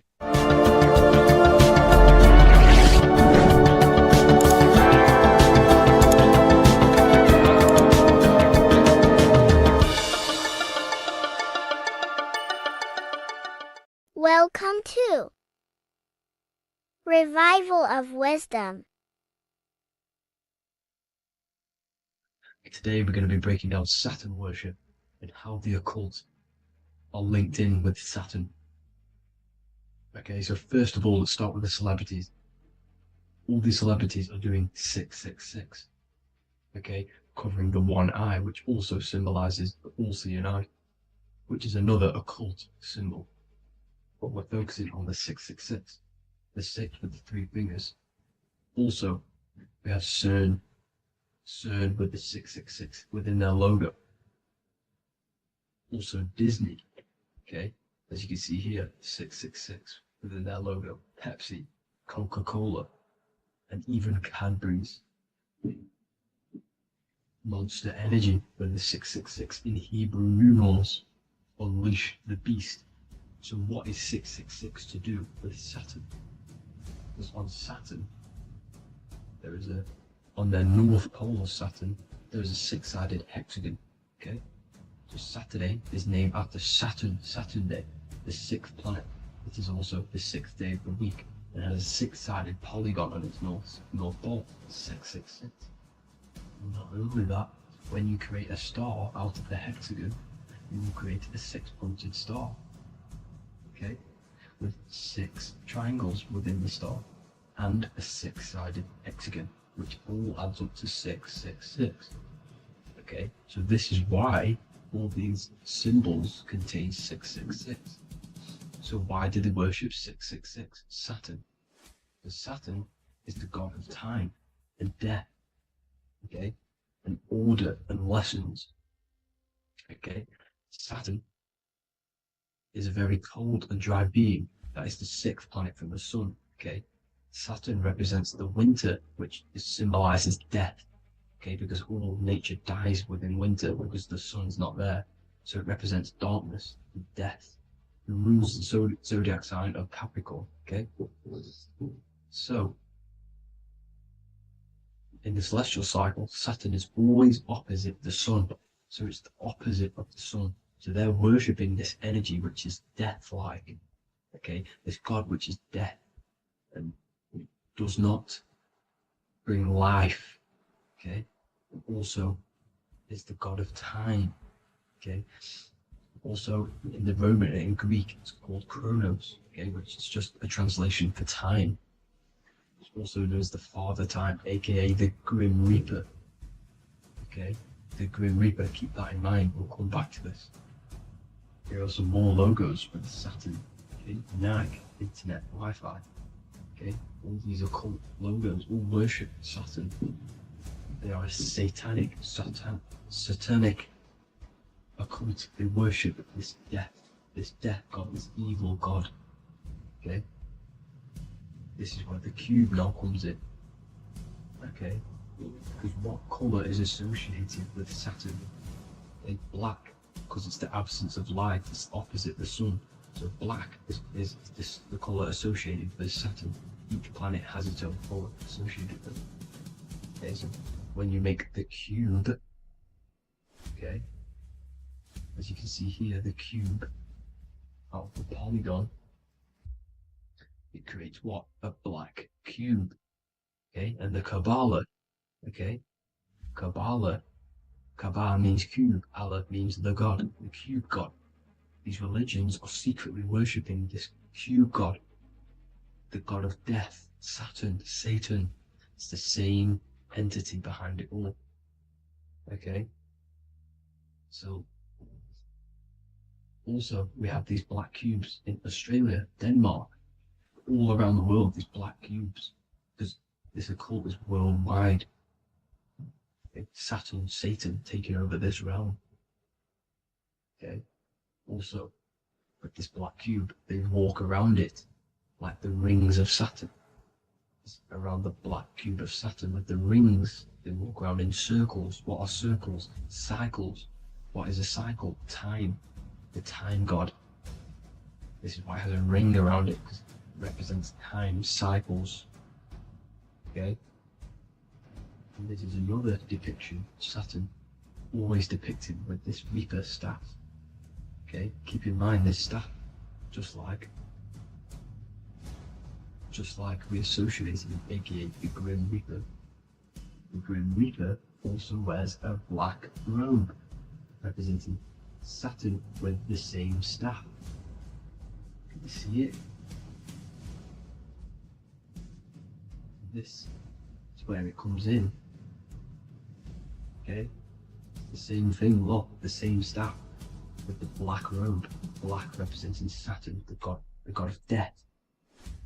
Okay, the Grim Reaper, Satan. Okay. Also, when you graduate from university, what do? You wear a cube on your head, a black cube with a black robe.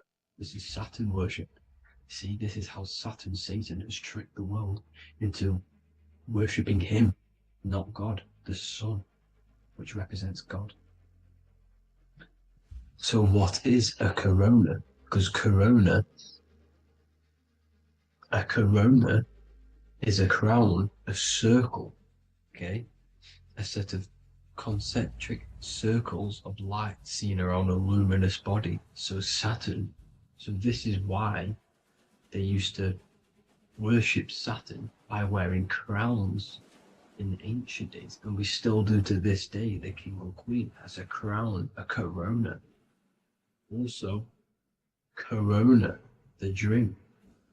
Corona adds up to 666, just like Saturn is 666. But like you see in the corona, you see the staff. You see this staff, just like the staff of Saturn, the Saturn god, like the Grim Reaper, with the black robe and the staff, just like the Saturn god. What is the Grim Reaper? It's a killer, it represents death, just like Saturn, the god of death and time. So all these occults and secret societies all worship the 666 god, which is Saturn, Satan. All of our energy is being put into Saturn. Okay, and Saturn, Satan, is harnessing all of this energy. So gradually, this is what the mark of the beast is. Like it says in the Bible, the mark of the beast, or the name of the beast. Here is wisdom. Let it know that you have to understand and count the number of the beast, for it is 6. It is the number 6 of a man, and is 600, 6, 666. So this is what the mark of the beast is. They are going to eventually put green chips, just like Neuralink, which is what Elon Musk is pushing. Okay, so this chip is the mark of the beast, and it's going to be implanted to our hands or brains. Okay, and they will manipulate our consciousness, and it will manipulate our DNA, and it will directly connect us to AI, and AI is linked in with Saturn, Satan, as the demons and the people who rule this world are in love with AI. They want to connect humans to AI. And this will control our consciousness completely and give all of our energy back to Saturn, Satan, this deity that they all worship. Just like when you get married, you wear a wedding ring, the rings of Saturn, over the finger, which represents the sun. So you're basically seeing Saturn over the sun. The sun is the son of God. It represents the sun, represents God. So you're putting Saturn over the sun. So thank you guys all for tuning in. I'm going to leave you guys here. Please leave a like, comment some topics that you want me to talk about. And please, please subscribe for more amazing content. God bless.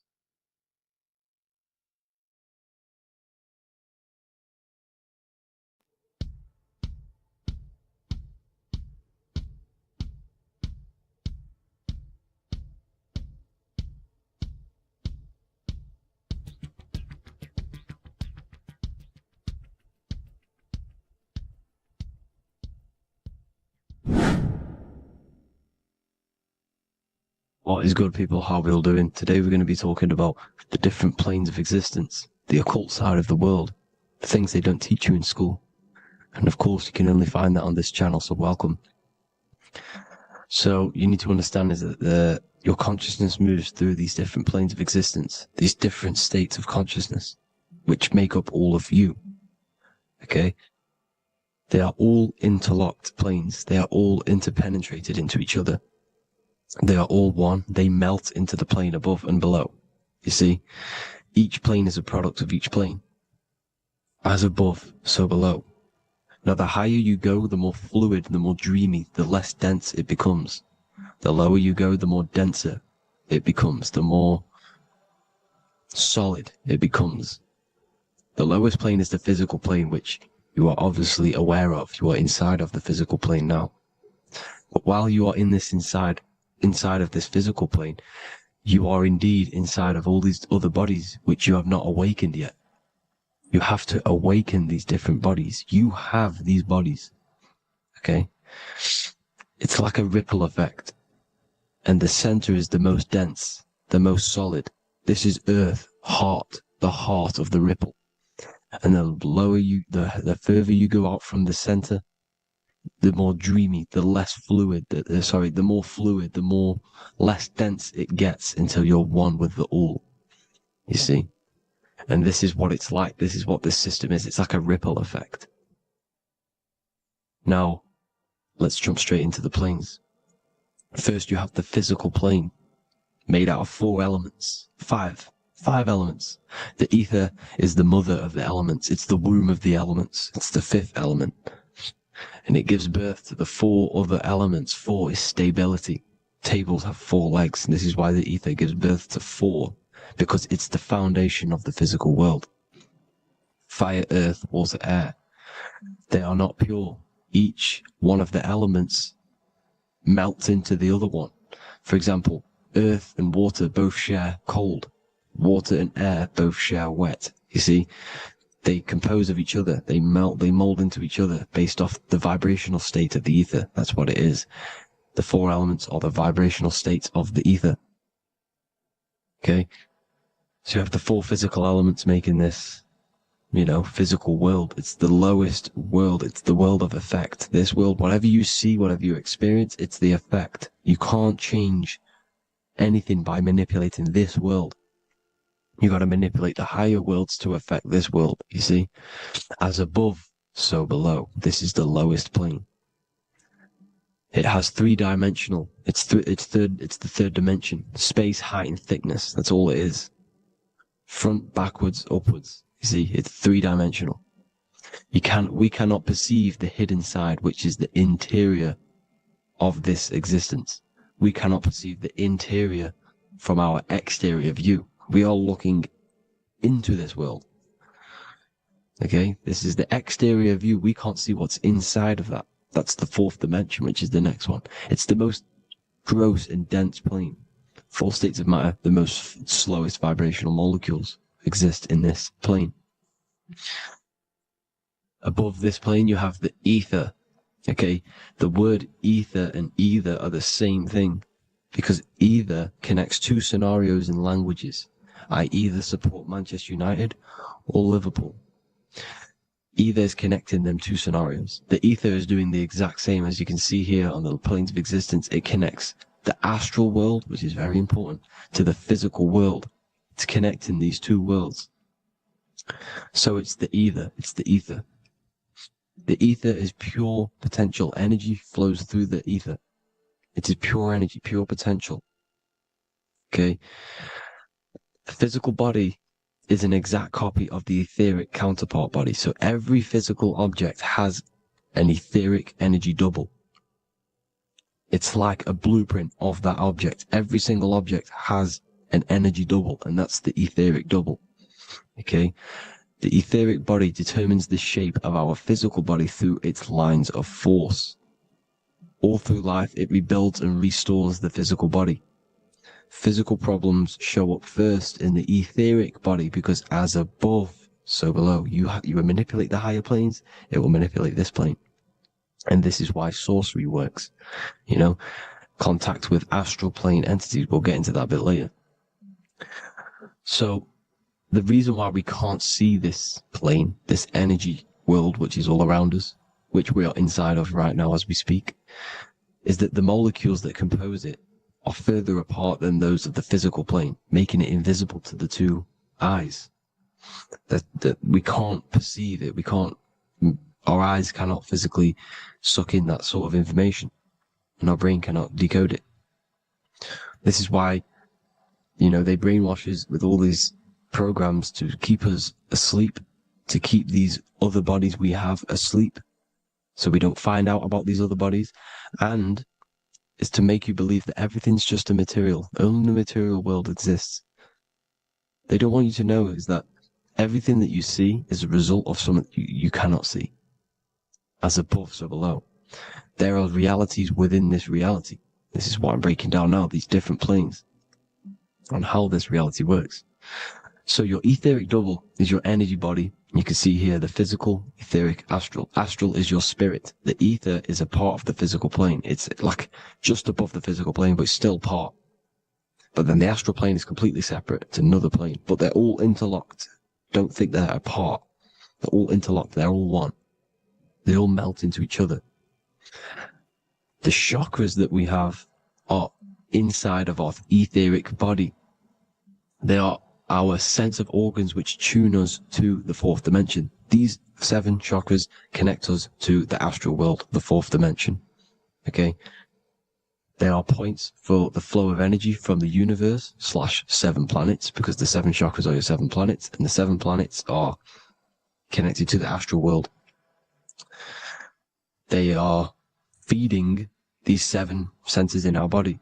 They connect us to the universe, to our etheric counterpart, and then to us, supplying the physical body. Because the energy comes from above. As above, so below. These 7 senses, these 7 etheric chakras, are being supplied with energy from the universe, the 7 planets, the solar system. Then it supplies the physical body. You see? So, the ether is very important. And this is, you know, that the ancients understood the science of the ether, and they could, you know, harness free electricity from it, because it's all around us. The ether is all around us. And this is what they were doing. They were harnessing free energy using the ether. The astral plane, the fourth dimension, very important plane. Very, very important. We've all been there. Every single one of you has been there. Okay? The fourth dimension is unseen of what we see. It's the interior of the exterior that we see. We see the third dimension, but we cannot see beyond what's making this third dimension. This is the fourth dimension. Okay? It's the dream world. This is where you go when you dream. Okay? This is where you go when you dream. It's the place of disembodied spirits or ghosts, entities, whatever you want to call them. When you hear ringing in your ears, that is not tinnitus. That is an entity around you. Okay? That is an entity around you. The fourth dimension is where thought forms exist. Mental images. Thought forms as in what you see in your mind when you think of an image, because the mind is the highest plane of existence. Mind is the highest plane of existence. And it manipulates all of the planes below.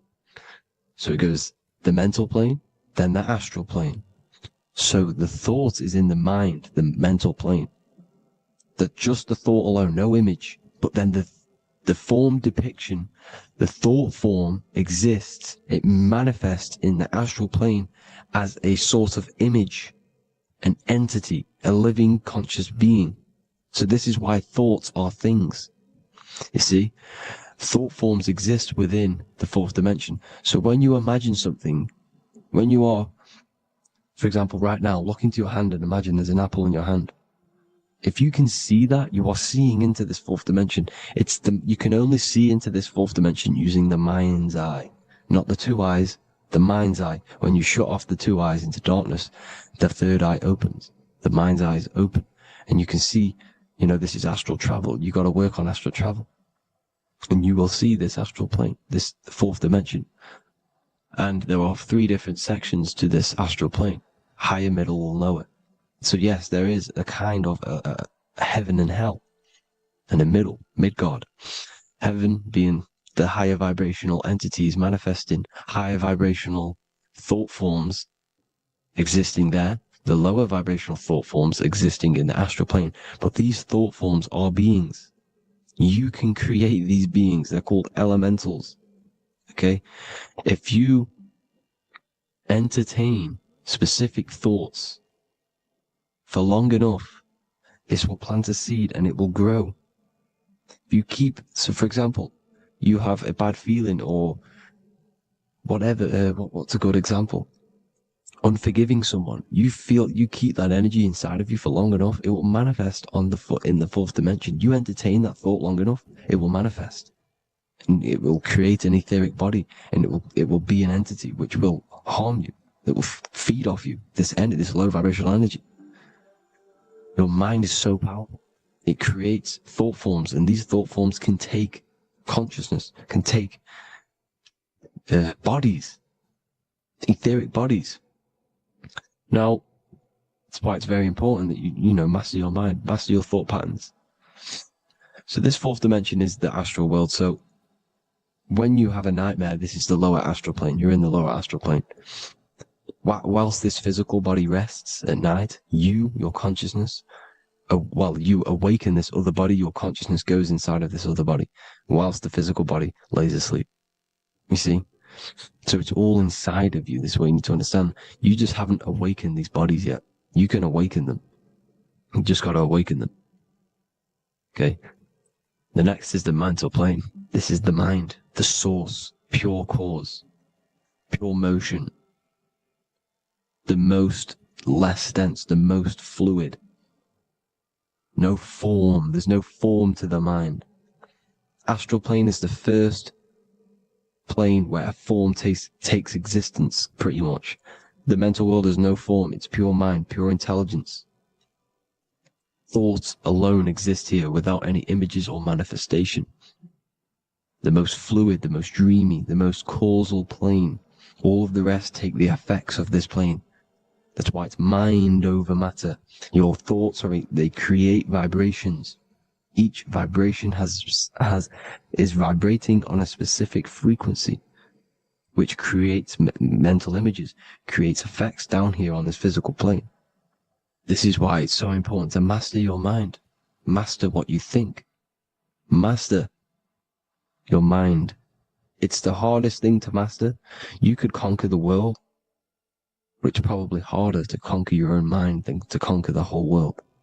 I can promise you that, because the mind can play tricks on you. You got to listen to that inner guide within you that will constantly manifest the good things. So anyways, people, hope you learned a lot from this. Please work on trying to activate these other bodies. I will maybe do another video on trying to activate these bodies if you wish. Please comment down below if you would like to see that. And have an amazing day. Please like, subscribe, comment down below any video ideas you want me to do, any information you want me to spit. Thank you all. Have an amazing day.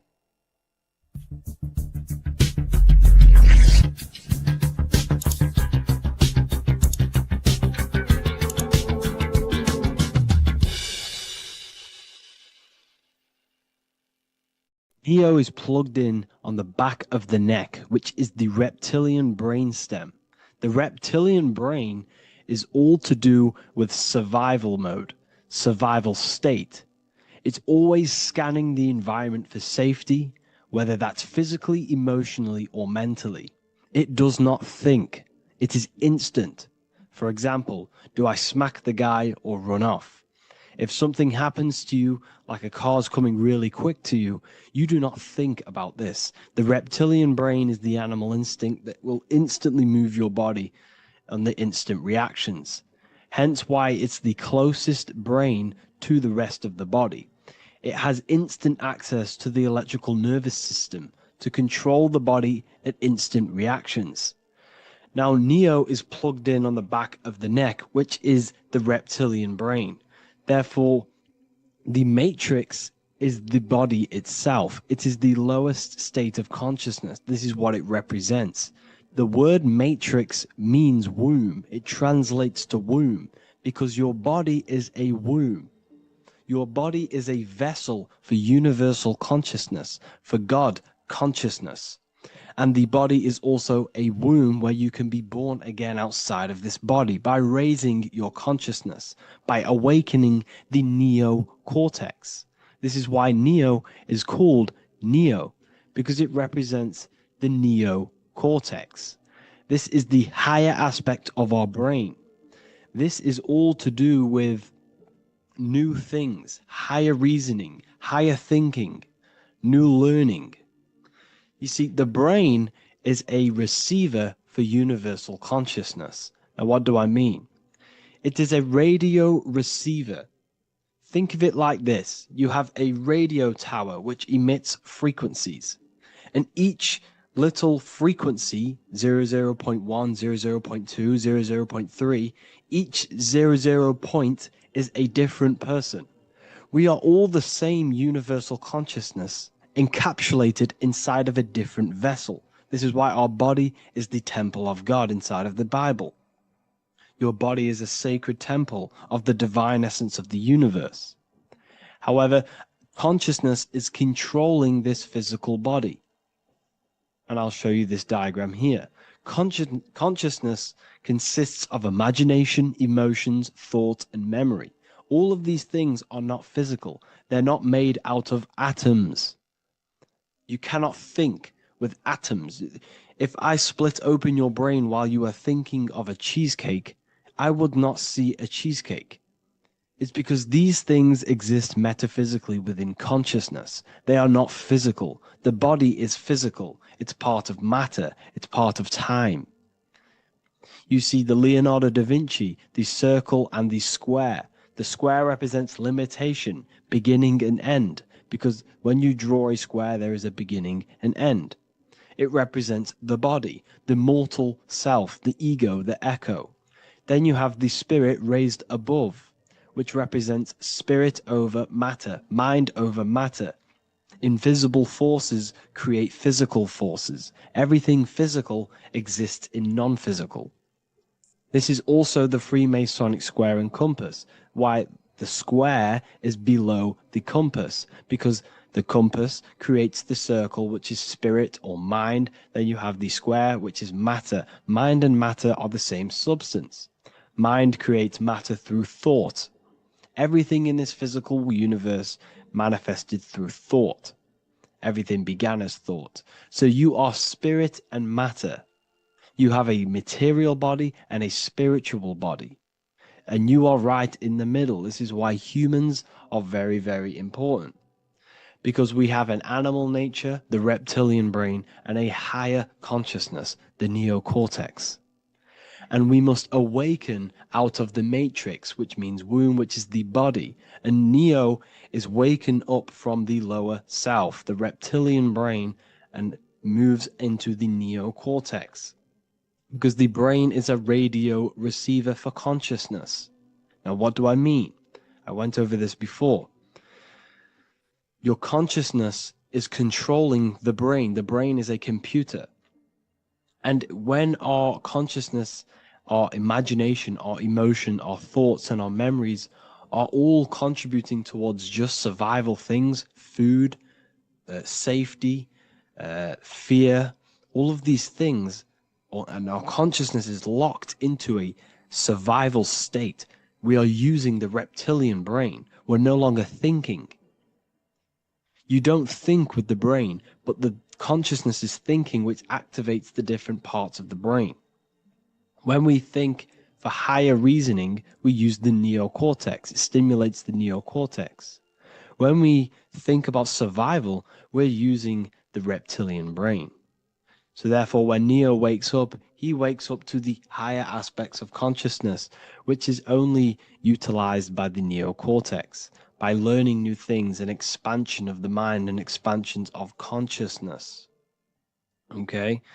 So the whole matrix is to keep you designed, well, the whole matrix is designed to keep you in a survival state, in the three-dimensional awareness. They want you constantly scanning for safety, scanning for food, scanning for emotional safety in relationships, in other people. You see, they do not want you to think. They want you stuck in that reptile, that animal state, that beastly state that most people are in. Most people, all they do is eat, listen to music, consume, have sex, lust, desire. This is all the reptilian brain. So when we say the world's being ran by reptilians, it's symbolic. There is no physical reptilian humanoid beings controlling, manipulating human consciousness. We are all the same consciousness. However, there is a corrupted state of consciousness running this world. And this consciousness worships the physical plane. And they control the physical plane. So by doing that, they keep you stuck in a reptilian way of thinking, the animal state, to keep you stuck in the lowest state of consciousness. Now, this is the god Osiris, which represents the reptilian brain. None of the Egyptian gods ever existed. They are all symbolic for the brain and anatomy of the human body. Osiris represents the reptilian brain. As you can see, this anatomy compare to the brain stem and Osiris statue found in Egypt. And we also see an ancient artwork of Osiris with green skin and two reptile crocodile alligators next to him, which also symbolizes the reptilian survival state of human consciousness and the activation of the reptilian brain. This is what it symbolizes. Now, this is what the Matrix is all talking about. It's talking about the awakening, the expansion of consciousness. The word divine is dive in because you connect with the divine by diving inward. There is no man in the sky going to save you. You must connect with the self. Know thyself. Truth comes from within. All of these things I'm telling you comes from within you. I'm just pointing it out. All of this is self-realization. A lot of people say, well, what are my sources? My sources is knowing thyself, observing thyself, using the neocortex of critically thinking, sitting down and thinking about yourself and having deep realization of yourself. You can realize that your thoughts are not of this physical world. It's quite simple. The brain does not think. The brain does not imagine. The brain does not hold memory. All of these things exist in consciousness, the one consciousness, but we are all fractal, infinite parts of. This is the eye on the triangle, consciousness being given down to the rest. This is separate. Consciousness is separate from the rest of the pyramid. The pyramid is your body. Neo is the one consciousness. This is the Egyptians symbolizing the one consciousness giving Ankh, which is life, to all the different life forms. However, you can see that the central sphere is giving a big Ankh to the humans, because humans, like I said, possess the advanced consciousness, an advanced brain that allows us to turn above our reptilian animal self. For example, we can go against our reptilian lower animal nature and turn to our godly nature. Animals cannot do that. They are stuck in instinct. They are stuck in a reptilian animal way of thinking and operating. Everything they create is to survive. We can turn against our lower nature and create for amazing things like buildings, architecture, technology. We can use our creative consciousness for anything we wish, not just survival needs. And it's the same with your spiritual journey. You can raise your consciousness beyond this animal state that they try to keep you in through fear, consumption, food, and the reptilian brain. We must awaken, start to think critically, and awaken to our divinity, because the mind, the consciousness within you has infinite potential to expand. There are infinite fields of knowledge that you can explore. The mind can never be filled. It can never ever be full of knowledge. It always expands, and that's why you are alive. That's why you are part of this universe. That's why the science always says the universe is always expanding, because the universe exists in your mind, and the mind is always expanding into new fields of thought, new fields of knowledge and information. And that is your whole sole purpose, of expansion of mind and expansion of consciousness, and the exploration of the mind of God. We are living in the mind of God. You are a thought in the mind of God. You must awaken out of this body. This is why Jesus says you must be born again to see the kingdom of God. You must be born again. You must raise your consciousness beyond physical limitation and awaken to your divinity. And this is pretty much it for this video. I hope you all understand this, that this is all symbolic for consciousness.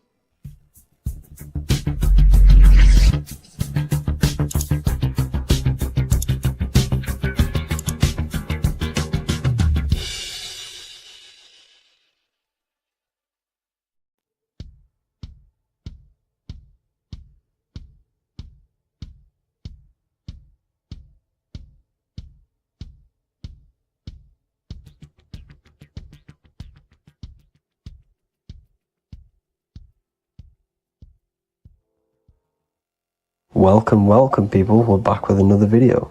I will now be keeping track of my YouTube and trying to upload every week. In this video, we'll be talking about the chakras. The chakras are the 7 attributes of God, and they are the 7 planets. These are literally vortex portals within us that connect us to these vices and characteristics of God. Each one of these energy centers are a spinning wheel of energy which controls the cells and organs in that particular area of the body. For example, it's literally a mini brain for that area of the body. Each chakra has a vice which you need to turn to a virtue in order to climb up through the system. They work like a stairway system. You have to go through each chakra in order to unlock the one above. This process is turning matter into spirit, as you descended from spirit to matter. Saturn is Satan, that's why it's the lowest chakra, and that's why the devil is red, because red is the lowest vibrational color. When you are in these lower states of consciousness, you are in your animal nature. This is your physical side of your nature, and you are mainly being driven by your animal instincts, or your ego. Moving back to your higher self or your spirit self is not an easy process, it takes a while. However, with discipline, consistency, and motivation, you can achieve this, and this is what the ancients called Christ consciousness. Once you have achieved this, it is basically a state of mastery of the mind. You no longer lust for the lower animal nature things. Now, let's start with the root chakra. This is located at the base of your spine, and you can feel this chakra by tensing your anus. This energy center is in control of your survival needs, your vitality, stability and security. Now, if this chakra is unbalanced, you will feel insecure, fear, anxiety, unstable, low self-esteem, anemia, over or underweight, and constipation. In order to balance this chakra, you need to feel grounded, embodied, stable, calm, centered, a sense of safety and trust in yourself and the world around you. The next chakra is the sacral chakra, which is located around the belly button area. You can feel this chakra just by sucking in your belly. This chakra is to do with relationships, self-worth, creativity, empathy, and most importantly, sexuality. This is the most important one in order to start to raise your vibration overall, is giving up the over-sexualized nature. In order to balance this chakra, you need to come into harmony with all the toxic relationships that you have. Get rid of the fear, the anxiety, the isolation, and 100% get rid of the over-sexualized nature. Lust is one of the most lowest vibrations you could possibly feel. It is literally manifesting hell.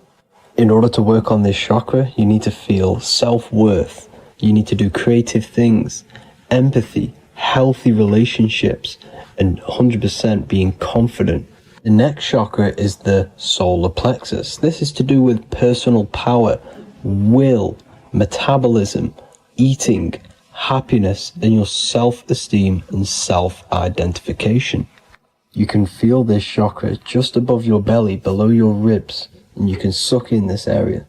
If this chakra is blocked, you will feel lack of confidence, difficulty in manifesting your desires, low self-esteem, misuse of power, misuse of dominance, weak will, and shame in yourself. Biggest one for this chakra is overeating, as it's to do with metabolism.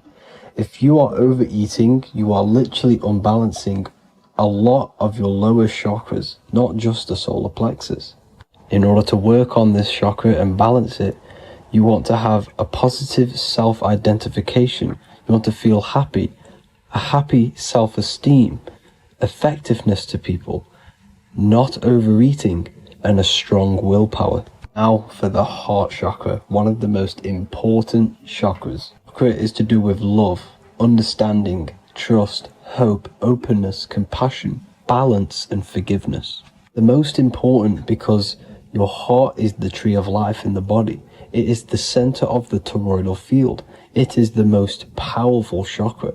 Your heart is 5,000 times stronger magnetically than your brain. Once you have hit the heart chakra and you start surpassing the heart chakra, you are now turning matter into spirit, as the lower three chakras are dense and physical, and the above the heart chakra are turning to spirit. As you can see already, this is a hard and long process of working on yourself physically and internally.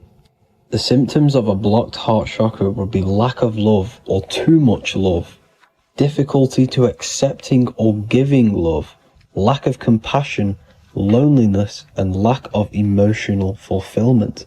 Finally, a lack of connection with a divine or to nature.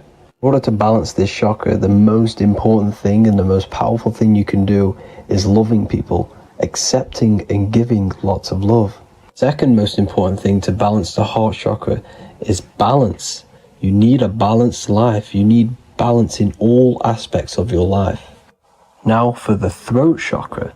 This is a very important chakra as it's to do with communication. A symptom of this being unbalanced is a lack of self-expression and putting on a front all the time, acting with the ego. In order to balance this chakra, you need to constantly self-express yourself. You can't be putting on a front.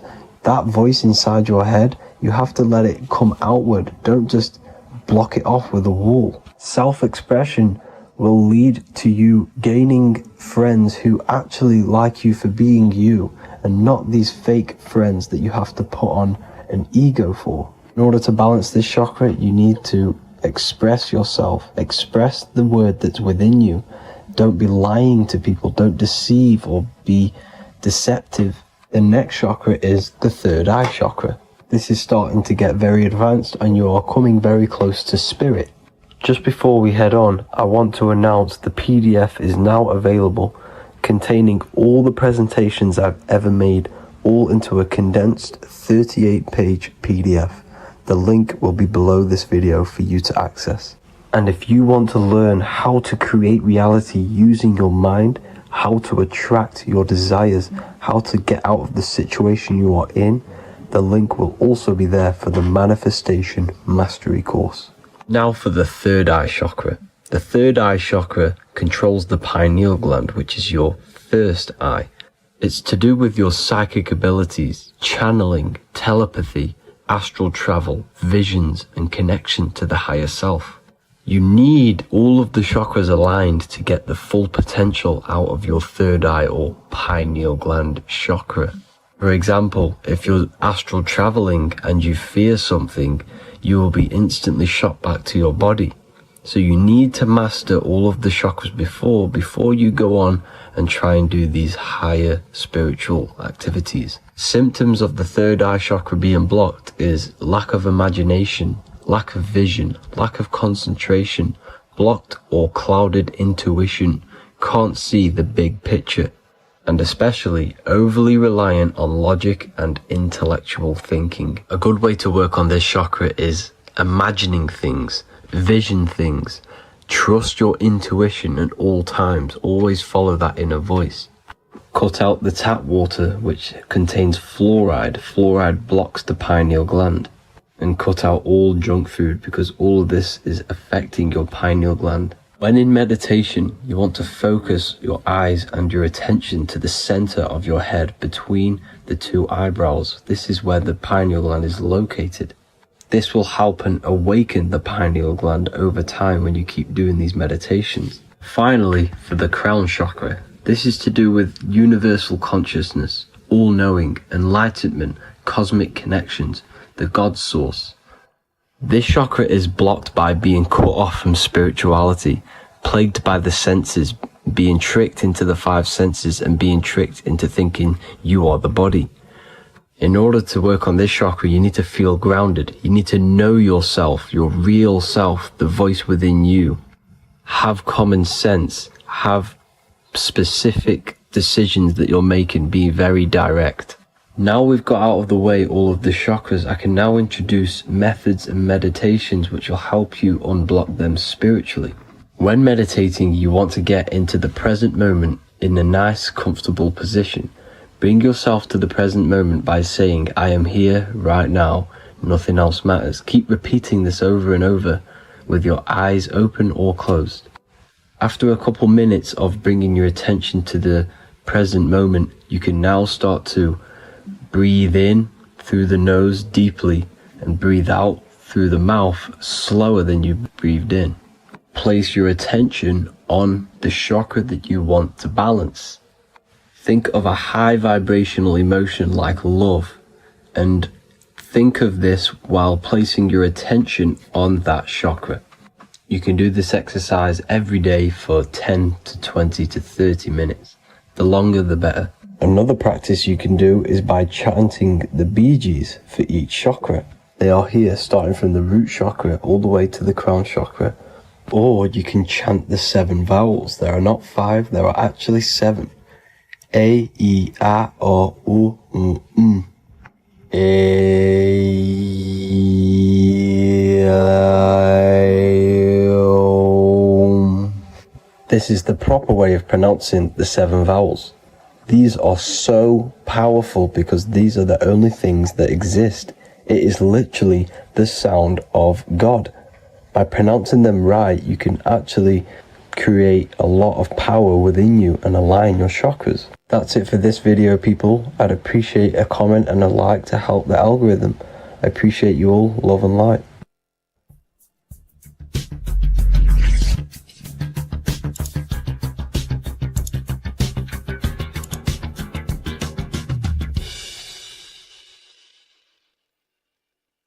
Welcome to Revival of Wisdom. Welcome people. We're back with another video. Please make sure to hit that like button, subscribe, and turn on notifications to never miss a video. The Earth is a giant torus field consisting of a positive and a negative pole. The Sun being the cathode with a positive charge and the Moon being the anode with a negative charge.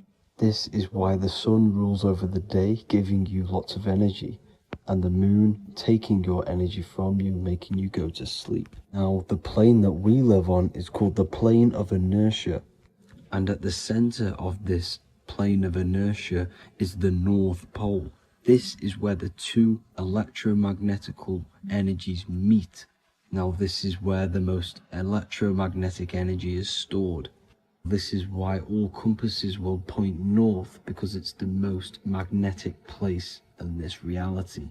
So the Sun and the Moon is spinning around this center point, which is stirring the ether of this reality. and making everything move in circles, meaning this is a cycle. Everything's recycling itself. It's an organic simulation. The ancients also knew about this sacred land at the center of this reality, known as the North Pole. As you can see on this map from the 1500s of the North Pole, you can see 4 islands around this center black rock. Ancient civilizations like the Mayans, the Buddhists, and ancient Chinese also depict these 4 islands. The endless symbology of these sacred lands at the center has been going on for thousands of years. These sort of secrets are now kept by the elites, but as always they have to show the truth in plain sight, and this is what they are doing with the Windows symbol and also the Wizard of Oz. Now in the Wizard of Oz, as you can see, there's something called Munchkin Land. Munchkins are these unusually short people. Then on the ancient 1500s map it says Pygmy, and then the Pygmy people in mythology are also these unusually short people. Just like Santa and his elves, they come from the North Pole, and elves are these unusually short people. These stories that we are told about Santa and Munchkins are putting truth in plain sight about this sacred land. This sacred land at the center of the earth is where the aurora borealis comes from and is being emitted from this black hole in the center, also known as the black sun. The aurora borealis is the earth's aura, hence why it has the word aura inside of it. It is the life-giving essence to all life within this realm. As this dualistic reality we live in consists of both physical and spiritual, the black sun is like our sun for the spirit. It's our spiritual umbilical cord, connecting us to the spirit realm. And the rising sun is the opposite. It's our sun for our physical 666 carbon suits, known as our human body, our physical aspect. As it states in the 40,000-year-old emerald tablets, deep in Earth's heart lies the flower, the source of the spirit. The flower of life is as thine own place of spirit, and streams through the earth as thine flows through thy form, giving off life to the earth and its children.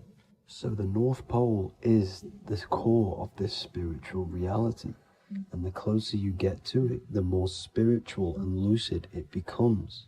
So the elites have covered this up in order for us to forget the true nature of this reality. And they did this cover up by introducing the globe model. Nicholas Copernicus was around in the 1400s, and he introduced the globe model. As you can see, he is a Freemason. He depicts himself with a globe and a Masonic compass in all of his paintings and portraits.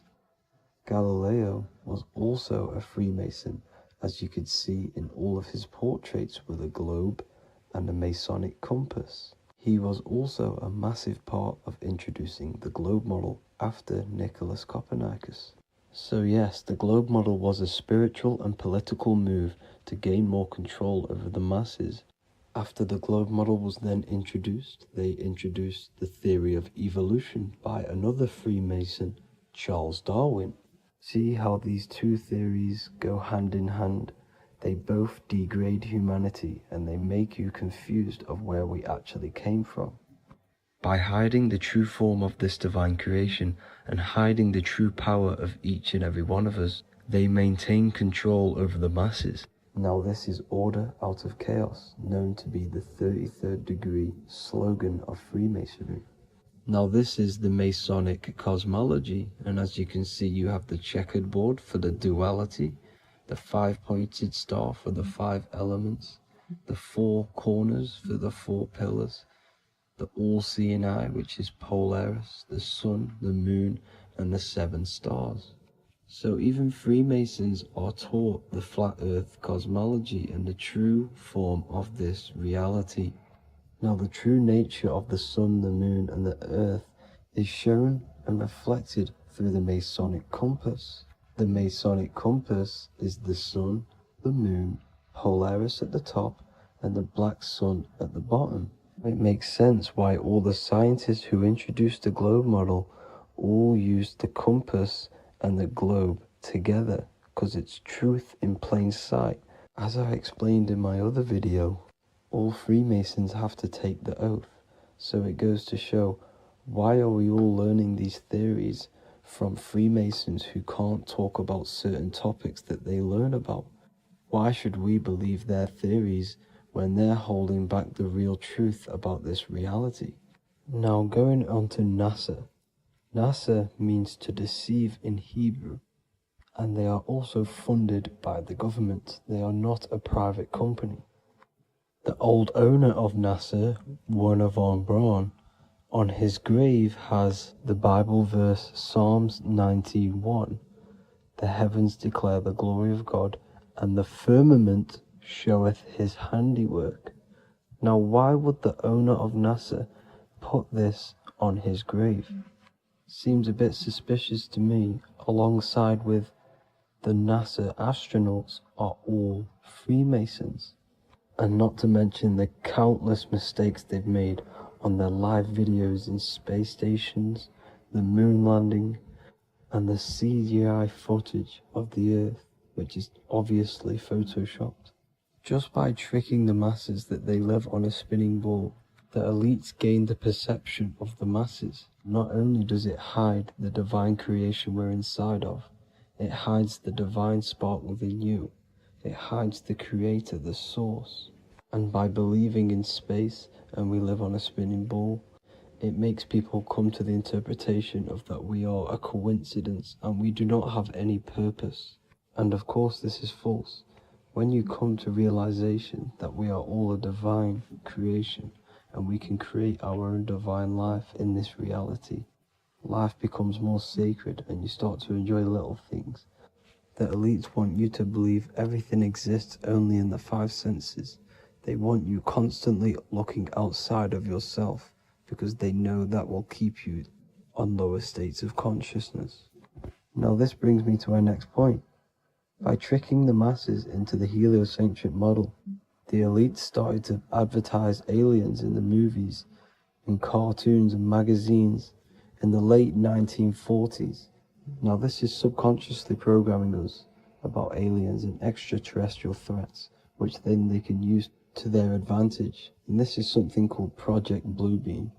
They are more than likely going to fake an alien invasion to push this 2040 agenda, which is for one government and one ruling currency. That's it for this video, guys and girls. Hope you all enjoyed. Please make sure to leave a like and a comment. God bless you all. Welcome to Revival of Wisdom. Welcome people, we're back with another video. In this video we're talking about how Jesus Christ and Christianity is all sun worship. The Holy Bible of Christianity is not meant to be taken literal for history. It is a story and has lots of metaphors. Starting with the symbol of the cross of Jesus. This cross originates from this ancient cross of the sun. This symbol has been used for thousands of years, way before Jesus was a thing, in Europe, America, Asia, and all around the world. In fact, this symbol is still being used by Christians today, not knowing it represents the sun. This is a 4,500-year-old artifact, a golden plate with an equal-armed cross found in England. The gold to symbolize the sun, and the equal-armed cross for the 4 equal seasons of the year. So this is why in the Bible you have Matthew, Mark, Luke, and John, symbolizing the yearly cycle of the sun and the 4 equal seasons. Also in the Bible, Jesus is referred to as the light of the world. So yes, Jesus represents the sun. He is a metaphor for the sun. Hence why in all of these pictures and images and paintings of Jesus, there's always a sun behind his head, and some even with the sun cross behind his head. Jesus also has 12 disciples, which represent the 12 zodiac signs and the 12 months of the year. This is the Last Supper by Leonardo da Vinci. As you can see, the sun, being Jesus, is in the center, because the sun is in the center of the zodiac signs. There are 4 groups which symbolize the 4 equal seasons. Each group contains 3 people symbolizing the 3 months and the 3 zodiac signs in that season. There is only one female in the painting, which is Virgin Mary, who symbolizes Virgo, the astrological sign. So yes, Jesus symbolizes the sun with his 12 zodiac signs and 4 gospels for the 4 seasons of the year. However, there is another phenomenon. The 25th of December is known as the birth of Jesus Christ, which is known as Christmas today. Jesus symbolizing the sun and is born on December 25th.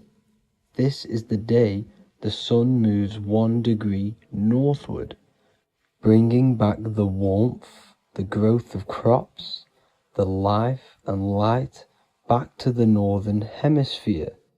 Everything is springing back to life, as we call it, spring. So it is said that the sun is born again on the 25th of December, and Jesus is known as the risen Saviour, because the sun is our risen Saviour, because it gives life to the whole of this realm, the warmth, the crops, and without the sun rising in the morning, we'd all die in about 2 weeks. And we all know how Jesus died on a cross. The sun also dies on a cross in the southern hemisphere. It dies on the Southern Crux constellation. And on December the 22nd, 23rd, and 24th, the sun remains in the same position. So the sun dies for 3 days and it is born again on December 25th, when it moves 1 degree northward. And this is when the sun is born again, or resurrected, just like Jesus. Constellation Virgo is prominent in the spring sky in the northern hemisphere. So therefore, the sun is born a virgin, Virgo. And as you see in this image, you see Virgin Mary holding the sun. Us as humans do not own the sun. So therefore God owns the sun. So yes, the sun is the Son of God, and this is what Jesus is symbolizing. And just how Jesus sacrifices himself for humanity, that's what the sun does. The sun gives out all of its energy so we can live. There are many other Bible verses which represent Jesus as the sun. Now in Matthew 8:23-27, his disciples are in a boat and there is a massive storm. Jesus is asleep, meaning the sun has not arose. And the disciples say, "Save us, Lord, we are perishing." Quote, "Then he rose and rebuked the winds and the sea, and there was a great calm." End quote. Now this is a metaphor for the sun rising and calming the storm, because in the ocean, when the sun is down, that's when there are great storms. The worship of celestial bodies go back thousands of years, and it's called astrotheology, and it can pretty much be traced back to all ancient civilizations. Now going back to the ancient Egyptians, the god Horus, the god of war, and he symbolized the sun in the morning. Ancients used to say that he walked over the sky in 12 steps. Yes, this could symbolize the 12 zodiac signs. It also symbolizes the 12 hours of daylight. So we have 12 hours of Horus, but now they've rearranged the word to hours. Horus and hours. And when the sun rises, Horus rises, we say horizon, which is Horus is rising. That's the etymology of horizon. Another Egyptian god called Amun-Ra was known as the god of all creation. He was the first god of them all. Amun was also a sun god. Therefore, after every Christian's prayer, they say Amen, sending their prayer through the sun to God. So this all goes back to the worshipping of the sun. Sun worship was around way before the Romans. However, in the Roman times, their sun god was called Mithra. Mithraism was the main religion before Christianity came into play. Mithra was the son of God. He died on a cross, and he was dead for 3 days and resurrected, just like Jesus. So the Catholic Church was not made in heaven.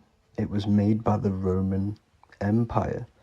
They mixed all the sun religions of Judaism, Mithraism, and other Arabic religions and combined it into one, so Caesar, the Roman emperor, could gain his own religion. So yes, Christianity was a political move to gain more control over the masses, because it was a worldwide government at this point in time. So here is a Sumerian helmet with the rising sun symbol. And then the Romans also used this rising sun symbol on their armor. So sun worship has been going on for thousands of years, and it still goes on today. However, with all the programming and the low IQs, today we do not get the full interpretation of the Bible and these stories from the past. And Christians and other religions are all brainwashed to not question their religion and not realize their true origins and where they come from. I do advise you all to do your own research and come to your own conclusions. However, I'm just pointing out the facts and connecting dots for you all to see. That's it for this video, guys and girls. Thank you all for tapping in. God bless.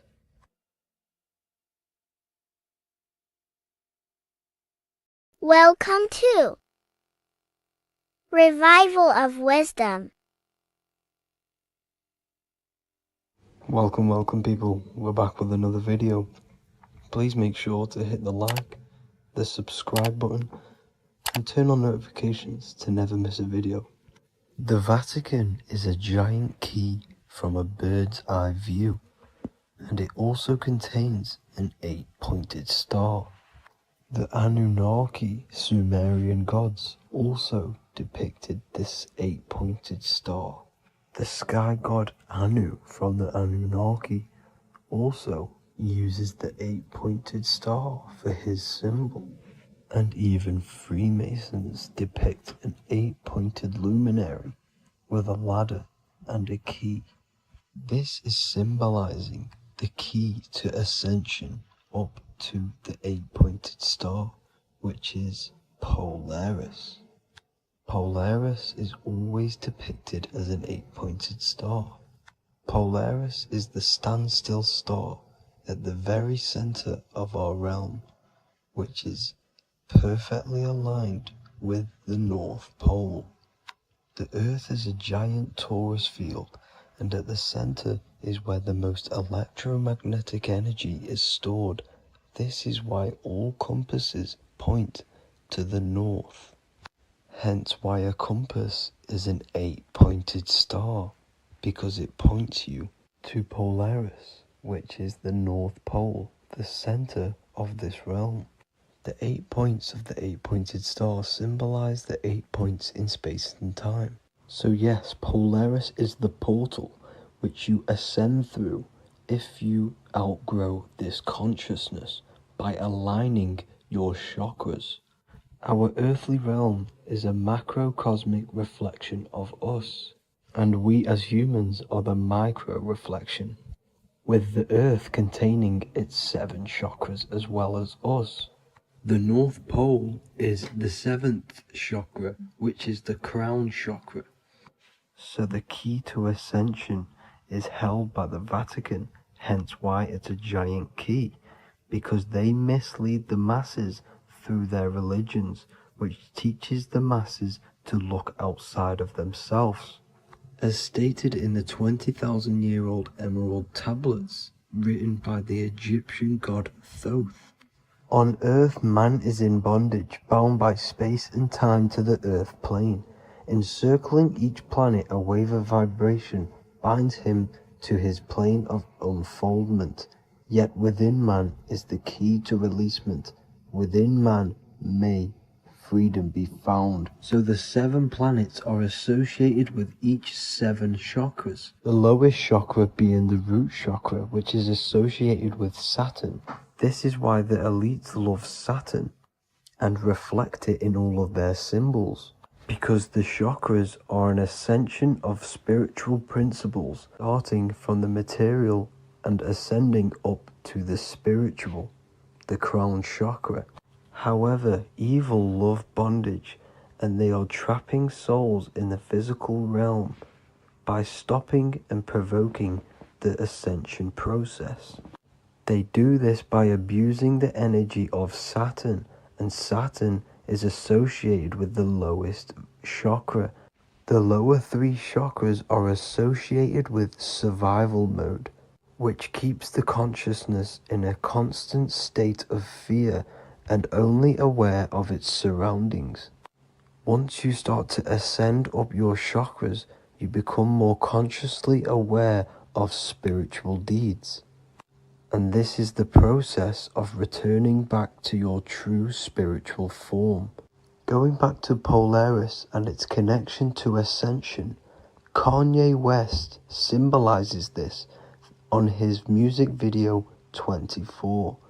As you see him rise up into the sky, you see an 8-pointed shape around him, which symbolizes the 8-pointed star, as you see the beam of light. And even NASA symbolize this in their Space Delta logos, a bear holding a key with an arrow up to Polaris, the 8-pointed star. Here's another NASA logo of an arrow from the Earth to Polaris. The series Lock and Key on Netflix is all about portals and doorways, and they have the Kundalini energy as one of their keys. Kundalini energy is the energy which rises up the spine, the 33 vertebrae, and activates the third eye. The third eye is the spiritual gland which connects humans to other spiritual realms. We are not the body. Our spirit, our soul inhabits the body. We exist physically, spiritually, and mentally. Therefore, we are multidimensional. The intellectual and spiritual inhabit the body. Therefore, this is just an avatar within this timeline. However, within each and every one of us, we all have the key to releasement, as says in the Emerald Tablets. This releasement is ascension, up until higher states of consciousness. As stated in the Emerald Tablets, man is in process of changing to forms that are not of this world. Grows he in time to the formless, a plane on a cycle above, and another one saying, man is a flame bound to a mountain, but we in our cycle shall ever be free. Know ye, O man, that when ye have progressed into the cycle that lengthen above, life itself will pass to the darkness, and only the essence of the soul shall remain. That's it for this video. I hope you all enjoyed. Please feel free to leave a like, subscribe, and comment any subjects you want me to talk about. God bless you all.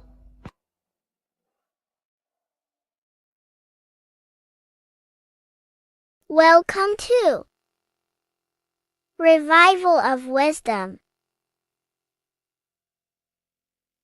Welcome people. We're back with another video. And this video is about Freemasonry and their connection to the Illuminati. Please, as always, to make sure to hit that like and the subscribe button and turn on the notifications to never miss a video. On May the 1st, 1776, The founder of the Illuminati, Adam Weishaupt, founded this secret organization, and this date can be found in Roman numerals underneath the all-seeing eye pyramid on the $1 bill. This $1 bill also says Anno Coptus Novus Ordo Secularum. This is Latin for announcing the birth of the New World Order. This New World Order will be headed by Lucifer, the all-seeing eye, and followed by the 13 layers of bricks for the 13 elite bloodlines. So your Orsini's, Rockefellers, Rothschilds, Soroses, and the other 9 elite families. So when Adam Weishaupt created the Illuminati, he made it consisting of high-level degree Masons, French and Latin philosophers, and many more powerful people to all become one society.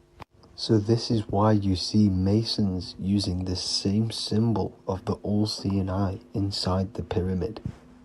But not all Freemasons are part of this Illuminati secret society. As the 33rd degree Freemason Manly P. Hall said in his book The Secret Teachings of All Ages, Freemasonry is a fraternity within a fraternity, an outer organization concealing an inner brotherhood of the elect. So what he's saying here is that Freemasons have to go up the degrees of Freemasonry, and once they hit the top, they either get elected or not into these secret societies like the Illuminati, Skull and Bones, and Knights Templar. So when you see celebrities doing this one-eye symbolism, either covering one eye, doing the triangle, or doing 666 over one eye, this is showing and reflecting the symbolism of Freemasonry. They have taken the oath to never speak on anything they learn about Freemasonry.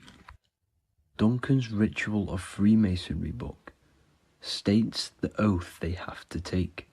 Quote, I ... of my own free will and accord, that I will hail, ever conceal, or never reveal any of the secrets, arts, points of Master Mason's degree to any person whomsoever.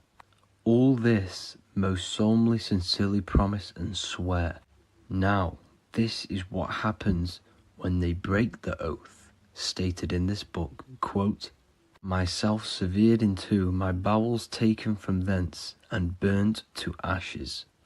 So this states that Freemasonry comes first, before any law of the land. It has the right to kill you if you break your oath. This is the hand gesture they have to do every time they enter the ritual room inside the Masonic lodge. This is the cutthroat symbol, showing you and reminding you of the oath and what will happen if you break it. Now in this book, Richardson's Monitor of Freemasonry, it states, if you break your oath, binding myself under no less penalty than to have my throat cut across, my tongue torn out by the roots, and my body buried in the rough sands of the sea. If they do not decide to kill you, this book states this by pointing him out to the world as an unworthy vagabond, by opposing his interest, by dearranging his business. In other words, they have the power to frame you and destroy your reputation to the world, and destroy your business if you break this oath. So yes, they do kill to keep this truth hidden, because this truth of this reality is what keeps them in power. They have the ability to manipulate people, because people do not know what manipulates them. This is why they call themselves the government. They govern the ment, which is the mentality, because the mind is the root cause of reality. They control what you perceive to control what you manifest.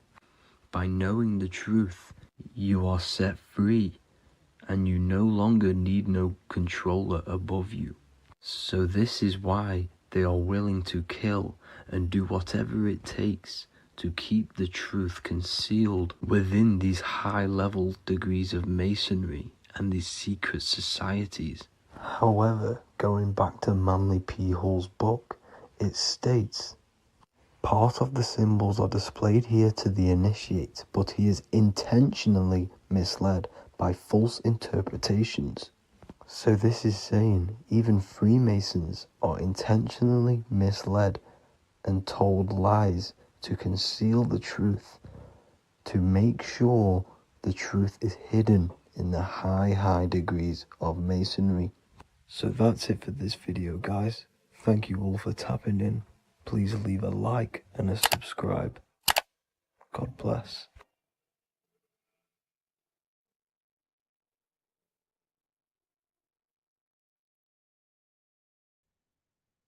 You don't just have a physical body. You have a physical, mental, spiritual, and emotional body. Each one of these aspects are a body of its own. Body does not just refer to a physical substance. You have a mental body for thinking, an emotional body for your emotions, a spiritual body for your energy in your astral form, and a physical body to encapsulate all of these. Each four of these aspects are essential for the human experience and essential to balance. Now, today we're going to be syncing the four aspects of your consciousness with the four seasons and the four elements and how this ties into the Bible. So we have four physical elements. We have 5 elements in total, spirit being the most important, but spirit is pure invisible. We have 4 physical elements. We have air, fire, earth, water. Air and earth, earth and water are feminine. Air and fire are masculine. Air and fire are active. Water and earth are passive. The air corresponds with the mental body of consciousness. This is where your intellect, this is where your communication, this is where your thoughts, intuition all comes from. This is the mental body of consciousness that allows you to think, allows you to process, figure things out, and have intellect and gain knowledge. This is your intellectual aspect of your consciousness, located in the head region. We have a fire nature, a spiritual nature. This is our astral body.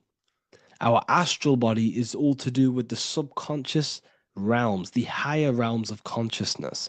This is the body that allows us to be free from the physical body. Our spirit is more of our energy.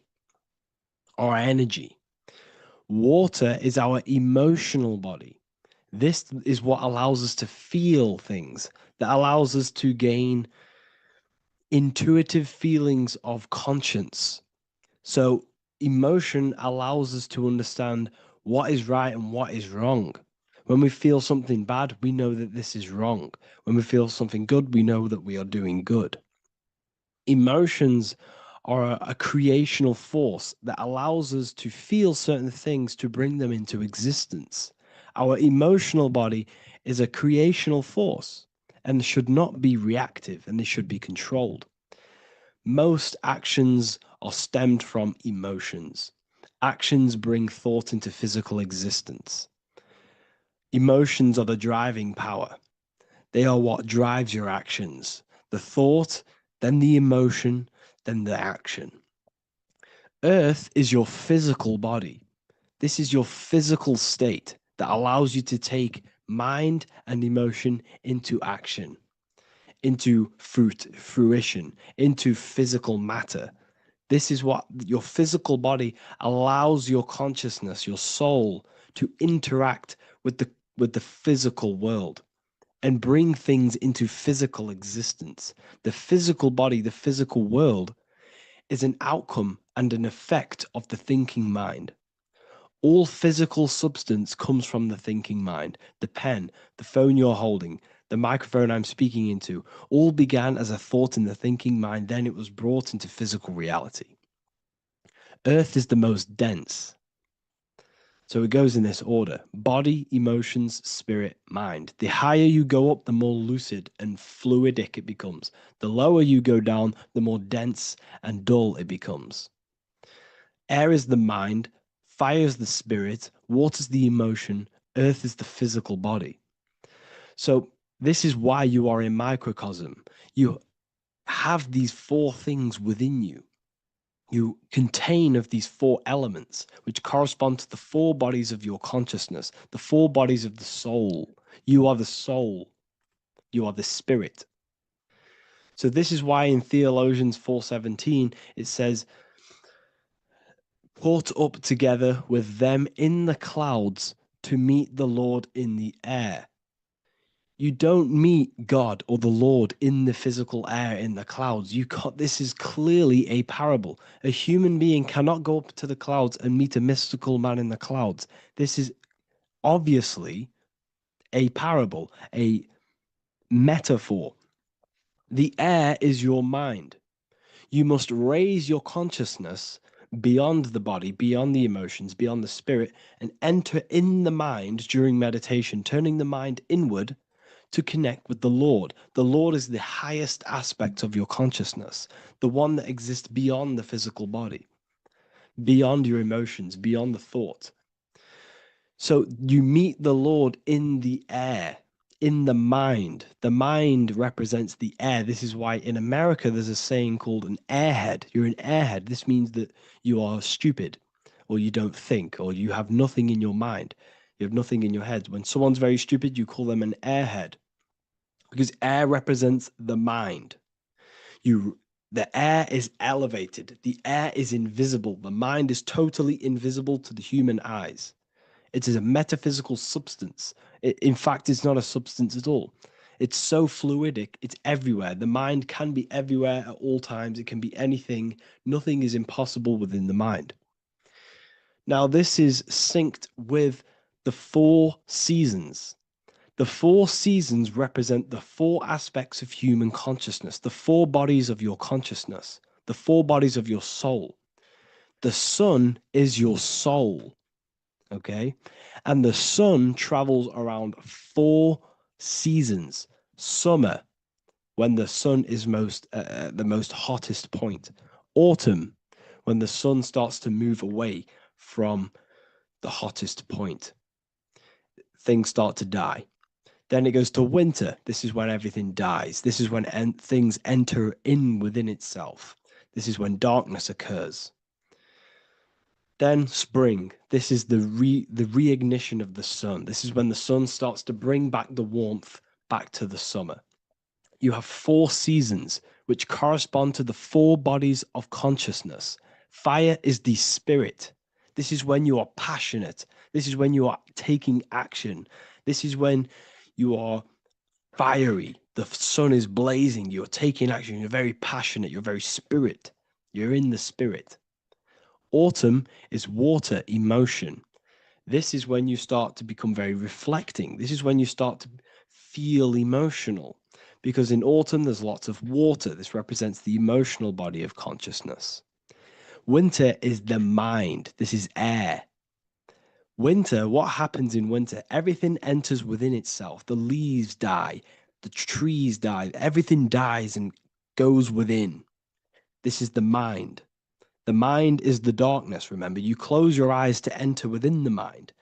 The winter represents meditation. In the winter, what do people do? They stay inside of their house. They research more. They read more books. They become more intellectual. They think more in the winter because we are so we're stuck inside. So we're more reflective, we're thinking more, we're more communicative, we're more intellectual. In the spring, this represents the earth, the body. This is when we start to come out of the mind and we awaken to the body, and things start to grow again. The plants start to grow. The earth is growing again and reborn again. This is the body. This is when you become more active in the spring. And then the summer, back to the summer, we then take action on these thoughts and these thoughts that we gained over the winter. Essentially, this is just a massive cycle, and this is a daily cycle also. The nighttime is the winter, the morning is the spring, the midday is the summer, and the evening time is the autumn. This is a microcosm. We have 4 bodies of consciousness. You are the sun, you are the soul, and the soul has 4 bodies: summer, autumn, winter, spring. Emotion, air, body, spirit. Sorry, emotion, mind, body, spirit. So you are the soul. You are the pure essence of consciousness. The sun is your soul in the heart. And the seasons are inside of you because you are a microcosm. Okay? You are a microcosm. The word sun is son. The Latin word for sun is sol, which is soul or solo, because the sun is solo. It's on its own. You are the soul, and the soul has the 4 different bodies of consciousness. So before we move on any further, if I've blown your mind, please, if you can, leave a like, a comment, a share, and a subscribe. Let me know what videos you want me to make in the future. Please drop a like. It definitely will help me. You are a microcosm of the macrocosm. Man is a miniature universe that goes through its own cycles. The seasons of the summer, winter, spring, and autumn do not occur merely outside of him, but within him as well. The summer is within you. You feel different in the summer. You feel different in the winter. You feel, depending on the body of consciousness, it's your soul's interacting with. So the sun in the sky is your soul inside, and the sun goes through these cycles, which is affecting your bodies of consciousness, because the cycles represent your bodies of consciousness. Now, this ties in with the Bible. This is why we have 4 Gospels. This is why Matthew, Mark, Luke, and John are always seen with the 4 different zodiac sign animals or symbols. So you always see each one of the Gospels. If you just type in on Google Matthew, Mark, Luke, and John, type in ancient pictures, paintings, or pictures of them, and you will find these 4 zodiac signs are always standing with each one. Taurus, the bull; Leo, the lion; Scorpio, the eagle. An old symbol for Scorpio was the eagle, and a man for Aquarius. Here you see very, very ancient paintings and artwork. Here we see Matthew, the man, Aquarius. Here we see John, the Scorpio. Same here. We also see it on the tarot cards, on the world card. We see the 4 fixed zodiac signs. Here we see it as well. These are called the 4 fixed zodiac signs. Now, when we look at the zodiac, we're no longer looking at the sky, because what you must understand is as above, so below. What is above you is inside of you. What is above is what is below. What is outside of you is within you. The zodiac is inside of you. The zodiac revolves around the sun. The sun is your soul. These are different energies of your soul. Like I said earlier, the 4 seasons are the 4 bodies of your consciousness. And in each body of consciousness, you have these different energetic energies that you can work with. Okay, so this is the true astrology. This is the true astrology, the internal esoteric astrology. You can't find much information on this at all. Very hard to find. So what we're looking at are the 4 bodies of consciousness.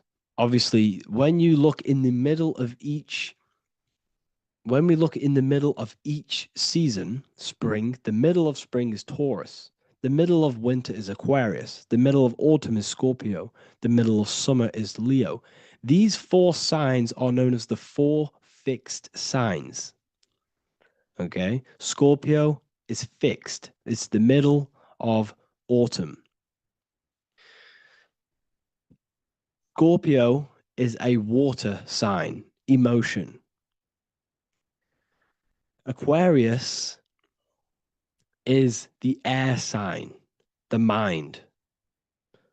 Taurus is an earth sign, the body. Leo is a fire sign, the spirit. This is why we see Matthew, Mark, Luke, and John with the 4 fixed signs of the zodiac, which represent the 4 bodies of consciousness. Leo, the spirit, fire. Luke, Taurus, earth, body. Matthew, Aquarius, air, mind. John, Scorpio, water, emotion. Each gospel is depicting Jesus and showing Jesus in each gospel. Each one of these gospels is showing and depicting Jesus according to the different body of consciousness. In John, this is when Jesus starts to turn water into wine. Water is emotion, wine is transmuted emotion. This is when he does miracles with his emotions, water into wine. Aquarius, which is Matthew, air, the mind.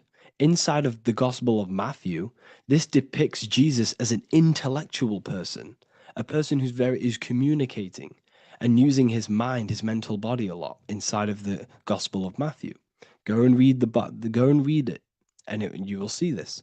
Luke, Taurus, earth, the body. Luke shows and depicts Jesus according to the body of consciousness, the physical body. He shows Jesus as a human, being a human being, helping people physically and helping people's physical needs, like giving away food and doing all sorts of good things for other people.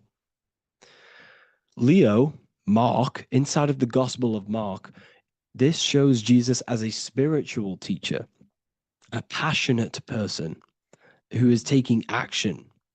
Each gospel is showing Jesus according to the different body of consciousness. And Jesus represents you, the Son. That's why it's called the Son of God, the light of the world.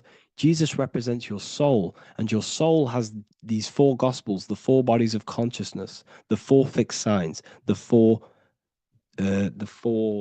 elements and the 4 seasons. These things all correspond to your consciousness.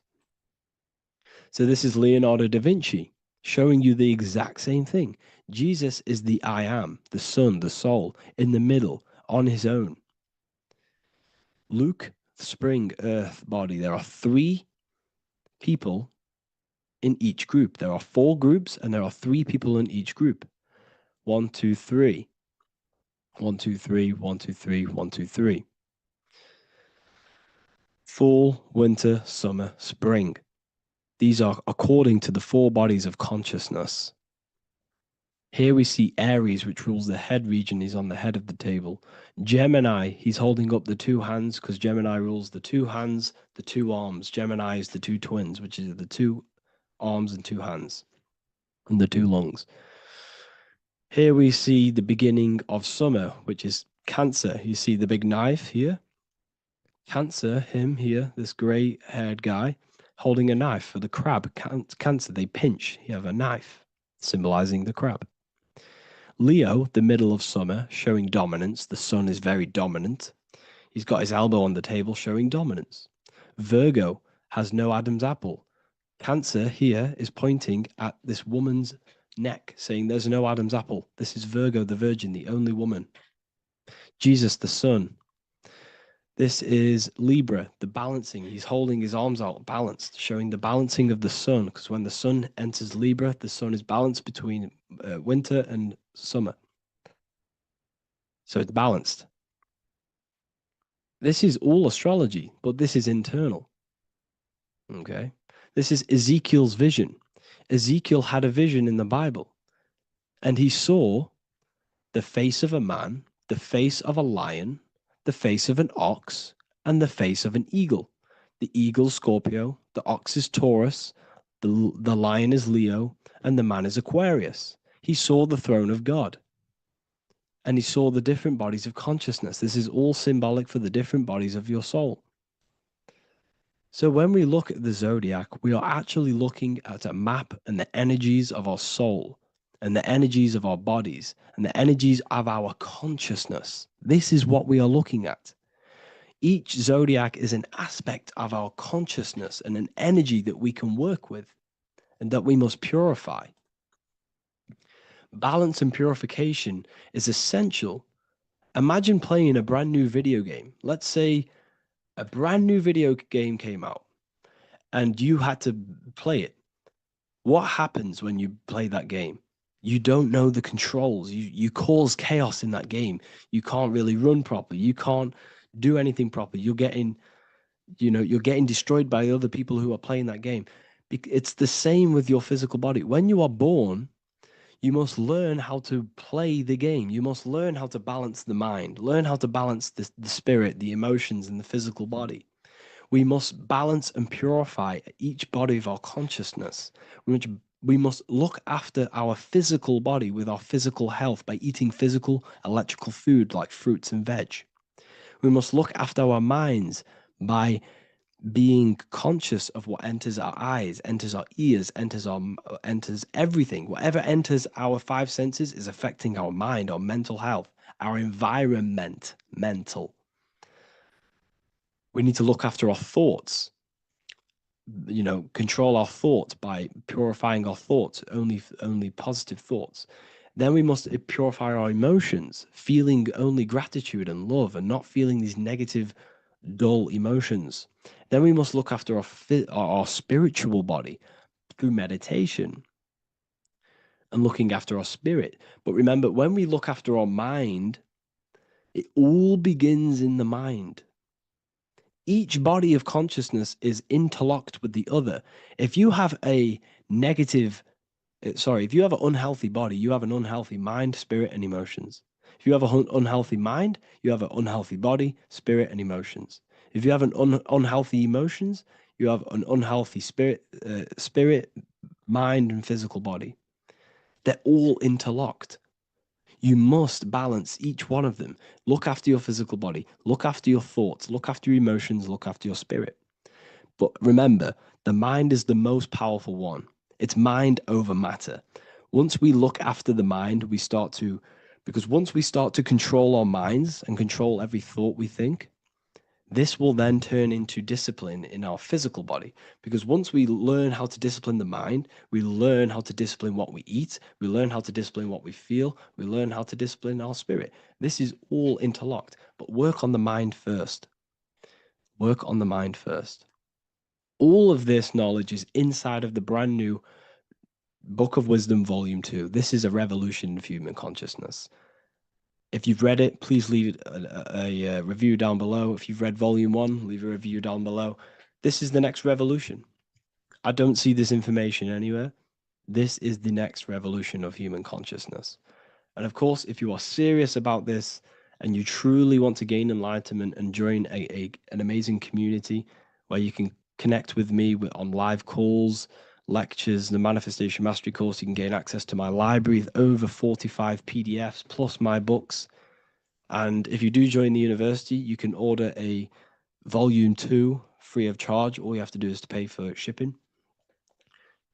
If you truly take your knowledge serious and you want to take advantage of life, join the university. This is where truth seekers belong. Just want to say thank you all. Please leave a comment. Please leave a like. It's going to help me a lot spread this knowledge to the world. And yeah, share this with a friend and subscribe. Thank you all.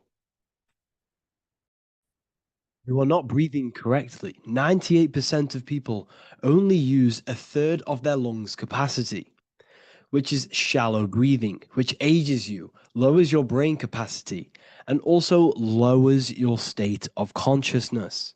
So it's essential that you breathe consciously on a day-to-day basis, because this is what truly elevates your consciousness. I am going to give you the key for you to raise your consciousness just through breathing alone. Such a simple thing, but yet the most effective way for raising your state of consciousness and becoming more spiritually and mentally advanced.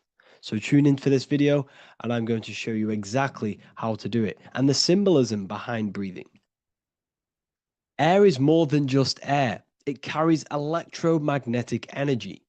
So now I'm going to give you the science behind this spiritual truth. This invisible force is what sustains all physical life, providing the life force energy essential for existence. Electromagnetism. Everything is fed off electromagnetism. Your body is an electromagnetic battery. Now, we can prove that air carries electromagnetism just by doing a simple test, a simple scientific experiment, by getting liquid oxygen and pouring it between a north and south magnetic pole, two polar opposite magnets. We see that the liquid does not fall straight through it. It is sucked, it is magnetically attracted to these two opposing forces, opposing magnets. This is proof that air, liquid oxygen carries electromagnetism. When you are breathing electromagnetism, the essential life force behind all living beings. This is known as energy or prana, chi, ether, or spirit. This is all the same thing. Air is not just empty space, it is energy, it is prana, it is life force, it is spirit, it is ether, chi, prana. You are an electromagnetic being. Your consciousness is in direct correlation with your electromagnetic aura or biofield around your body. Your state of consciousness is mirrored within this field around your body. Now, your breath, when you breathe in, you're breathing electromagnetism or life force. Breath is the vital link between the physical and the spiritual, bridging the body with the soul. Through breath, we connect with both tangible world and deeper, the unseen realms of energy and consciousness. Breathing deeply and properly elevates our consciousness, enhancing the brain's functions, heightening the sensitivity of our five senses. It also brings a profound calmness to the mind, creating a state of clarity and inner peace. Like I said earlier, breathing properly is the fastest way to elevate your consciousness. It is the fastest way because breathing, when you stop breathing, what happens? You lose physical consciousness. Your body will shut down if you do not breathe in this vital electromagnetic energy in the oxygen. If your body does not get this for 5 minutes or however you can last without breathing, this makes you lose physical consciousness. Your body will not survive without this essential life force energy. Therefore, air is one of the most overlooked things. This is why we see the symbolism of Buddha having a big belly. Why does he have a big belly? Because it's symbolizing breath work, proper spiritual breath work, the certain teachings of breath work, of when you breathe in through the nose, you have to breathe in through the nose. You don't want to breathe in through the mouth because the nose acts as a filter which catches dust particles and filters out the air before it enters the lungs. The mouth does not do that. The nose is for breathing inward. We breathe in through the nose, and when we breathe in, we breathe into our belly, not our lungs. When we breathe into our belly and our belly expands outwards, we are then moving this energy down from the nose down the spinal column. And when we breathe back out, the belly goes in, which is raising the energy up the spinal column, back out through the mouth. This is the true way of breathing, because when we breathe, we are moving energy. We are moving electromagnetic energy. When we breathe in through the nose, the energy travels down the spinal column. And when we breathe out, we are raising this energy back up the spine, some of it going out the mouth and some of it reaching the brain, activating dormant brain cells in the brain. But when we breathe, we need to make sure we are using 100% of our lungs' capacity, because the lungs is what transforms this special energy into consciousness, physical consciousness. So this is why Buddha has a big belly. It's not because he was fat. It's not because he was overweight. It's symbolism. It's symbolism of breath work. So try this. Do this for 2 minutes while you watch this video. Breathe in through the mouth as hard as you can until you no longer can fill any more air into your lungs and belly. Breathe it into your belly, not your lungs. And breathe out through the mouth. Do this for 5 minutes or 2 minutes, however long. I promise you, breath affects your consciousness. You will notice the difference. If you do it quicker, the quicker it'll affect your consciousness and you might go lightheaded. But that lightheaded is you activating your spirit, your energy body. So try this just when watching this video. When you breathe consciously, you are renewing both your energy body and astral body, aligning your consciousness with a higher state. This practice feeds new life force energy into the body, revitalizing and enhancing your overall well-being. Like I said, your brain requires the most amount of oxygen. When we have shallow breathing, this is reducing the brain's capacity. Because when we are not breathing properly, which 98% of people are only using a third of their lungs capacity, we are essentially only using a third of our consciousness, because your breath is directly correlated to your consciousness, your state of consciousness. When you breathe in through the mouth, out through the mouth, out in through the nose, out through the mouth, consciously and deeply for 5 minutes, you will notice that your senses are more powerful and sensitive. Your brain is quicker.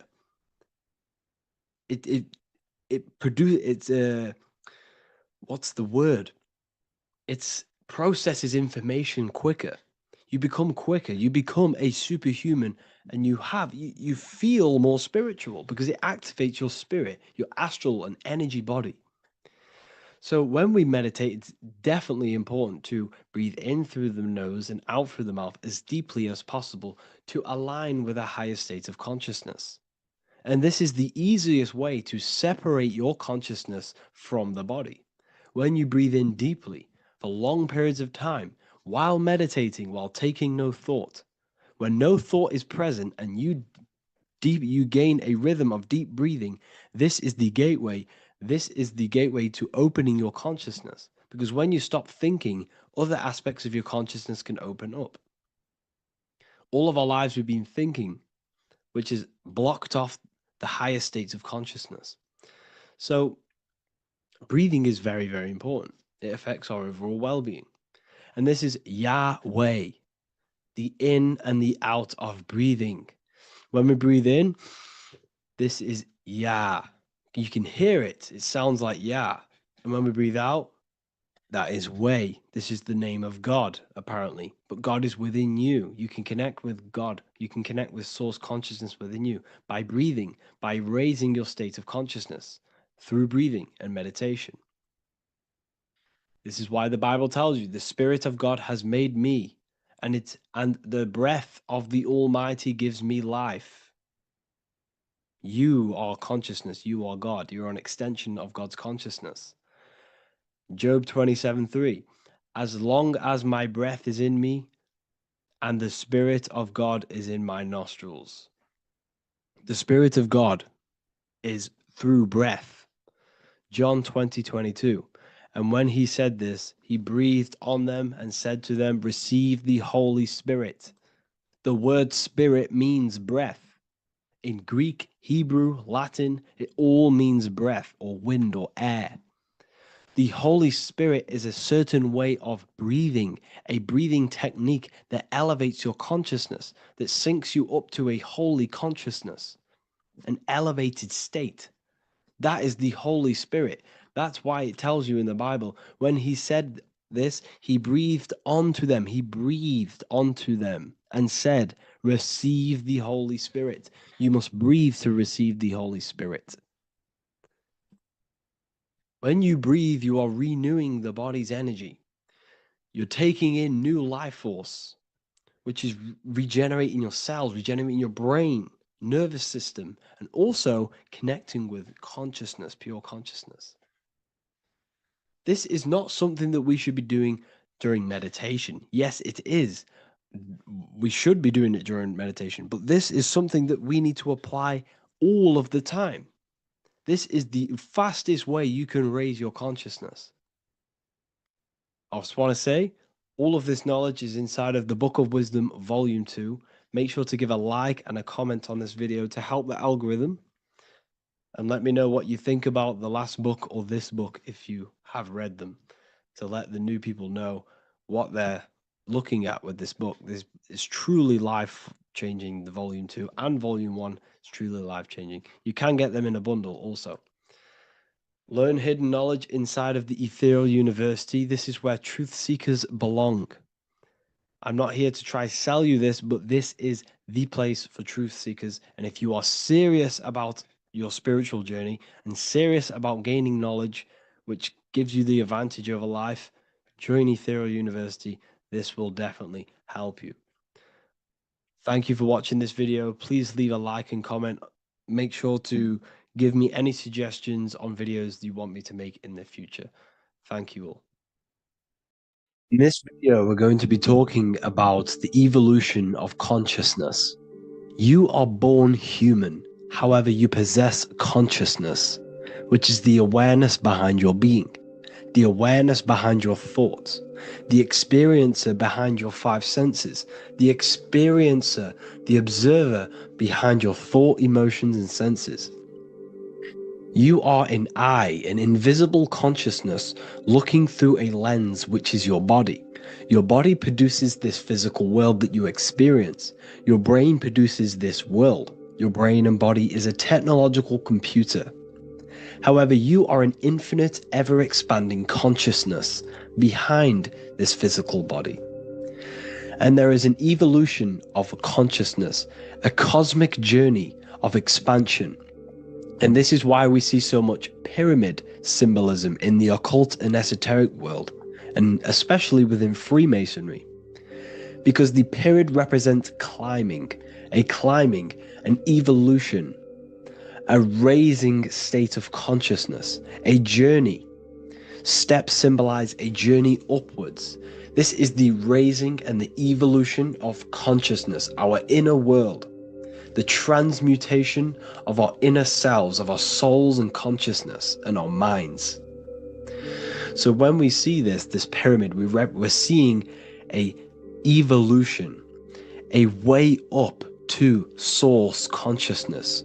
And the eye in the pyramid represents your source consciousness.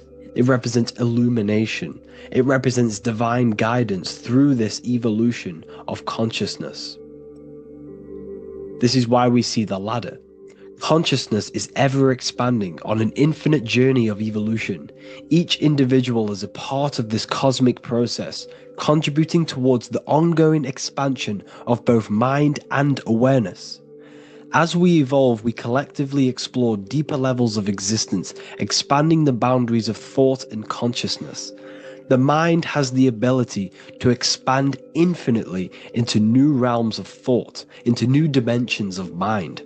The mind cannot be filled up. It is not a physical substance. The body can be filled up because it is a physical thing, but you cannot fill the mind. Therefore, the mind is constantly expanding, ever expanding into new fields of thought. So what we see in Freemasonry, the ladder, is again a journey, an elevation of consciousness. When we are born with an infant consciousness, and as we gain older, we gain an adult consciousness. Our inner world, our inner mind, and our emotional intellect changes and evolves. We are significantly different from when we were very young as an infant.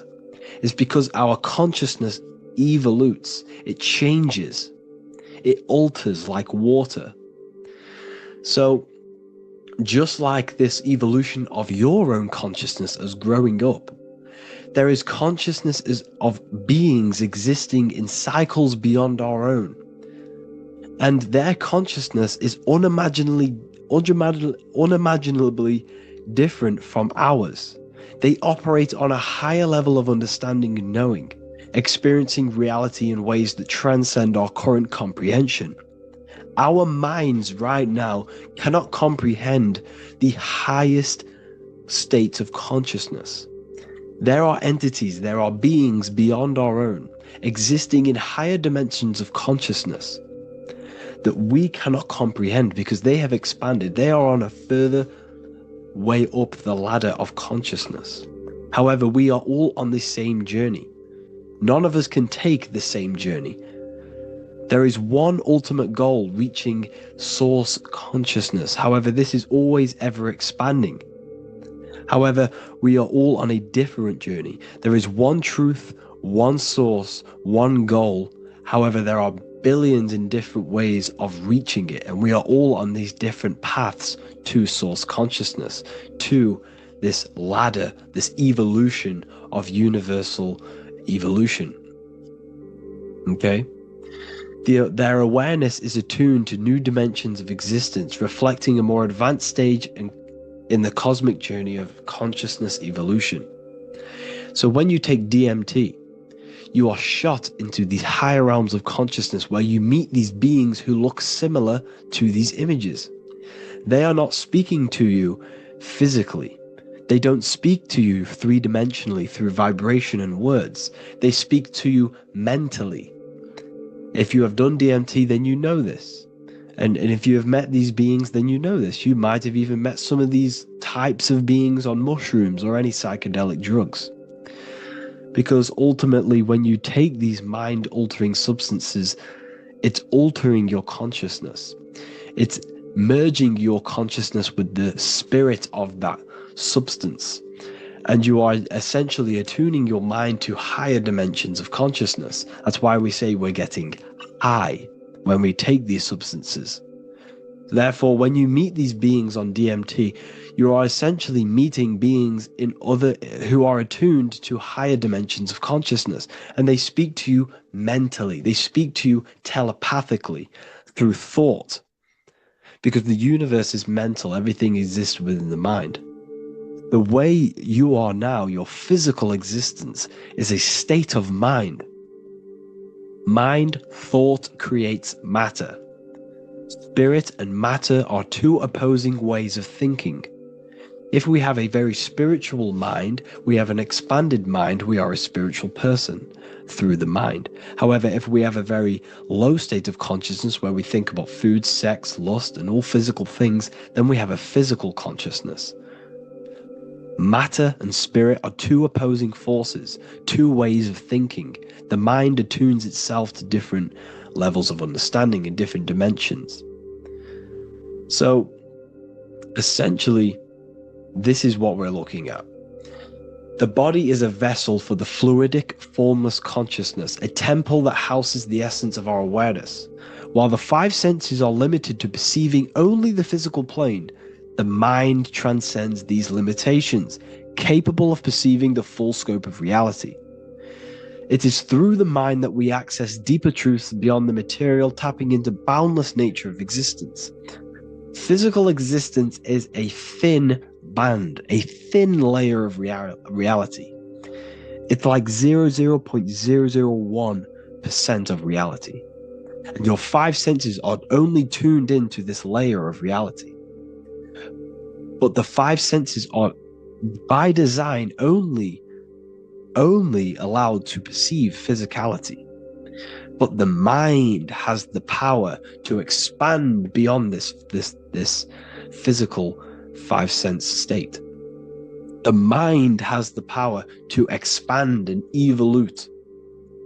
It is a conscious decision whether you want to take this path or not. You can stay in a three-dimensional way of thinking, or you can expand your consciousness from within. It's not an external journey. There is no God going to save you. You must save yourself. Therefore, behind every single one of these eyes is the same source consciousness. However, we are all different cells in a different journey. The organs in your body, the cells in your body are all alive. They all possess same consciousness, universal consciousness. However, we are all on a different journey of evolution.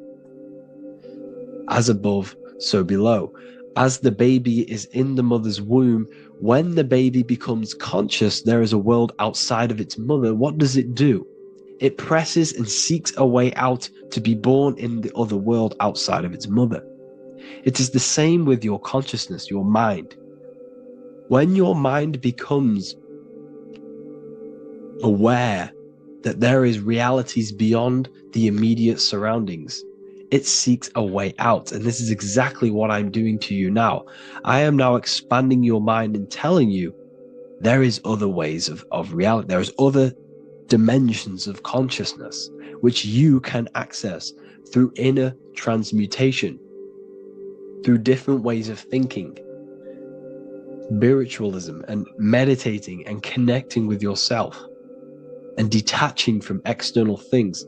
We can upgrade our consciousness. Your body is a womb. Why Jesus says you must be born again to see the kingdom of God, because you are born physically and then you must be born again spiritually, awakening your inner consciousness. So like I said, as the baby is in the womb, it's the same principle. As above, so below. You were a baby, you were in your mother's womb, and you figured out there is a world outside of your mother, so you seek to weigh out your mother to be born in another world. It's the same now. You must do this now. This is your spiritual evolution. This is the evolution of consciousness. It's ever expanding. When you die, this is a transition. You must learn to not fear death. This is another part of your spiritual journey. You must master death. Therefore, like I said before, the mind has limitless capacity to expand into new realms of thought, continuously exploring uncharted ideas and concepts without boundaries. The mind can ever expand. It can never be filled. It can never ever know everything. There is infinite fields of knowledge, infinite fields of thought. Your current state is just one stage on an infinite pathway. You won't remain human forever. The human experience is a crucial phase where we learn to balance polarities, master the fundamental laws of the cosmos. It is a period of growth and transformation, preparing us for the next stages in our cosmic evolution. The goal is to strive for perfection, yet the true perfection is unattainable. It's like a tunnel, and there is a light at the end of the tunnel. And as you walk through this tunnel, the light is ever moving backwards. You should forever seek to meet that light, but you will never meet that light because consciousness is ever expanding. You should strive for perfection, yet knowing that perfection is forever unattainable. The journey is endless, with each step revealing deeper layers of understanding and experience. The pursuit of growth and expansion is itself the essence of our evolution. You can find all of this knowledge in the amazing book that I have read for years. I have read this book, The Emerald Tablets of Thoth, the Atlantean, by M. Dorial, translated by M. Dorial. I'm telling you now, this book, now that I've told you this, you have some context on the book. The whole book is about evolution of consciousness. He's talking about higher dimensions beings. He's talking about how you can transcend this physical plane. It is truly the most amazing book you will probably read. One of the best spiritual texts you'll see. It's hard to understand, so you must read it over and over again. And the more your mind progresses, like for me, I read this every couple months. And the more I learn about consciousness, the more I expand my own consciousness. And every time I read this book, I pick out something new that just completely blows my mind. Because you can only understand this book to your level of consciousness, to your level of understanding. So now that I've told you all this information, go and read this book and it will absolutely blow your mind. And so will the Book of Wisdom Volume 2, which is now available. I released it the other day. I'm just going to read a page out now. This page is called Spirit and Matter. The Earth is not merely a dense, lifeless rock drifting through space. It possesses spirit, a living essence that animates its form. But what do we mean by spirit? Spirit in esoteric terms refers to the energy, the life force, animating the principles infused in matter. So essentially, what this page is talking about is how everything has spirit, consciousness within it. You are the middle, you are spirit and matter.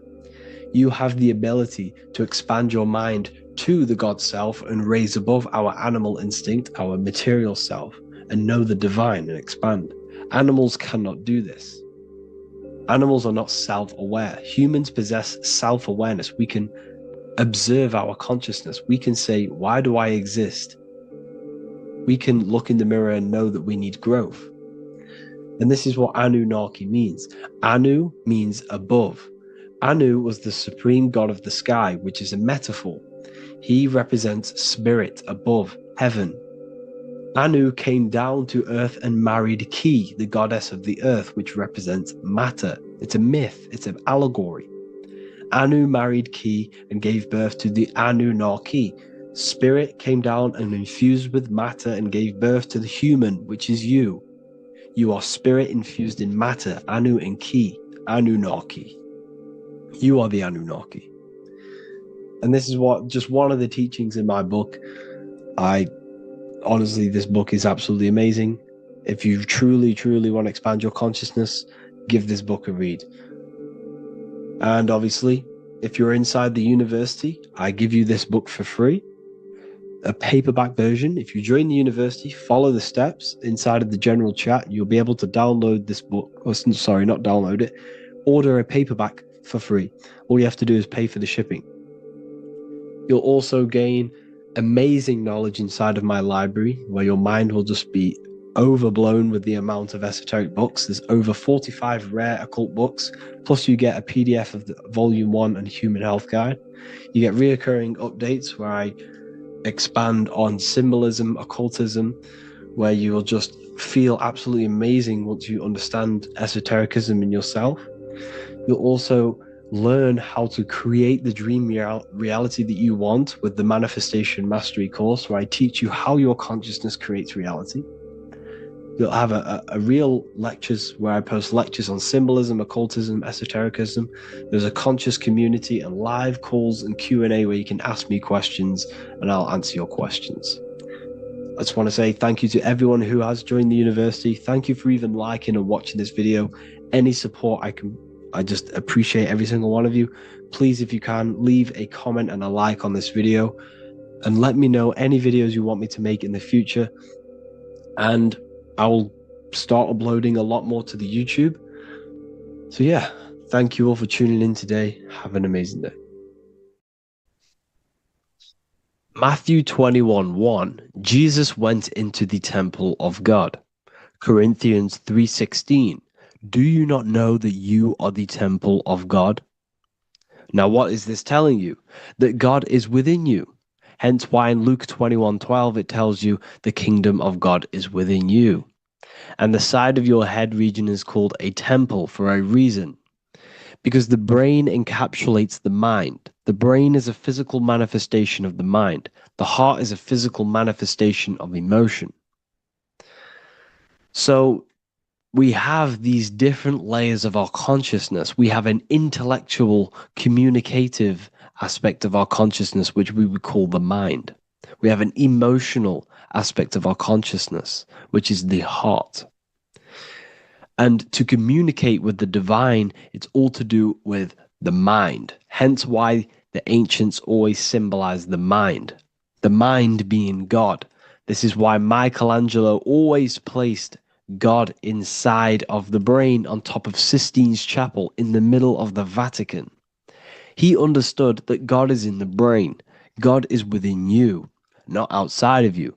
The church tells you that God is in the sky because they are creating a externalization of the truth to create a business and a distraction so that you don't find the divinity within you, so that you don't find your power. Now you have Adam, the physical man, the physical body, the ego, the lower self, and he is resting. He's not trying to reach to God, but God is reaching because the higher consciousness within you is always trying to communicate with you. It's always trying to wake you up to your divinity.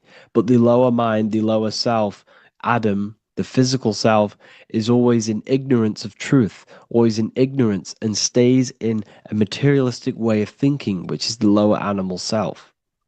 And this is what we call a sleep, or an NPC. This is the lower mind of man. But all you have to do is to move your finger to touch God. You have to look within yourself, within the brain, meditate, and you can find God. This is why in the Bible we see many references to the human body and anatomy to truly connect with God. Kings 6:8, the door to the middle chamber was in the right side of the house, which is the right hemisphere of the brain. The middle chamber is the pineal gland, where the seat of your consciousness is, but the seat of your higher consciousness is, the mind. And they went up the winding stairs, which is your spinal column, into the middle chamber, and out of the middle chamber into the third. So they went up the winding stairs. This represents raising your consciousness up the winding stairs. Your spinal column acts as a stairway of consciousness. Depending on what sort of consciousness you are operating in, depends on what part of the spinal column you are using.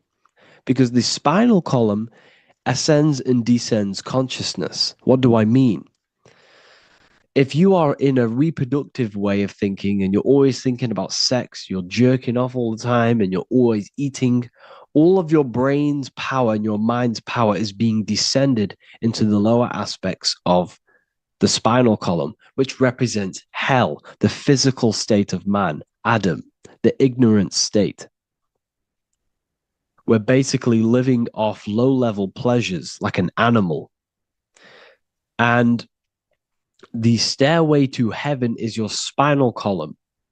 They went up the winding stairs into the middle chamber, which is your mind, your pineal gland, and out of the middle into the third stage of consciousness, physical, etheric, astral. When you meditate and you start to raise your consciousness during meditation, you enter the astral plane when you turn off thought. But this is the middle chamber inside of the brain. Here we see another painting inside of Sistine's chapel of God inside of the brain. This is the brainstem. This is the brain. This is the frontal lobe. This is the back lobe. This is the back lobe. This is the cerebellum. Here's the reptilian brainstem. Here's the claustrum. This is what we are seeing here. Anatomy. Here is another one in Sistine's chapel in the middle of the Vatican. This is depicting the brainstem. God's neck looks exactly like the brainstem. Here we see a real brain compared to God's neck, because the neck is just below the brainstem. And this is what they are symbolizing, because they knew that God is within you. God is a part of the human body. God is inside of the body, because the body is a vessel for consciousness, for universal consciousness.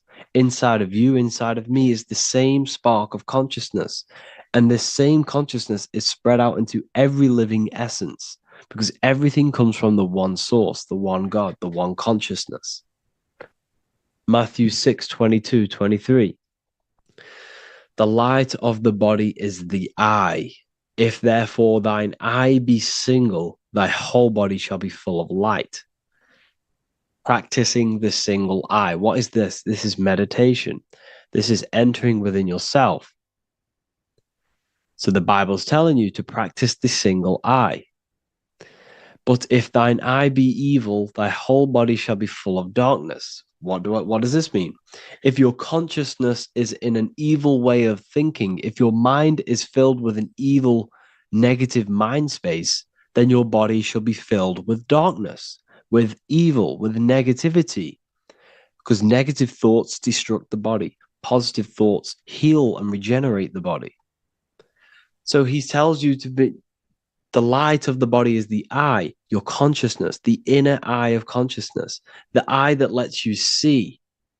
And what do I mean? You look with your two physical eyes, but you see with the inner eye. What you see is perception. You look with the two eyes, and what you see is perception. You are seeing, you are understanding, and that's what consciousness, the mind, gives you. Consciousness or the mind is the force that allows you to be a human being, that allows you to understand things and interact with things and make decisions. It's an infinite intelligence. See, the mind is not the brain. This is a big confusion with people. Hence why the eye on top of the pyramid is separate from the bottom half of the pyramid, because the consciousness is separate from the body, the eye, the all-seeing eye. It represents the observer, the eye that sees into this body, into this world, into this. You are the perceiver. You are the invisible spirit within the body.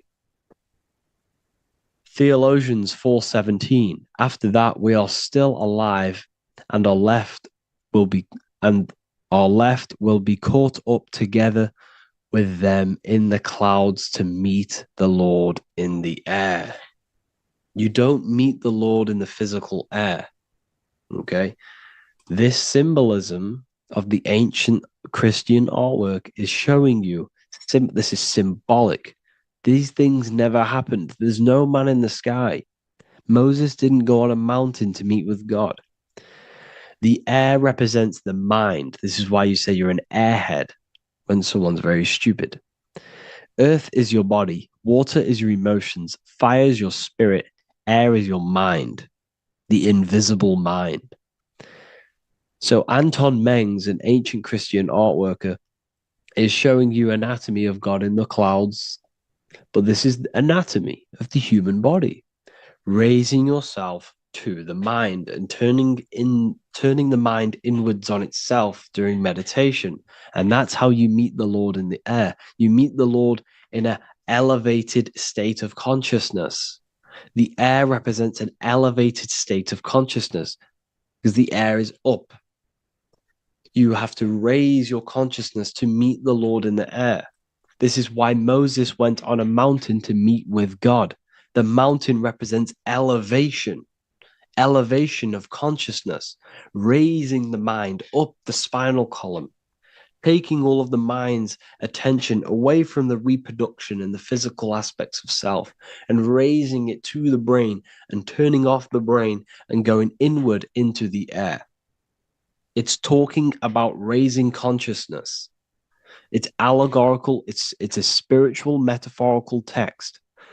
The side of your head's called a temple because inside that where that temple is, right in the middle of where you call the temple, is the inner chamber, the open room, the holies of holies in the Bible, or the land flowing with milk and honey, or Mount Zion. There's so many different names for the brain, or the upper room where Jesus meets his 12 disciples, the 12 cranial nerves in your brain. This is the temple of God. Your body is a temple of consciousness. It encapsulates the consciousness. It encapsulates the mind and soul. John 10:30, Jesus states, I and the Father are one. Psalms 46:10, be still and know that I am God. He's talking about the I am within you, not within Jesus. Everyone refers to ourselves as I. I am God. When you say I, you're referring to the highest aspect of yourself, the aspect that is above all thought, above all emotion, and above all things. When you say I, you're referring to your pure awareness, your pure consciousness, the highest aspect of yourself. And anything after I is egotistical. I is God. The letter I is the Roman numerals for one, because there is one God, one consciousness. The letter I is one line, just like the number one. Matthew 6:3-4, take no thought. Therefore, take no thought. Take no thought. He says this 5 times because you must turn off the 5 senses and take no thought to connect with God. Be still. This is telling you to meditate and know that I am God. The I am within you. I and the Father are one. I and God are one.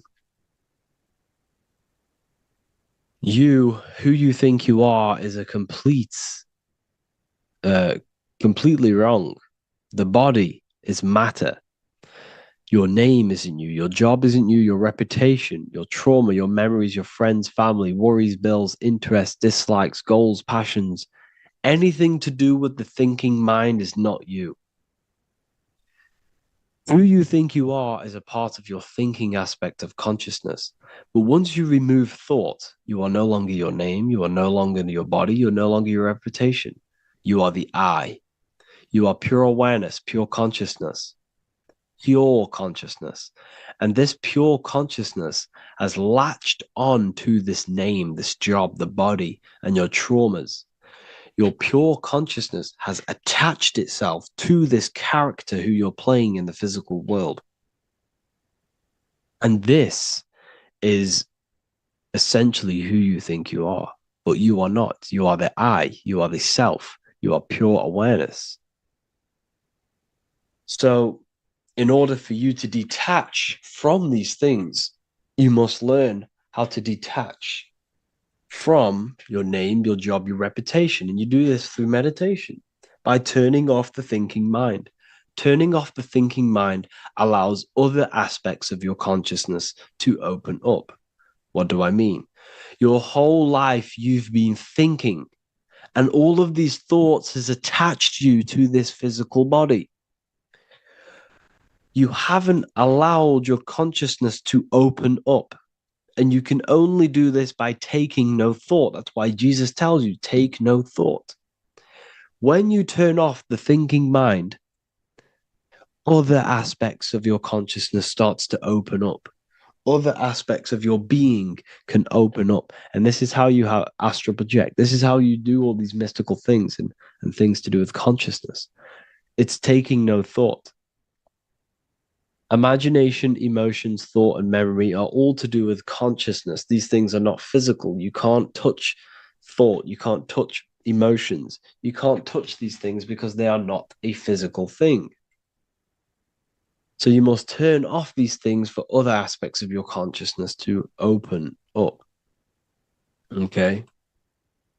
So essentially, the Bible is a metaphorical, astrological, numerological, metaphysical, spiritual, encoded text that talks about human anatomy, spirituality, and the true nature of the human experience. Everything they would teach you in school is to make you think that you are this body. Everything they teach you in church is the externalization of the true teachings of Jesus. Jesus was telling you to meditate. Jesus was telling you to practice the single eye. Jesus was telling you to look within yourself and find God. He wasn't telling you to pray to him. Mark 16:19, he was taken up to heaven and sat at the right hand of God, the right hemisphere of your brain. John 21:6, cast the net onto the right hand side of the boat and ye shall find fish. Fish is understanding. The boat is your body, your brain. Cast your awareness into the right side of your brain and you will find understanding, because the right side of your brain is all to do with the creative aspect and the intuition and the spiritual sides of your consciousness. This is why God is here. This is why Michelangelo depicted God in the right hemisphere of your brain, because this is all human anatomy. And I speak about all of this in the brand new Book of Wisdom, Volume 2, which is now available. The start of the revolution has begun. This book is truly going to change the way people see the world. It's got so many more topics than the last one. It's truly a revolution. It's written in so much detail. It's very practical. I cannot wait to share this one with you. I just want to say thank you for the opportunity for me to create this book, because without you, I couldn't have created this. And I just love sharing my work with you. And I thank every single one of you for the support, the watch, like the views and the likes, everything, especially the people who have joined the university and stuff like that. And for people who have joined the university, you do get a free Book of Wisdom paperback if you just go to the general chat and follow the description, follow what the instructions that I gave you in the chat, and you'll be able to order a free Book of Wisdom if you are inside of the university. Plus, you get all of my other books, 2 books, and over 45 occult books on occult and esoteric things. You get lectures, live calls, a community, a manifestation mastery course, and a whole library and reoccurring updates every month, every week. So yeah, I hope you all enjoyed this video. Thank you all. Please leave a comment to help the algorithm, and leave a comment on what videos I should make. And yeah, I'll get to uploading on the YouTube a lot more now the second book is now released. I have a lot more time on my hands. No longer using my energy to create the book. I'm now going to redirect this mental energy into the YouTube. So there will be a lot more content coming. So I need some content ideas. So feel free to comment some ideas, some YouTube videos that I can create. Thank you all, people. Have an amazing day.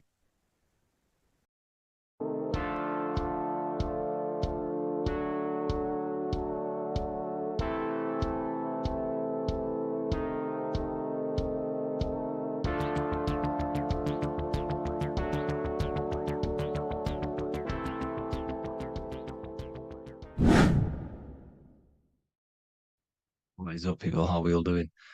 Today, we're talking about the flat earth cosmology. So let's jump straight into this.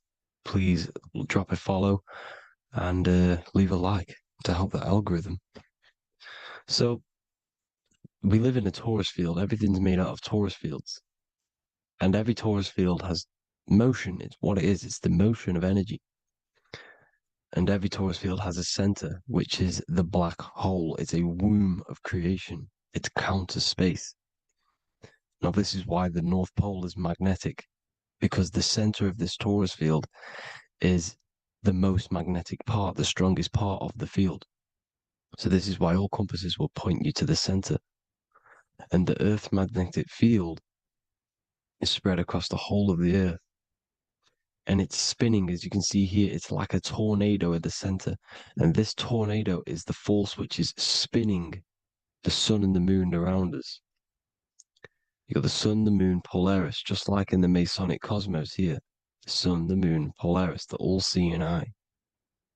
Now we'll get into Polaris a bit later, but the sun is the magnetic force. Sorry, is the electric force, because every field is electromagnetic. Now, the sun is electric. It's positively charged. It's gonna give you energy. It's feeding energy. The moon is more magnetic energy, which is taking your energy away from you. And this is why you become sleepy when the moon comes out, because it's taking away your energy. So these two forces is the balance. It's the yin and yang.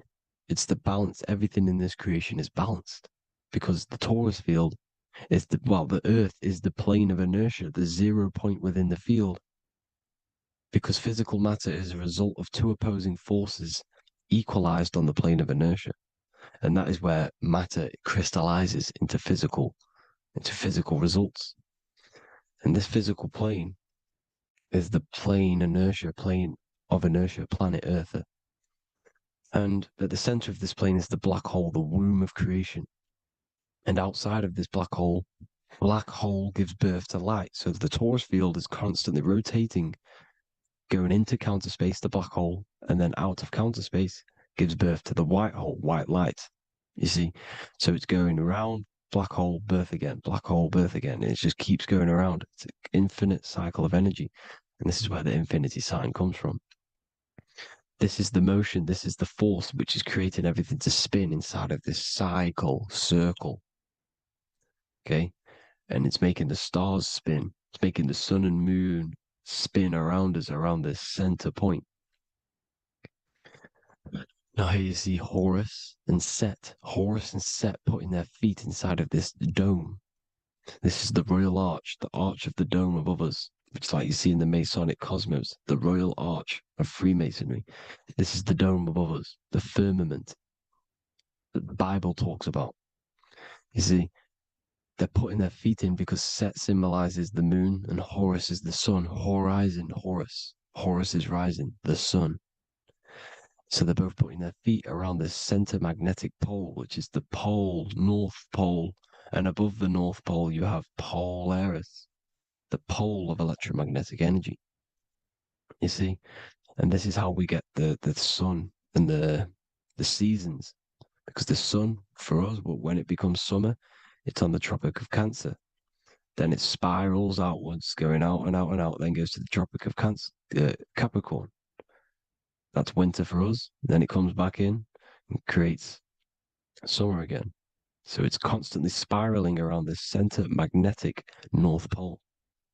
You see? So this roof above our heads is the firmament, and this is what they've taken off of us. They haven't physically taken it, but mentally they have taken this away from you. It's a female energy, and this is what the Egyptians called Nut, the sky god Nut. And this is the womb. We are inside God's creation, God's womb, and the woman's womb when she has a baby is a microcosm of this, because everything inside of this creation is micro, macro. It's a reflection of the bigger things, as above, so below. So the dome above our heads is the dome we are in when we are a baby. And you can see the sacred geometry of it is the exact same. It's the dome. And when we are inside of the womb, the woman, the sacred maker, which is the M, the Masonic M, this is the Gmail symbol. The Masonic M is maker, mason, matter, male. She delivers the male, you see. She delivers the male because it's the maker, the female, the magnetic. The woman is magnetic in nature. The male is electric in nature. So when we are in this womb, the female, we are being fed by the center umbilical cord, by the center of the mother's stomach. We're connected to the center of the woman's stomach, just like we are when we are in the earth. The center is where the aurora borealis is being emitted from, the electromagnetic aurora borealis, the northern lights.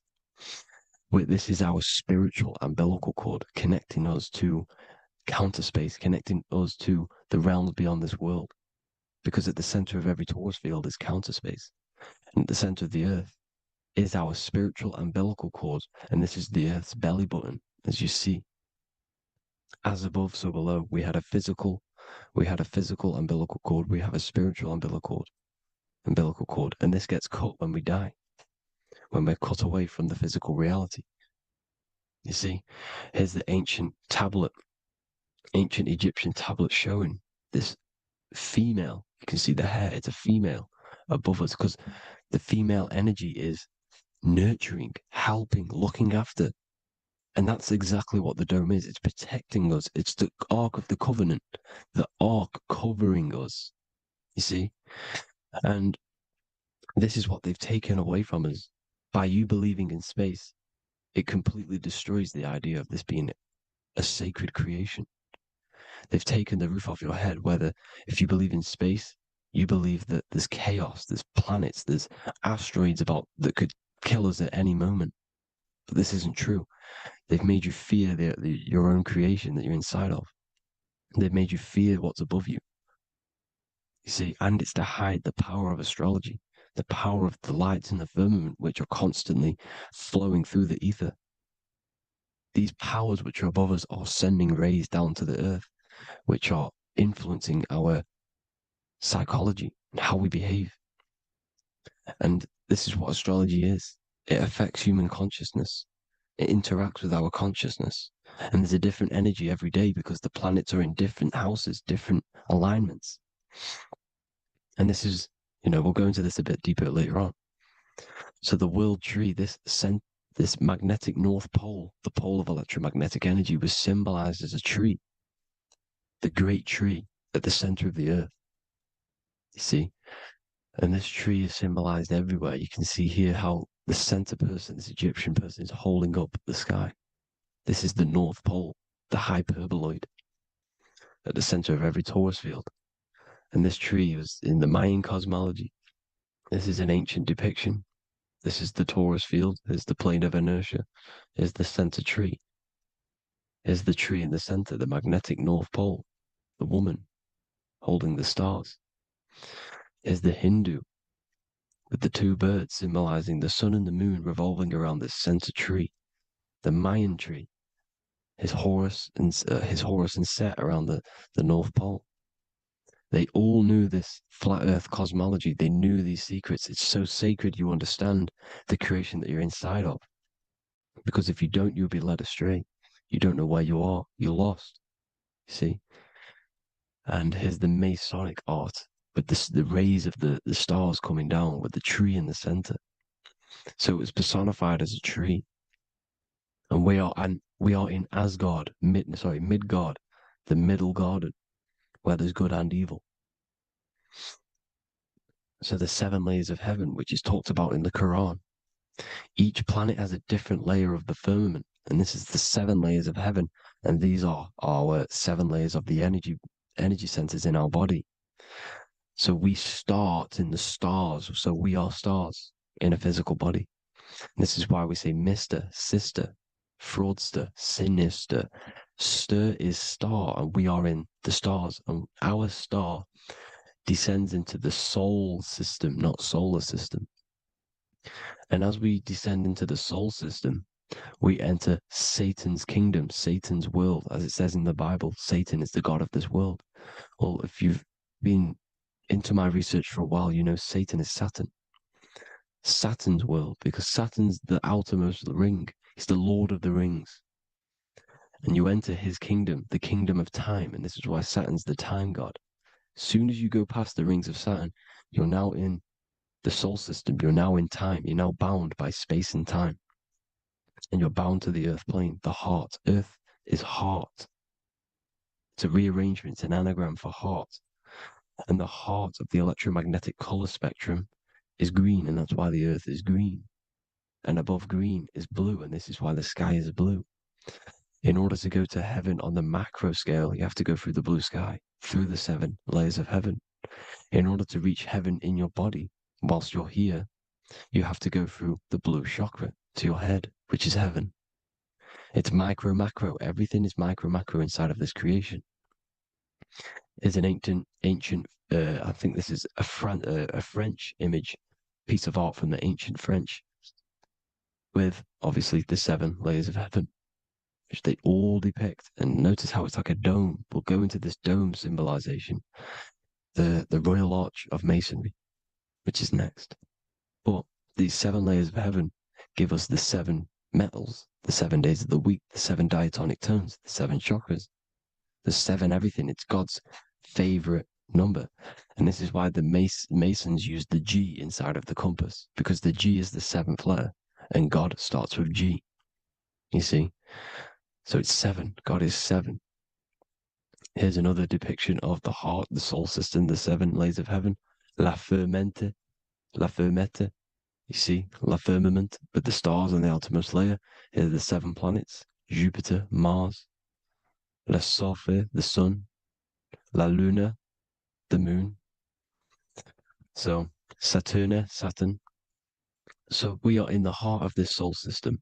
In order to ascend, we need to ascend up our chakra system, reach 144,000 hertz, God consciousness, the God man. You have to unfold God man, master of the mind, mastery of the mind. So, what are the stars? The stars make everything unique. The stars are constantly rotating around the center, magnetic North Pole, the tornado at the center, which is stirring everything. It's stirring the ether. The center is the ether, and the 4 elements are born out of this ether. There's 5 elements: ether, spirit, water, air, and earth. The ether gives birth to the 4 other physical elements, which the whole of creation are made out of. About them 4 elements. 4 is the number of stability. You know, a chair, a table has 4 legs. It stables things. It's a foundation, and these 4 elements are the foundation of this creation. You see, and this magnetic North Pole is stirring this, and the four vibrational states of the ether are the four elements. Now let me get back to the stars. I just wanted to give you that. The stars are being stirred around this center point, center. It's stirring everything, and they're always in different alignments. Every millisecond, they're moving in different placements of the stars, and the planets are called the seven wanderers because they're not fixed. The stars are fixed, but the planets are called the seven wanderers, the seven layers of heaven, because they move faster and slower than each other. Each planet is slower and faster, has a different rate of speed it's moving. So these alignments are mixing in with the energies of the different 12 constellations. And this is why you have a unique characteristic. You have a unique look, a unique energy, a unique personality. This is because when you were born and you took your first breath, that energy which was in the ether, because the ether is all around you, and energy travels through the ether.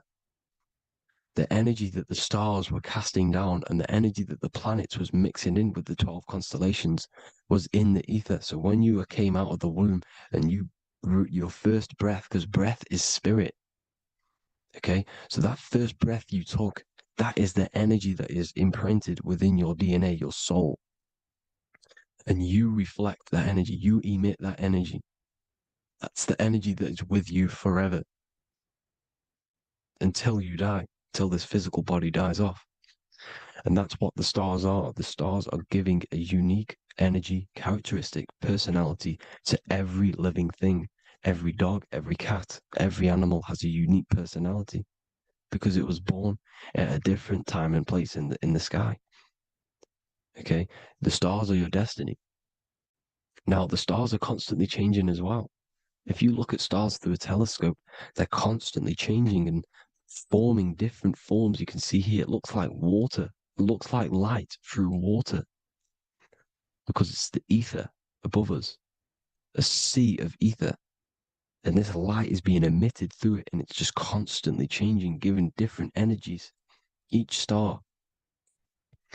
So this is why this is what the Zodiac is. It's the expression of energy. It's the expression of the stars.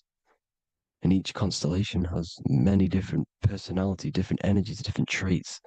Each planet has different traits, depending where your planets are, depending what energies you hold. No two person have the same energy. There's no one. It could be similar, but no one's the exact same. It's because of the stars. The stars are never in the exact same split place. The planet's always in different houses. So here's some Royal Arch symbolism. Here's the Royal Arch of Masonry, as it says here. The sun and the moon, the constellations. Here's Cancer, the 7 planets, the 7 stars. Here's the Royal Arch. This is the firmament. Here's the duality.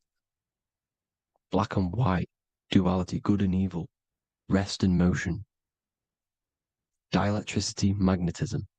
See? So this is what the Royal Arch is. It's symbolizing the cosmic dome above us. The womb we're in. We're inside God's womb. And here's George Washington, the Freemason, inside of the Royal Arch. You see? With the G, the Masonic G, God, 7. Here you see another depiction of George Washington with the stars in the dome above his head, his Polaris, the sky vault, Polaris. We'll get into that later. Go inside of all of your ancient churches, you will see the dome. Go to the Vatican, you'll see the dome. All of your ancient churches have this dome because it's the dome above your head. The ancients knew this. This was known. We did not live in space. It was known back then. They all knew. This is Crown Court, which is one of the most important courts in the UK. You can see it's clearly so much Masonic symbolism. You've got the 4 pillars of Masonry. The Royal Arch is like an arrow pointing upwards to Polaris. His Disney World is under a dome. In his Polaris, the sky vault. You see? And also 666 in the symbol. Here's more 7 layers of heaven. Here's an ancient depiction. The firmament. Here's the astral plane outside of the firmament. The Royal Arch. You see? It's everywhere. Here's Polaris, the 8-pointed star. Polaris is in between the sun and the moon. It's at the center of the torus field. And Polaris corresponds with the pineal gland as well because it's the all-seeing eye. See? So is Polaris, the 8-pointed star, which is at the very top. It's the very center. It's on top of the North Pole. And it's an 8-pointed star that's always symbolized as an 8-pointed star. Here you see the Vatican. The Vatican is a giant key with an 8-pointed star. See, it's a key. Here's the dome.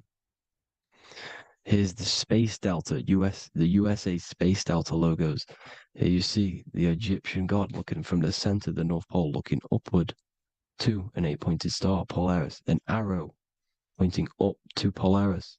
Here's another, the bear holding a key with an arrow up to Polaris. 7 holds the key to Polaris. Here's an eagle holding a key above the North Pole to Polaris. Polaris, and here's another one. There's another bird, like a dragon, holding a key to Polaris. Because Polaris is definitely something to do with leaving this creation. Okay, maybe, I can't say for sure, but maybe it's to do with ascension, and this is why the Vatican hold the key to the 8-pointed star. And this is why the space, well, we all know space is a lie, but they're showing Polaris and its sacred symbology. Maybe it's to do with something leaving this creation, going to another. Here's some North Pole symbolism. As above, so below. See the four seasons of the Big Dipper constellation going around Polaris. This is Polaris, this is the Big Dipper constellation, and this is the swastika. This image gives us the swastika, because all the symbols we use are created in nature. They're created somehow in nature. This is how we get them. As above, so below. This is the map of the North Pole with the 4 rivers looking like the Big Dipper constellation.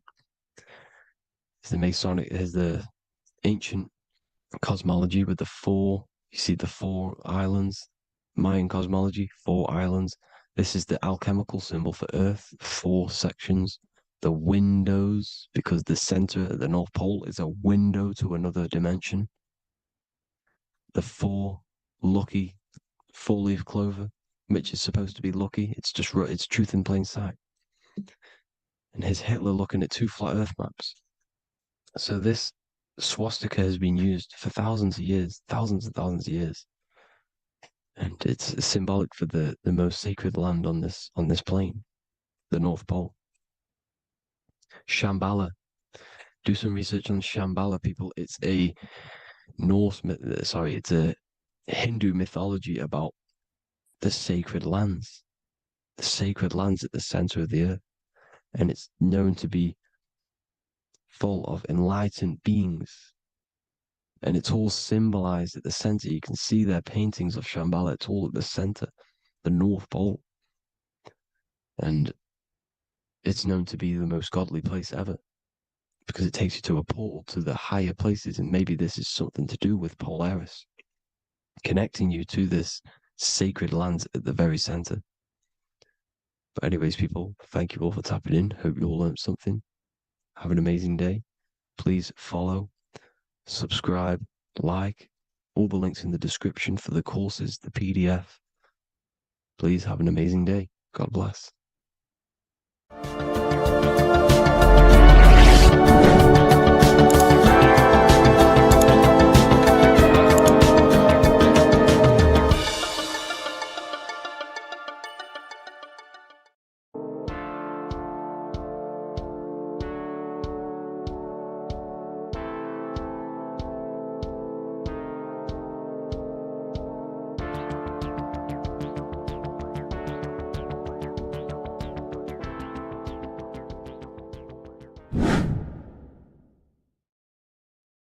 How are we all doing today, people? It's Revival of Wisdom, and today we're going to get real deep.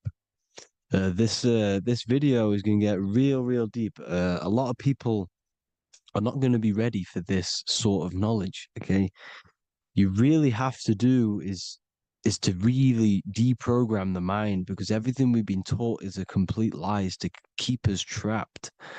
Okay, this is really advanced knowledge. Now, let's get straight into this.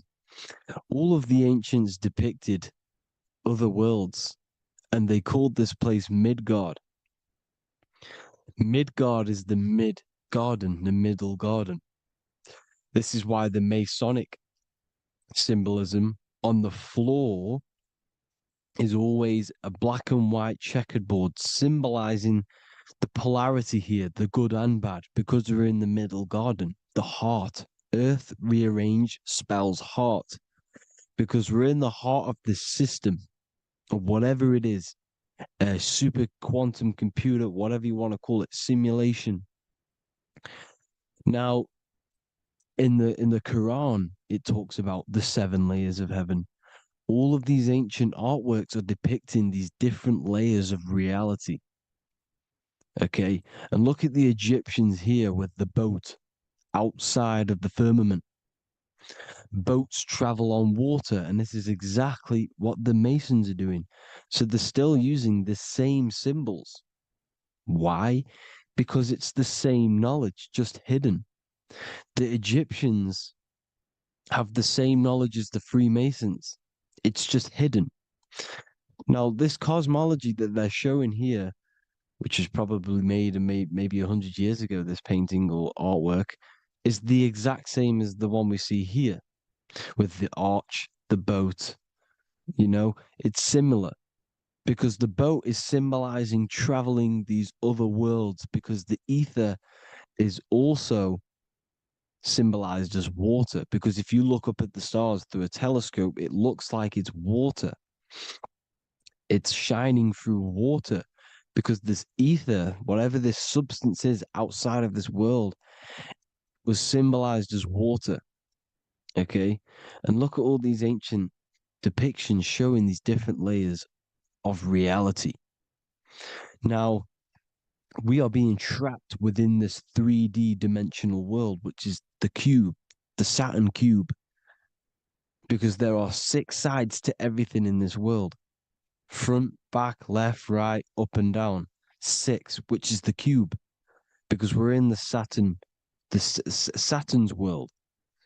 Okay, now, always been depicted as a tree of life, the tree of the universe has always been depicted as this tree. Because let's get a bit deeper. Now, the cosmology of this reality is the sun, the moon, and Polaris, always in the Masonic art. The sun, the moon, and Polaris, the all-seeing eye. If you go inside of the temples, of the Masonic temples, they always have this star in the middle, shining light beams. Okay? Look here. The light beams coming from the big star in the middle, which is Polaris. This eye is God. It's God's light shining down from his abundance. Now, when you astral travel, you will see this big ball of light above you, and this big ball of light is God. But you cannot travel towards it until you are pure. It doesn't work like that. You have to become formless. You have to become pure before you can become one with the light. In all these Masonic artworks, it's all depicting the star in the center. This star is Polaris, because Polaris is the way out of this place. And this is why you see the stairway to heaven all the way up to the light beam, the light source. What does it say in the Bible? God is light, because everything is made out of one substance, and that substance is light. And it symbolizes the eye, because God is an eye. All things that are alive have an eye.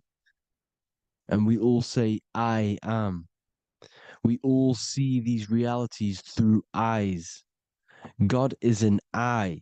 He's the all-seeing eye. He sees all things at all times. And he is projecting this light. And this light comes down to create all the different levels of the worlds. And this is what the 2 pillars symbolize the number 11. 11, the number 1, is just a vertical line. It's the one. It's a one point. 11 symbolizes the mirror nature of reality. Everything's mirrored, as above, so below. Now, the 11 also symbolizes openings, doorways. And as you can see here, an opening to the all-seeing eye. And you see here again, an opening to the stairway all the way up to the light. This light is the light of God in the astral worlds, beyond this world. Now, Polaris has also been symbolized as the UFO. They put the truth in plain sight. So, you know, in the films, how the UFOs suck people up. That's what Polaris is doing. If you ascend beyond this world, if you do not ascend beyond this world, you will be reincarnated in this world. The whole thing is to outgrow this consciousness to the plane above. And I'm not just making this up. I'm going to be bringing in scriptures after this. But you can see with the Christmas tree, we always put a high, big star at the center, at the top, which is the star of Polaris, which is exactly what the Masons are doing here. The star at the top. And it's on top of our Christmas trees.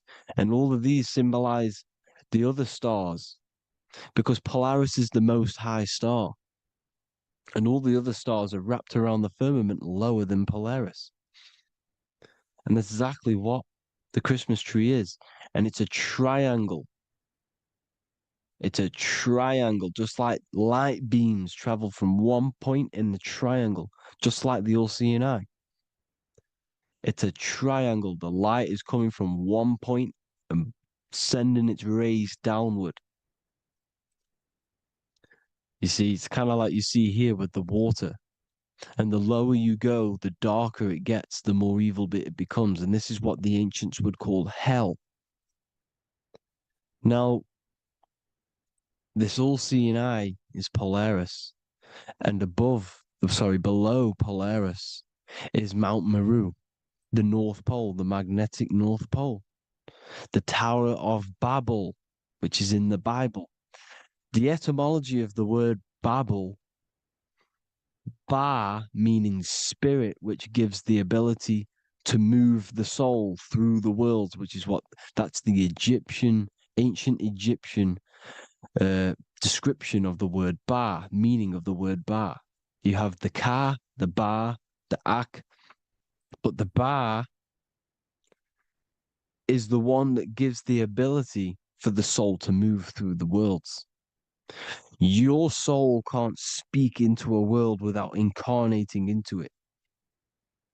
Now, the Tower of Babel symbolizes Mount Meru because it's the word Ba is the spirit which gives the ability for the soul to move through the worlds.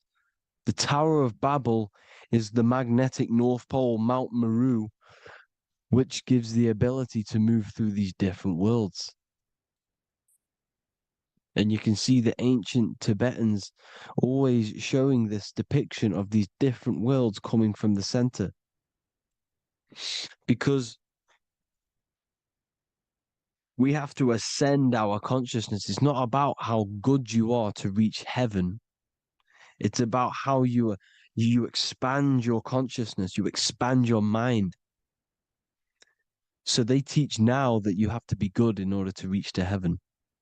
It's about expanding the mind, expanding your consciousness to these different planes, these different realms. So that's what it's about. And Jesus was known as the fisher of man. Now, Jesus is a massive part of this. He was known as the fisher of man because he was fishing. He could have been fishing. He could have been one of these deities that had come down from these different higher realities and pull people up. So they would so they called Jesus the fisher of man. And he says unto them, Follow me, and I will make you fishers of men. So these deities that we see in the past, like Buddha, Krishna, Hermes, Thoth, Jesus, could all be these entities who were coming down to pick up the minds that were worthy enough to see the higher planes of reality. And this is why they called him the fisher of man. Now, when Jesus walks on water, there is a parable with Paul. And he says, but Jesus immediately said unto them, take courage, it is I, don't be afraid. He's talking about astral travel here. He's talking about leaving the body. Because when you leave the body in astral travel to see these alternative realities, you can't be afraid because fear is a bondage, which is what the Emerald Tablets talks about. Lord, if it's you, Peter replied, tell me to come to you on the water. The water. Come, he said. And Peter got down from the boat, walked on the water, and came towards Jesus. But when he saw the wind, he was afraid and began to sink. When you become afraid in astral travel, you sink back into your body. Lord, save me. So this is talking about Jesus pulling people up into different realities. And you can see the fish is the symbol of Jesus. Is another symbol of Jesus, a fish. Because fish symbolize deep occult knowledge. Because fish travel the depths of the ocean. And they symbolize us because we are fish underneath the ethers. And Jesus was pulling people up. You see, so the Bible is a people today believe the Bible is a book telling you how to reach to heaven, how to become godly and reach heaven. But you've got to become the Jesus Christ to see these alternative realities. Now look at the Emerald Tablets is a massive part, and it speaks so much about these different realities. Look what it says here. This is in Emerald Tablet 3. Then in my heart grew a great longing to conquer the pathway that led to the stars, which is exactly what the Masons depict in all of their art. Look, the ladder to the stars. And then he goes on to say, years after years, I sought after wisdom, seeking new knowledge, following the way, until at last my soul, in great travail, broke from its bondage and bounded away, broke from the bondage of the body. Free was I from the bondage of earth men. Free from the body, I flashed through the night. The stars. The stars are a massive part in the astral world. Each star is a different reality. And the true astrology is the star that you came from. You came through a star to reach this, to reach here. There is a reason why you are here. There's a reason why you have the personality traits, because your soul came from a specific star. This is why we call them star gates, because they are gates in and out of this reality. And Polaris is the way out to the higher worlds. Now look, far into space, my soul traveled freely into the infinite circles of light. Beyond knowledge were some planets and great gigantic beyond dreams of men. Then he goes to say, lift up your flame from out of the darkness, fly from the night and ye shall be free. Lift up your flame. Your flame is your soul, because it has to be lifted up out of the darkness. This is the darkness, this world, this body is the darkness. Because it's a bondage. You need to break free. You need to learn how to astral travel, people. You have to learn this. If you want to get out of this world, you have to learn how to astral travel and see the other realities. Traveled I through space-time, knowing my soul at last was set free, knowing that now I must pursue wisdom until at last I pass to a plane hidden from